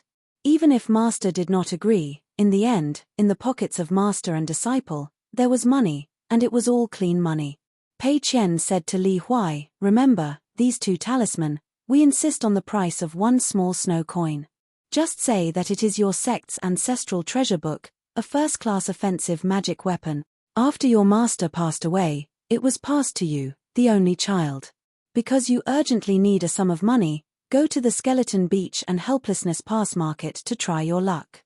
Otherwise, you will not buy it even if you are beaten to death. If anyone tries to bargain with us, just ignore them. You just have to shake your head. At most, you can say that you're not selling it, but you really can't sell it. As for that Celadon brush washer, I won't sell it alone. If you buy the talisman, it's not worth the cost of a single grain of snow." Li Huai glanced at the 2 talisman and was speechless. These 2 broken talisman, asking for 1 small snow coin? Even an idiot won't buy it, right? And this brush washer, we really spent 10 snow coins to buy it. Pei Qian had been sizing up the surrounding tourists. He sneered, "You are worse than an idiot. This brush washer is an item on the mountain that Shuhan Lane asked for 10 snow coins. Even if we were cheated, 4 or 5 snow coins would be enough to buy it. I purposely said that it is not worth 1 snow coin, but why? It is just to show that we are spendthrifts. With this brush washer, other people can pick it up. Most importantly, it can help the 2 talisman. Unless they are real experts, they will be less and less sure of the quality of the talisman. By that time, some people will deliberately dislike it and return. By that time, we still won't sell it. By the 3rd time, I will start to persuade you, but you will hesitate and mumble something like sorry for your master." Li Huai said gloomily, "Why is it that my master has passed away? Why can't you pretend to be my fellow countryman?" Pei Qian angrily picked up the mountain walking stick, scaring Li Huai so much that he rolled and crawled away. When Li Huai carefully moved back to squat on the ground, Pei Qian was furious. "Silly boy, I really have a master. Do you, Li Huai, have one? Then there is this Yayan from the North Continent. You still say that you are not a Lingqing, so you can pretend to be a local who left his hometown when he was young. A person at such a young age can take the Skeleton Beach ferry back to his hometown from the Aquarius continent. Isn't it normal that he has 1 or 2 treasures on him? At most, the sale of a few snow coins is not enough to make the immortals on the mountain kill for money. Even if there is, we are not afraid. After all, this is the territory of the hemp sect. If it is those people from the Jianghu, if I can't beat them, we can just run." After an hour, Li Huai's legs were sore from squatting. He could only sit on the ground. Pei Qian was still squatting on the ground with his hands in his sleeves, motionless. Many tourists gave up after asking about the price. Those who were good-tempered left without saying anything, while those who were bad-tempered were cursing and swearing. Li Huai felt that today's deal with Pei Qian was hanging by a thread. He felt even more guilty. If he did not buy anything at the ferry, Pei Qian would not have to work so hard. Pei Qian said, "Let's wait for another hour. If it doesn't work, we will hurry. Master said that there is no good bag shop in the world. It is normal that you can't sell it." Another hour passed. Li Huai could only silently pray in his heart, "Heavenly spirit, earthly spirit, 3 pure immortals, bodhisattvas, saints are about to appear." An old cultivator in a white laurel robe glanced at the bag shop. After a few steps, he stopped and came to the cotton cloth. He squatted down and reached out to grab a piece of yellow paper talisman. Pei Qian quickly bent down and reached out to block the talisman. He shook his head and said, "You can't touch it. You can only look. Senior, you immortals on the mountain have very strange spells. You can't have the heart to harm others, but you can't have the heart to guard against others. Senior, please forgive me. The old man smiled and nodded. He casually picked up the Celadon brush washer with both hands. This time, Pei Qian did not stop him. He repeated the story about Li Huai. The old man listened to Pei Qian's words absent-mindedly. He shook the brush washer in his hand and then gently threw it onto the cotton cloth. He pointed at the 2 yellow paper talismans and asked with a smile, "How much for these 2? The old man was followed by a young man and a young woman. They both carried swords on their backs. The most unusual thing was that there was a snow-white pearl hanging from the golden sword tassel. Pei Qian said, "A small summer is money. You can't even spend money without a snow-white pearl. This is the immortal money that my friend's life depends on. It really can't be less. Buy the talisman and give the brush washer for free. Just treat it as making a friend." Li Huai's face was tense. He saw that when Pei Qian said this, fine beads of sweat appeared on her forehead. Was she pretending not to be from the Jianghu and pretending to speak in the language of the Jianghu? The old cultivator asked, "Are you selling 50 snow-white pearls for money?" Pei Qian asked back, "Senior, you don't do business like this. If I split the brush washer in half and sold you half, would you buy it?" The old cultivator was dumbfounded. The old man said, "A small summer is money. Okay, I'll buy it." Pei Qian suddenly said, "I'm not selling it." The old cultivator looked up and asked with a smile, "Why is that? Are you trying to raise the price, or are you really not selling it?" Pei Qian said, "I'm really not selling it." The old cultivator smiled. "Am I being too forthright and making you feel like you're making a loss by selling the talisman?" Pei Qian nodded. The old cultivator stood up and walked away. Li Huai moved to Pei Qian's side. "Pei Qian, Leader Pei, what's going on?" Pei Qian raised his chin and pointed at the Celadon brush washer. He actually came for the brush washer. Moreover, he's a foreigner. No matter how well he speaks the North Continent's language, there are still a few mispronunciations. A real North Continent cultivator would definitely not be like this. This kind of foreigner who travels across continents would definitely have a lot of money in his pocket. Of course, we're an exception. He's not trying to make fun of us. He really wants to buy the brush washer. Li Huai asked curiously, "No matter what he's here for, as long as we sell a small summer, won't we be able to earn back all the money that was scammed in the Void Hatred Lane?" Pei Qian kept the bag and returned the brush washer to Li Huai. He said confidently, "What's the hurry? Pack up and leave immediately. We'll walk slowly to the Mural City. They'll definitely come looking for us. I'll think of a better price on the way. If we can't sell it, there's no need to be afraid. I'm sure that the Celadon brush washer is worth a small summer. It'll be ours sooner or later." Li Huai wrapped the brush washer and placed it in his bamboo box. He said sadly, "Pei Qian, you're so smart. You won't sell me off one day when you're short of money, right?" Pei Qian said indifferently, "Doing business is doing business. Making friends is making friends. They're 2 different things. Other than being my friend, you're also someone that my master has taken care of for so long. Outside of Luopa Mountain, I, Pei Qian, would dare to sell anyone but you." Li Huai laughed. Pei Qian glanced at Li Huai. "What's there to be happy about?" Pei Qian and Li Huai walked towards the entrance of the Mural City. Pei Qian reminded Li Huai, "Some unorthodox money is actually earned by gambling with one's life. However, no matter how lucky a person is, how many times can he win against the heavens? Of course, if you really can't survive, you can't care about anything else. However, we're not considered unorthodox, and we don't want to earn that kind of money." Li Huai was cheated out of a wooden token by Shuhan Lane with his own ability. "I, Pei Qian, will use my own ability to earn back a small sum of money." Li Huai scratched his head. The branch leader's account book had reappeared in the martial world. Li Huai started to change the topic. "Have you decided on the price?" "Yes, 1 grain of money." Li Huai was dumbstruck. "Aren't we being too ruthless when doing business like this?" Pei Qian said, "We're no longer the previous Mural City, where we can ask for sky-high prices. As for the old man's temperament, You only need to look at the two juniors beside him to know. Previously, when I was bargaining with the old man, the man and woman only felt that it was interesting. Their gazes were very upright. Therefore, the old man can't be that bad. If he's really a scheming and sinister person, then I, Pei Qian, can only blame myself for not having good eyesight. I can only blame the two of us for not coming to the Mural City to be a Mural City's bag shop. We shouldn't have come to the North Continent to roam the martial world. Li Huai smiled and said, I won't complain about this. Pei Qian nodded and said, that's why I brought you along to roam the martial world.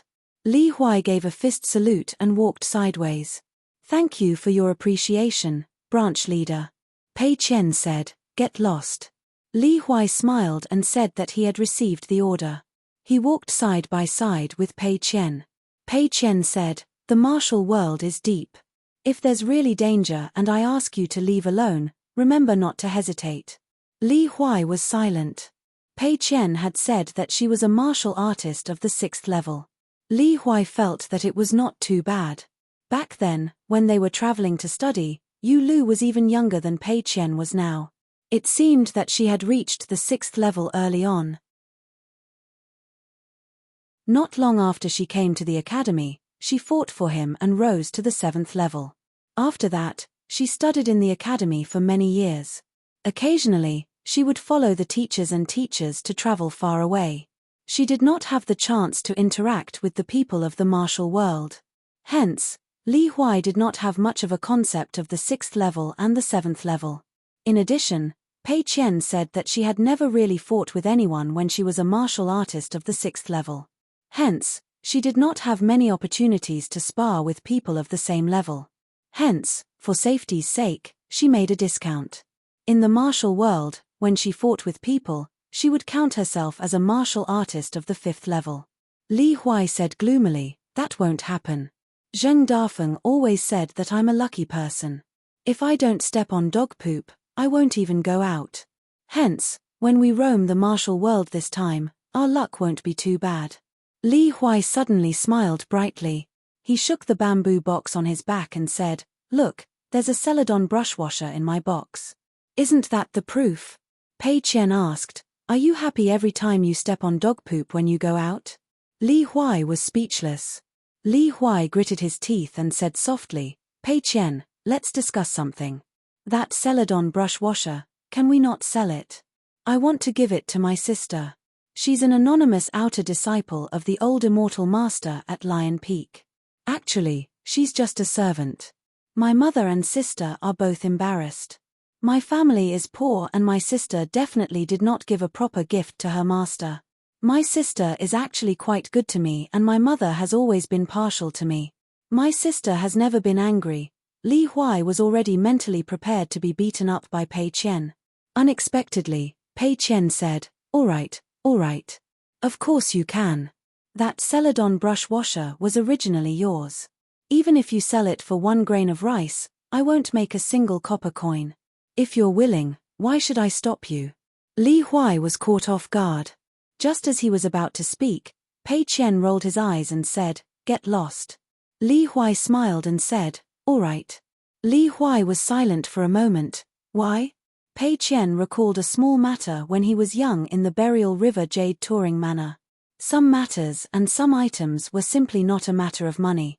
Pei Qian did not say anything to Li Huai. As expected, Pei Qian and Li Huai waited for a moment at the entrance of Mural City before the old man arrived. Pei Qian cupped his fists and bowed, Senior, I'm sorry. That brush washer is really not for sale. The old cultivator looked at the young lady with clear eyes. Although he found it strange, the old man still nodded and said with a smile in his heart, young lady, you and I know very well whether the talisman is valuable or not. However, that Celadon brush washer is indeed worth 2 or 3 grains of rice. The beauty does not lie in the body of the brush, but in the words on the bottom. It's very valuable. In the future, when you and your friends become that bag shop, don't sell it cheaply. Of course, you have to be careful of other people's evil intentions. It's best if you sell it in Mural City, Dragon Palace Grotto Heaven, Spring Dew Garden, or other large mountains. After deducting the cost of the Celadon's ferry, you will still make a profit. Pei Qian hesitated for a moment and asked with a smile, Senior, may I ask your name and sect? If there's a chance in the future, we would like to pay you a visit. The old cultivator waved his hand with a smile and joked, It's a chance encounter in the pugilistic world. Don't ask for my name. If fate wills it, we will meet again. Moreover, young lady, didn't you already guess that I'm from another continent? So, your polite words aren't too sincere. Pei Qian looked at the old man and suddenly cupped his fists. He condensed his voice and said to the old man, I'm Pei Qian, a martial artist. I bid farewell to Senior here. The old man was stunned for a moment before he laughed heartily. All right. Li Huai looked at the unfamiliar Pei Qian. He was somewhat envious and fascinated. The old cultivator brought his 2 disciples and climbed up the ancestral mountain of the draped hemp sect. They took a short break at the Hanging Sword Pavilion halfway up the mountain. The old cultivator smiled, If you want to ask, ask. The young lady asked, Master, is that young lady a pure martial artist? What realm is she in? The old cultivator thought for a moment and smiled while stroking his beard. He looked at the swaying river not far away from the foot of the mountain and only said 2 words, It's strange. It's all her fault. Wei Yusong came to the Hanging Sword Pavilion in person and cupped his fists with a smile. Welcome, Ancestral Master Nalan. The sect master is in Qinglu Town and Yang Su is in the immortal ruins of the goddess painting, teaching the direct disciple Pang Lanchi swordsmanship. They can't come. As for the others, as long as they hear that Ancestral Master Nalan is here, they will immediately turn around and leave even if they are at the foot of the mountain. The old man smiled, It doesn't matter as long as you don't talk to me about money. Wei Yusong said, Oh, then I'm leaving. The old man waved his hand and said, Don't be like that. Sit down and chat for a while. You can enjoy the scenery here and forget about money. Wei Yusong sat down with a smile. The other 2 young men and women bowed to this god of wealth, and Wei Yusong returned their greetings one by one. The old man asked, I saw a little girl with a walking stick and a bamboo box. Her name is Pei Qian. I don't know if it's true or not, but it's probably true. Do you know her? Wei Yusong smiled and said, Her name is indeed Pei Qian. She is the adopted daughter of our sect master Zhu. The old man smiled and said, No wonder. In the territory of the Skeleton Beach, there was a big river that flowed from south to north. It was very rare in the vast world. Pei Qian was going to the ancestral temple by the swaying river to visit the river god Xue, because his master said that the river god was kind to him. Although he didn't appreciate it at that time, the river god and the fire god temple in a certain city were worthy of being called the gods of mountains and rivers. As long as he passed by, he should burn incense and pay respect. It didn't matter whether the incense was made on the mountain or not. Pei Qian certainly wouldn't tell him his name. He just went to the temple to burn incense silently. Strictly speaking, the Swaying River Temple had always been an obscene temple because it had never been officially conferred by any imperial court, nor was it appointed by the Confucian Academy. It was about 600 miles away from the River God Temple. With Li Huai by his side, he had to walk. After going to the River God Temple to burn incense, he went north along the swaying river and arrived at the decorated archway at the entrance of the Ghost Valley. Pei Qian only needed to look at it from afar. As for the Gate of Helplessness Bazaar, he could bring Li Huai to walk around. Li Huai started to think about the painting of the goddess in the City of Murals. Looking at them, they were really good. Every one of them was better than his sister. She was so much prettier, as expected of the goddess in the paintings. It was just that he didn't have the money. Otherwise, he would definitely buy a set and split it into 2. He would give one to the old man in the medicine shop and the other to Zheng Dafeng, who had once carried him around on his back. It would be good to let the 2 bachelors enjoy themselves. The surface of the swaying river was very wide, giving people the feeling that they were looking at a lake. There was no bridge, and the water was very dense. There were 2 roads on Pei Qian's side. The small road was adjacent to the river, and it was very quiet.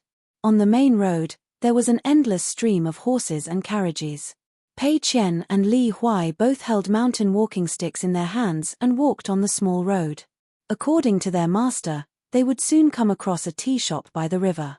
3 bowls of gloomy tea could be bought with money, and 3 bowls of gloomy tea could be bought with 3 bowls of gloomy tea.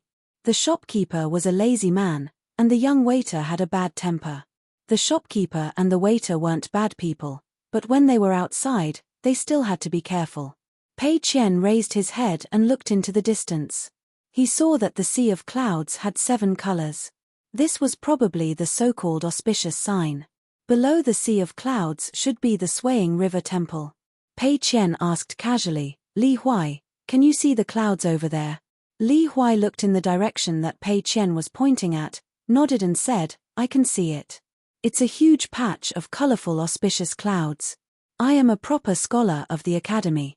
Of course, I know that this is the manifestation of a god's merit. Pei Qian looked at Li Huai. Li Huai asked, what? Pei Qian hesitated for a moment and asked softly, you are a qi refinement warrior now? Li Huai snorted. I want to learn from that blockhead Lin. You don't have to stand on ceremony. Those who can go through the wind and rain are really immortals.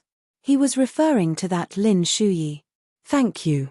Pei Qian thought for a moment, but in the end, he didn't take a closer look at Li Huai. The more his master was not around, the more he, as the first disciple, had to abide by the rules. It was just like copying a book. Li Huai said, Pei Qian, when are you going to teach me the crazy demon swordsmanship that you used in the academy back then? Pei Qian's face darkened. I don't know any crazy demon swordsmanship. Li Huai mumbled, if you don't want to teach, so be it. You are so petty. Liu Guan, Ma Lian, and I have been eyeing this set of swordsmanship for many years. It has disappointed the soldiers. Pei Qian turned a deaf ear.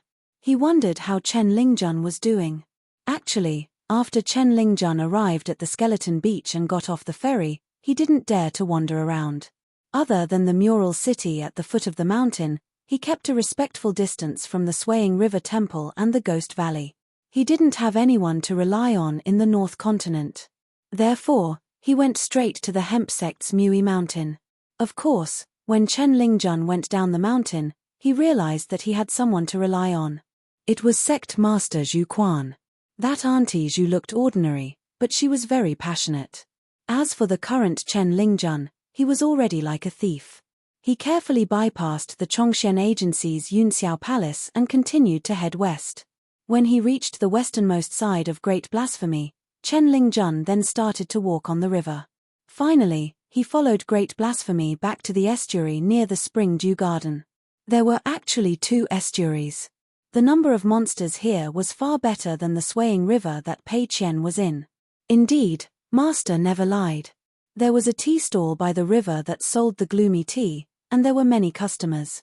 Pei Qian hesitated for a moment, wondering if she should be generous. Before she left, old chef wanted to give her a small sum of money and a few hundred pieces of snow money. He said that it was God's money to save money. Every disciple of Luorpa Mountain would have this sum of money when they went out. It could attract fortune, but Pei Qian didn't dare to ask for more. She only took 5 pieces of snow money. It was different from the god's money that fell into her pocket in the past. Every piece of snow money had a name, and they were all recorded in her little ancestral hall. Since these 5 pieces of snow money didn't settle down in her place and didn't have names, it didn't count as running away from home. She wouldn't be too sad to spend it. Therefore, Pei Qian said to Li Huai, I'll treat you to a bowl of gloomy tea. Li Huai said, forget it, it's too expensive. Pei Qian said, then you can watch me drink 3 bowls in a row. Li Huai had to accompany Pei Qian to take a seat. Pei Qian gave a piece of snow money, and the young waiter brought 3 bowls of the most famous gloomy tea in the swaying river. After all, it was the tea that the Linen sect often used to entertain guests, so it wasn't expensive at all. Li Huai took one of the bowls of tea and felt that he was drinking gold and silver with every sip. He felt heartache and enjoyed it at the same time, so he drank slowly. Pei Qian finished a bowl of gloomy tea in 2 or 3 mouthfuls, and only drank the second bowl slowly. Pei Qian turned to look at the swaying river, lost in thought. She had just arrived in the North Continent, but she missed Luorpa Mountain very much. After drinking the gloomy tea, they continued on their way. After walking for dozens of miles in one breath, Pei Qian asked, "Li Huai, don't you feel tired walking?" Li Huai brushed the reeds with his mountain walking stick and laughed. "Are you kidding? Among the group of people who went to the Great Sui Kingdom to study, I was the youngest, the one who could endure the most hardships, and the one who didn't complain about being tired the least." Pei Qian thought about it and let him be. Both of them were used to the mountains and rivers since they were young, so it was natural for them to eat and sleep in the open by the swaying river. Finally, they arrived at the river god temple that was full of incense. Pei Qian and Li Huai spent money to buy 3 ordinary incense sticks and burned them outside the main hall. They saw the golden-armored statue holding a sword in each hand and stepping on a red snake. The golden-armored statue of the river god was extremely tall. It was actually 3 feet taller than the statue of the water goddess of the Tiefu River in their hometown, and 1.5 inches taller. Pei Qian's memory had always been very good. After she had seen all the people and scenery, if she didn't think about it, she would forget it completely. If she remembered it, she would remember it clearly. The river god temple was crowded with people, and there were many pilgrims. Pei Qian and Li Huai were very inconspicuous in the crowd. After Pei Qian and Li Huai stepped out of the main hall's threshold, they continued to walk back.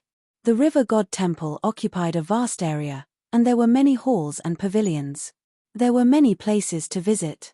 Pei Qian frowned on the way, and let Li Huai quickly follow. Then, Pei Qian used the mountain walking stick to open the way and stood between a vigorous young man and an old man. The latter was holding a little girl's hand, and the old man was telling the child all kinds of strange stories about the river god temple. The young man's arm was hit by a bamboo mountain walking stick. He didn't feel any pain, but it ruined the good thing. Seeing that the skinny girl was always standing between the old man and himself, he smiled and actually walked in front of the old man. Pei Qian took a step forward and lightly bumped the young man's shoulder. The young man's body was unstable, and after a few steps, he grimaced. He saw that the slightly tanned girl stopped and looked at him. The young man grinned. A kindred spirit. He walked forward slowly, and the girl with the green bamboo in her hand and a backpack on her back seemed to be walking side by side with him. Pei Qian said softly, "Previously, you already got that bag of silver from a rich man, but this old man, looking at his travel-worn appearance and the wear on his boots, you know that the little money on him is most likely the only money left after the grandfather and grandson burned incense and made a wish to return home. You can even do this." The young man smiled and said, "What do you care? Can you handle it? Since we are of the same trade, then you should know that since I can open the kitchen here, I definitely have a backer. Do you believe that once you leave the river god temple, you won't be able to walk more than 10 miles? Do you know why the fish in the swaying river is so big? It eats people until it's full." Pei Qian continued to say, "Looking at the way you touch things, since you can steal things in front of people, you don't lack money at all. In this river god temple, even if you don't accumulate virtue and do good deeds, it's fine if you steal the gold and silver jewelry of the rich man, but you can't be too wicked and steal money that is very likely to harm people's lives, right?" The young man said, "Are you determined to ruin my good deed?" "Ruin your good deed? Stealing chickens and stealing dogs, don't you know in your heart that you can't distinguish between good and bad?" Then Pei Qian said, "There's a god 3 feet above your head. Be careful that water god Shui really gets angry." The young man snorted, "Let's wait and see. I'll wait for you outside the door. I want to see how long you can hide here." Pei Qian nodded and said, "Let's try." Li Huai followed behind Pei Qian in confusion. Seeing the vigorous young man turn around and leave with a sneer, Pei Qian reminded him, after entering the temple to burn incense, "Try not to go back." The young man spat and left quickly. Li Huai asked, "A thief?" Pei Qian nodded and said, "He's not old, he's a veteran." Li Huai said worriedly, "It seems that guy wants to block our door. What do we do? Is there a small door or side door in this river god temple?" Pei Qian shook his head and said, "It's fine, the other party won't dare to cause trouble in front of the temple, he will only choose a secluded place by the swaying river." When the time comes, we won't take the small path by the river, we will take the main road. At the back of the hall, there was a black couplet with golden words. The contents of the couplet were engraved on a bamboo slip by his master. Pei Qian had seen the bamboo slip before. Don't kowtow with sincerity, you will be protected by virtue. If you burn incense for evil, you will only make the water god angry. Pei Qian put his palms together and chanted in his heart. Li Huai stood at the side and only felt that the contents of the couplet were interesting. No wonder Pei Qian had advised the young thief to be careful of the water god's anger. After the two of them left the river god temple, nothing happened along the way. They rushed to the ferry before night fell. Because according to the rules, the boatmen did not cross the river at night, saying that they were afraid of disturbing the rest of the river god. This custom had been passed down from generation to generation, the younger generation just had to follow it. Sick people seeking medical treatment, scholars rushing to take the exam, suicide by jumping into the river. For these three types of people, the boatmen did not accept any money. The first type was that they could not accept it, it would hurt virtue. The second type was to accumulate incense. The last type was that they did not dare to accept it. Pei Qian narrowed his eyes. It's here. Pei Qian caught a glimpse of a group of people in the distance, it looked like they were waiting for him. Among them, the young man was pointing at him. 7 or 8 strong young men walked over with large strides. One of them was tall and clenched his fists, making cracking sounds. It looked quite scary. Pei Qian said to Li Huai, "Stand behind me." Li Huai said, "Can't you settle it with an apology and money?" Pei Qian said, "It can't be settled. In the Jianghu, you need face. Face is more valuable than money. It is not just an empty reputation, it can be exchanged for money many times. Besides, it shouldn't be settled like this. It is not something that can be settled with money." Li Huai said, "Then what can I do?" Pei Qian said, "If I can't beat them, you can say that you are a scholar of the Surging Gold Academy. They will definitely not believe it, but when they beat you up, they will probably hold back a little, afraid that they will beat you to death." Li Huai said, "Then you should be careful. If you can't bear the pain, I will take over." In the end, this storm was caused by Pei Qian's meddling in other people's business. However, Li Huai did not have such thoughts and would not blame Pei Qian. A group of people surrounded Pei Qian and Li Huai. The young man fanned the flames and said, "It is this little girl who does not know the immensity of heaven and earth. Not only did she ruin my big deal in the river god temple, she should have gotten at least 20 taels of silver. After I told her our gang number and asked her to be sensible, she even threatened to kill us all.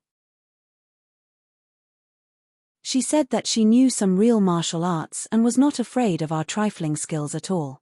The leading man slapped the clever young man who was a money tree and said to the girl with a smile, "Little girl, are your martial arts really so powerful?" The skeleton beach and the swaying river had always been visited by many immortals, and there were many strange people. But the two people in front of them carrying bamboo boxes could be ignored. Pei Qian shook her head and said, "Not at all." She then added, "But if you want to ask for a punch, I will accept it." The crowd burst into laughter. This skinny little girl's brain did not seem to be working well. The man quickly stepped forward, his boots kicked up the mud, and the dust flew up, smashing towards the girl's face. The little girl did not look good, so it was no wonder that the master did not have protective feelings for the fairer sex. Pei Qian did not move at all and took the punch. The man put one hand behind his back and nodded, "I am not someone who does not follow the rules of the Jianghu. Today, I will teach you a little lesson. In the future, don't meddle in other people's business." The man waved his hand and called for people to leave. Those people who had just started to cheer, after being tormented by their big brother, were a little confused. Especially the young man who did not see the slightly tanned girl fall to the ground, he was even more disappointed. He did not know what his big brother was planning to do today. After dozens of steps, the young man mustered up his courage and asked, "Big brother?" The man was sweating profusely. His left hand covered his right wrist, his whole body trembled, and his face was full of pain. He said in a trembling voice, "I met a hard nail. My hand is broken. You evil spirit, wait for me." The young man complained incessantly in his heart. Everyone was dazzled. The girl carrying the bamboo box had already blocked the way. She used her walking stick to support herself and said to the man with his hands behind his back in a deep voice, "Every family has its rules. Snakes have their ways, rats have their ways. You guys have your own ways. I don't know about the customs of the Skeleton Beach, but there is no stealing in the temple. It has always been like this in my hometown. Otherwise, you will end up being someone else's for the rest of your life. First, it was your subordinate who stole money from the river god's temple that could have cost lives. Then, it was your punch. If it were an ordinary woman, not only would that punch be enough to seriously injure her, it would also ruin her face. That punch of yours is even more against the rules.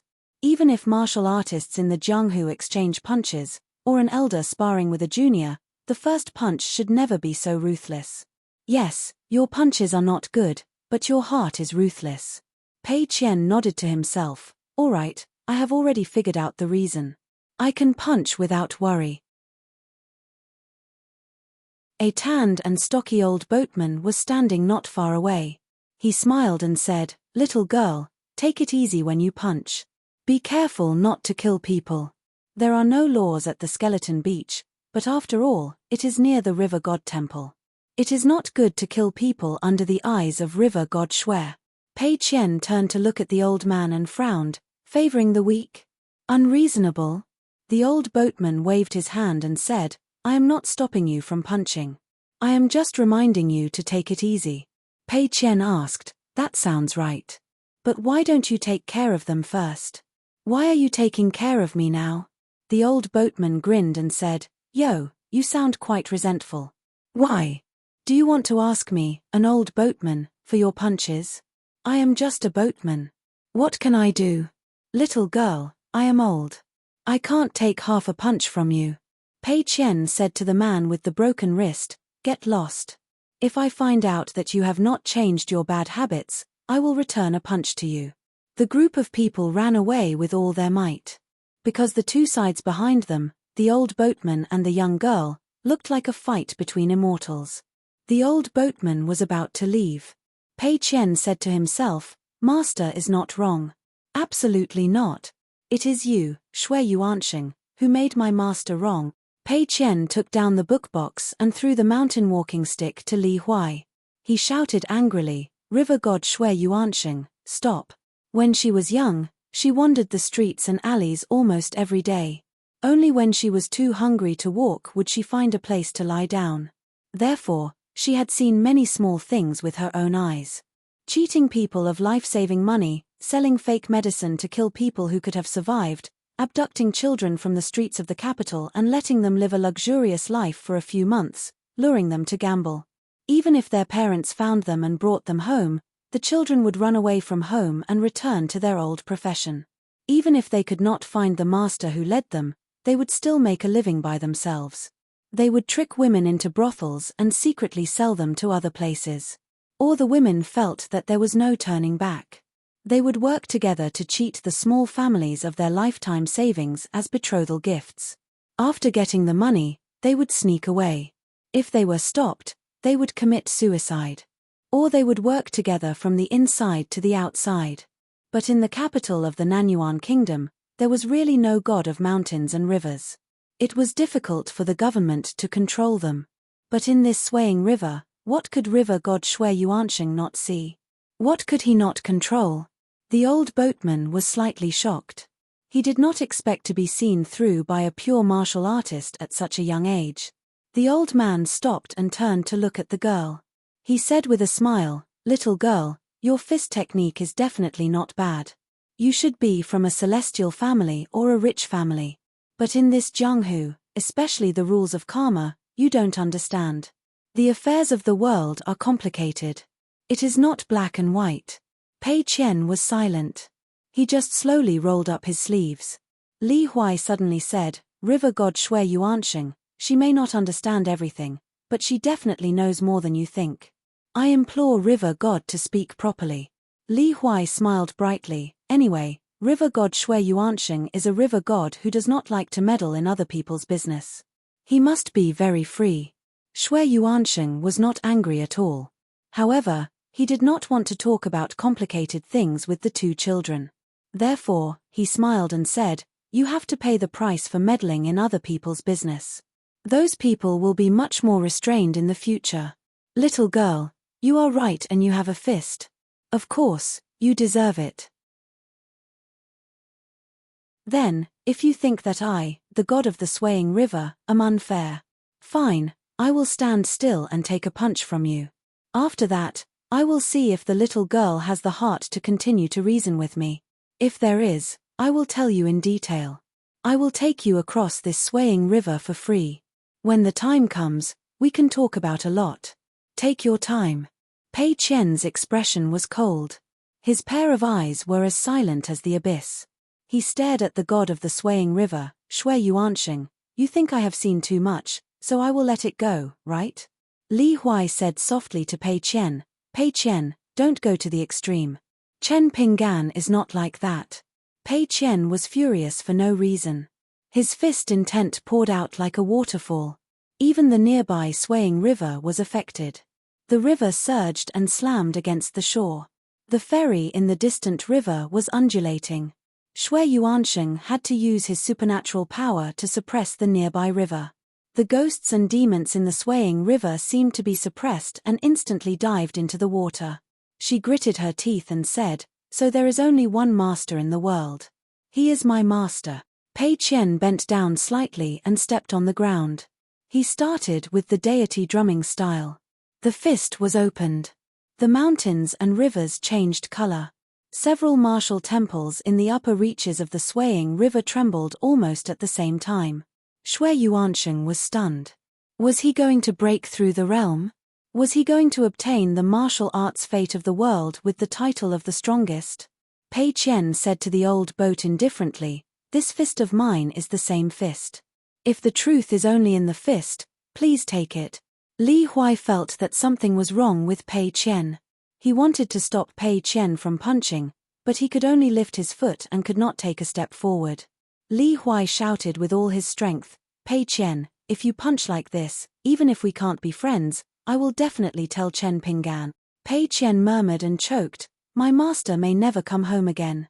The girl who was in a daze was still surging with fist intent.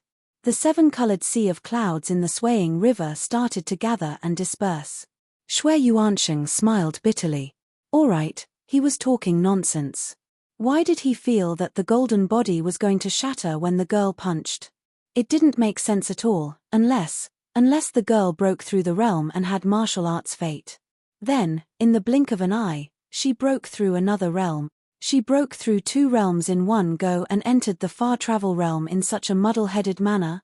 Shui Yuansheng felt that his river god must have water in his brain. However, such a phenomenon had never happened in the history of the Skeleton Beach and the swaying river. Li Huai said sadly, "Whether Chen Pinggan comes home or not, Pei Qian will be like this. Chen Pinggan shouldn't have taken you in as his first disciple.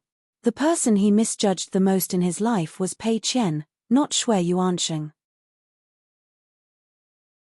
Pei Qian suddenly turned around and scolded, "Bullsh**t." Li Huai, who was sweating profusely, stretched his hand behind his buttocks. He nodded and said, "Then I'll hold it in for a while. Smell it and see if it smells good. Chen Pinggan always says that it smells good." Pei Qian suddenly thought of something. In the past, on the way to travel, in the valley, she clenched her fist and asked Zhu Lian and Sharu if they wanted to know what she was hiding in her hand. Zhu Lian told her to get lost. Sharu rolled her eyes. Then, her master hit her with a chestnut. Before that, she asked questions and her master answered. "Master, isn't this called a gentleman not taking what others like? I'm still far from being a real gentleman." "How far? Is it that far from the lion's garden to here?" "Probably farther than the lotus flower-blessed land to the lion's garden." "So far?" "Yes." "Master, no matter how far it is, we can still walk, right?" "Yes. The premise is that we don't go the wrong way." At this moment, Pei Qian suddenly loosened his fist without warning and withdrew his fist intent. He silently carried the bookcase and walked to Li Huai's side to take the mountain traveling staff that his master had personally given him. Shui Yuansheng was relieved. In fact, there were also a few people on Mori Mountain who were relieved. Pei Qian apologized to God Shui Yuansheng and walked to the ferry. Li Huai somewhat understood Pei Qian's mood. With a heavy heart, he felt very uncomfortable following Pei Qian, let alone comforting her. Pei Qian's strange behavior today had something to do with God Shui Yuansheng, who was pretending to be the old boat, but it was not a big deal. What really made Pei Qian breathless was her past, and her master had not returned for a long time. According to Pei Qian, it was even possible that he would never return. Thinking of this, Li Huai was even more sick and listless than Pei Qian.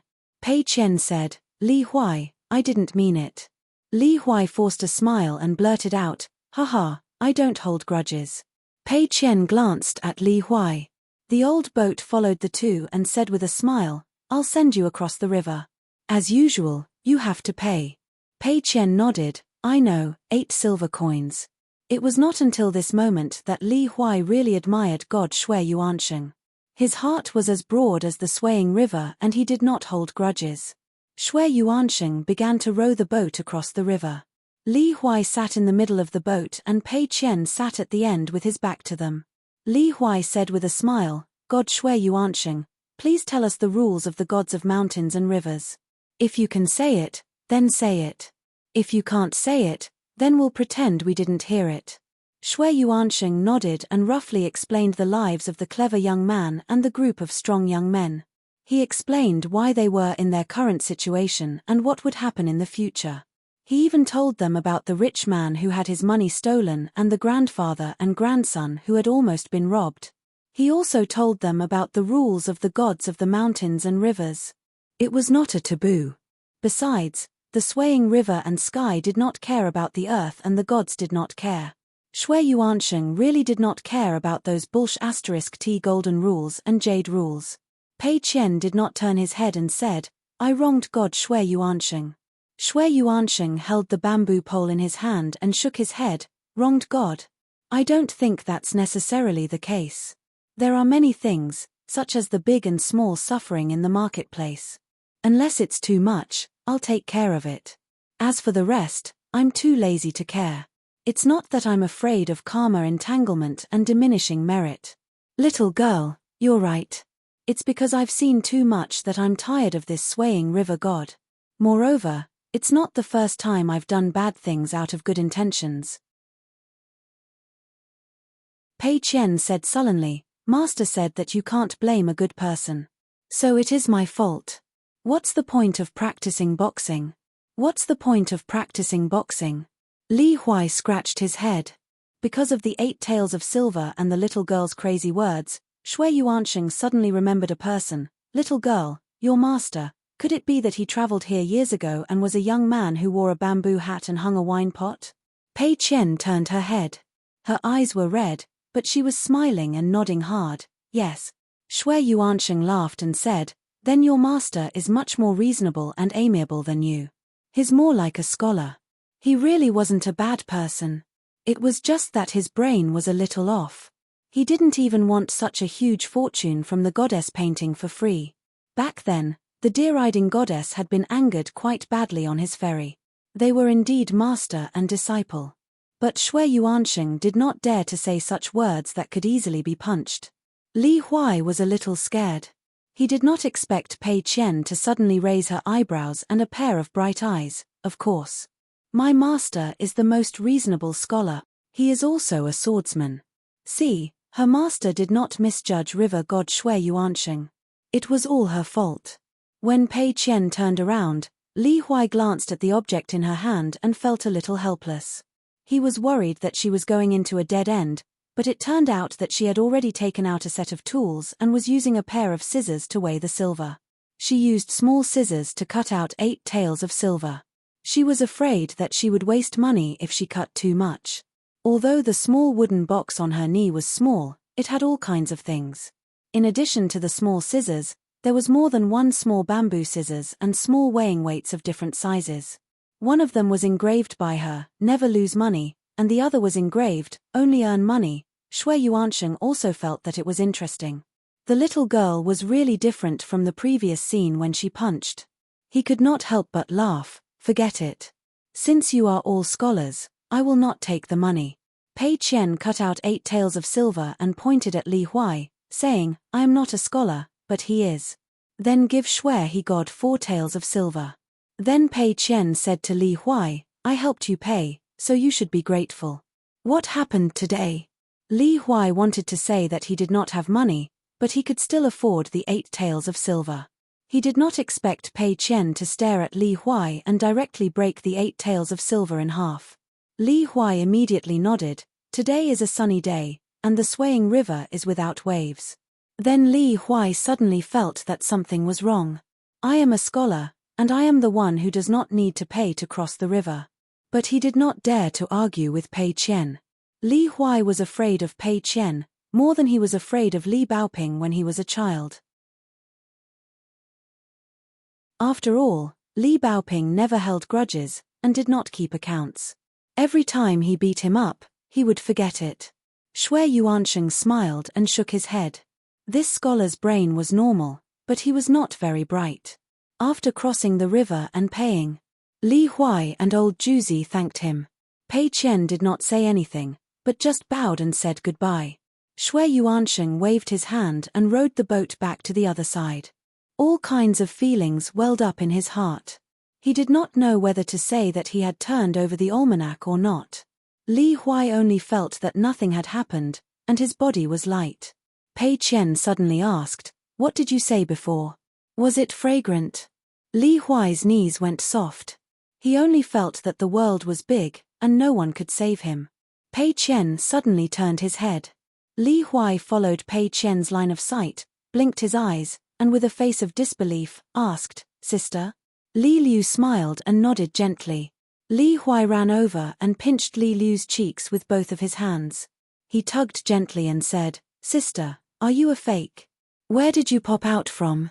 Li Liu was full of smiles. The fox demon named Wei Taizhen felt as if he had been struck by lightning, and only felt that he had suffered a heavenly tribulation. This was the little brother that Master talked about from time to time. Good looks, good temper, good grades, good talent, kind heart. In any case, Li Huai was good at everything. Pei Qian came to Li Huai's side and smiled happily, Sister Li Liu. Li Huai quickly withdrew his hand. Li Liu nodded and smiled at Pei Qian, with you by his side, I'm more at ease. Li Huai quickly pulled his sister to the side, lowered his voice and said helplessly, Sister, why are you here? 2 young ladies dared to leave Lion Peak and come to a place as far away as the Skeleton Beach. It's not that I want to criticize you, but your friend is. Let me tell you, there are many ruffians and scoundrels in the Skeleton Beach. It's okay, I just met the god of the swaying river. If there's anything, just mention my name. Forget it, river god Shui still doesn't know my name, it's better if you mention Pei Qian's name. Pei Qian almost punched him just now, good fellow, as expected of the famous god of the swaying river, as steady as Mount Tai, with a smile on his face, not the least bit afraid. If it were me facing Pei Qian, I would have been lying on the ground. Li Liu said gently, I won't accompany you on your tour, I still have something to deal with. Li Huai laughed angrily, I also don't want you to accompany me. What's wrong with having a sister by your side, looking for brother-in-law everywhere? Li Liu suddenly asked, Do you have a red string in the book box? Li Huai was stunned. What? Sister has a sweetheart, why is she lacking in dowry? Is there something wrong with your future brother-in-law's brain? Thinking that you can't have sex, you came to seek money? Mother will be so angry that she'll tear your arm off with her fingers. Sister, this matter really can't be taken lightly. That brother-in-law, whether he's rich or poor, it doesn't matter. But if there's a problem with his character, I won't agree. Even if mother agrees, I won't agree. Li Liu was helpless.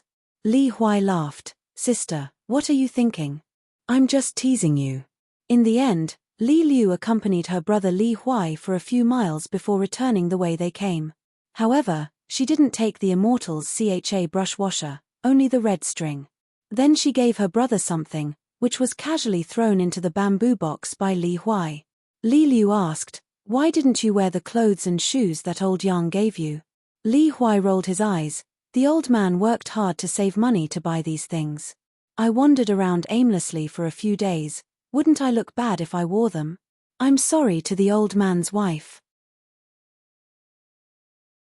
Maybe when I went out to buy things, the old man's hands would tremble with heartache when he took out the money. Haha, when I think of this scene, I want to laugh. So forget it, I'll wear them on the way back when I'm almost home. Li Liu laughed. You'd better wear them. Li Huai impatiently said, let's talk about it later. Li Liu also stopped persuading her brother. In the end, Li Liu kept the Jindan stage fox demon Wei Taijian. Her hometown was actually not far from here, in the Ghost Valley's Mirror Treasure Mountain. As a result, poor Li Huai almost collapsed. That Miss Wei, who was said to be the direct disciple of the Lion Peak's ancestral hall, blinked and stared at him. Look, I know I'm not handsome, okay? What's so great about being an immortal record master on the mountain? In any case, he's my sister's immortal friend. Can't you give him some face? Pei Qian didn't care. No matter what the other party's background was, since she was a genuine immortal on the mountain, they should look after each other. Otherwise, a sixth realm martial artist like him wouldn't be enough. If there really was an accident, Wei Taijian could take Li Huai and run away. After that, the three people walked in silence. Li Huai didn't want to talk. Wei Taijian didn't dare to talk. Pei Qian didn't want to talk, but holding the walking stick, he suddenly asked, Li Huai, my master will definitely come back, right? Li Huai grunted, of course, Chen Pinggan treats you very well, we all see it. Pei Qian was in high spirits, saying, your sister also treats you very well. Li Huai nodded. Pei Qian lightly waved the walking stick in his hand, humming a folk song. Stinky tofu is fragrant. Stinky tofu is delicious but can't afford it. There are demons and monsters on the mountain, there are water ghosts in the lakes and rivers. When you turn around in fright, you've been away from home for many years. Eat stinky tofu. Which family's little girl has the fragrance of orchids on her body? Why is her face covered in tears? Don't you think she's pitiful? Can't eat stinky tofu, she's really pitiful. Pei Qian suddenly realized and became furious. He didn't think that Li Huai had already tiptoed away from Pei Qian. When Pei Qian came back to his senses, he had already run far away, pissing his pants in terror, running at full speed ahead. Pei Qian looked around, then caught up with Li Huai in a few steps. With a kick, Li Huai fell to the ground.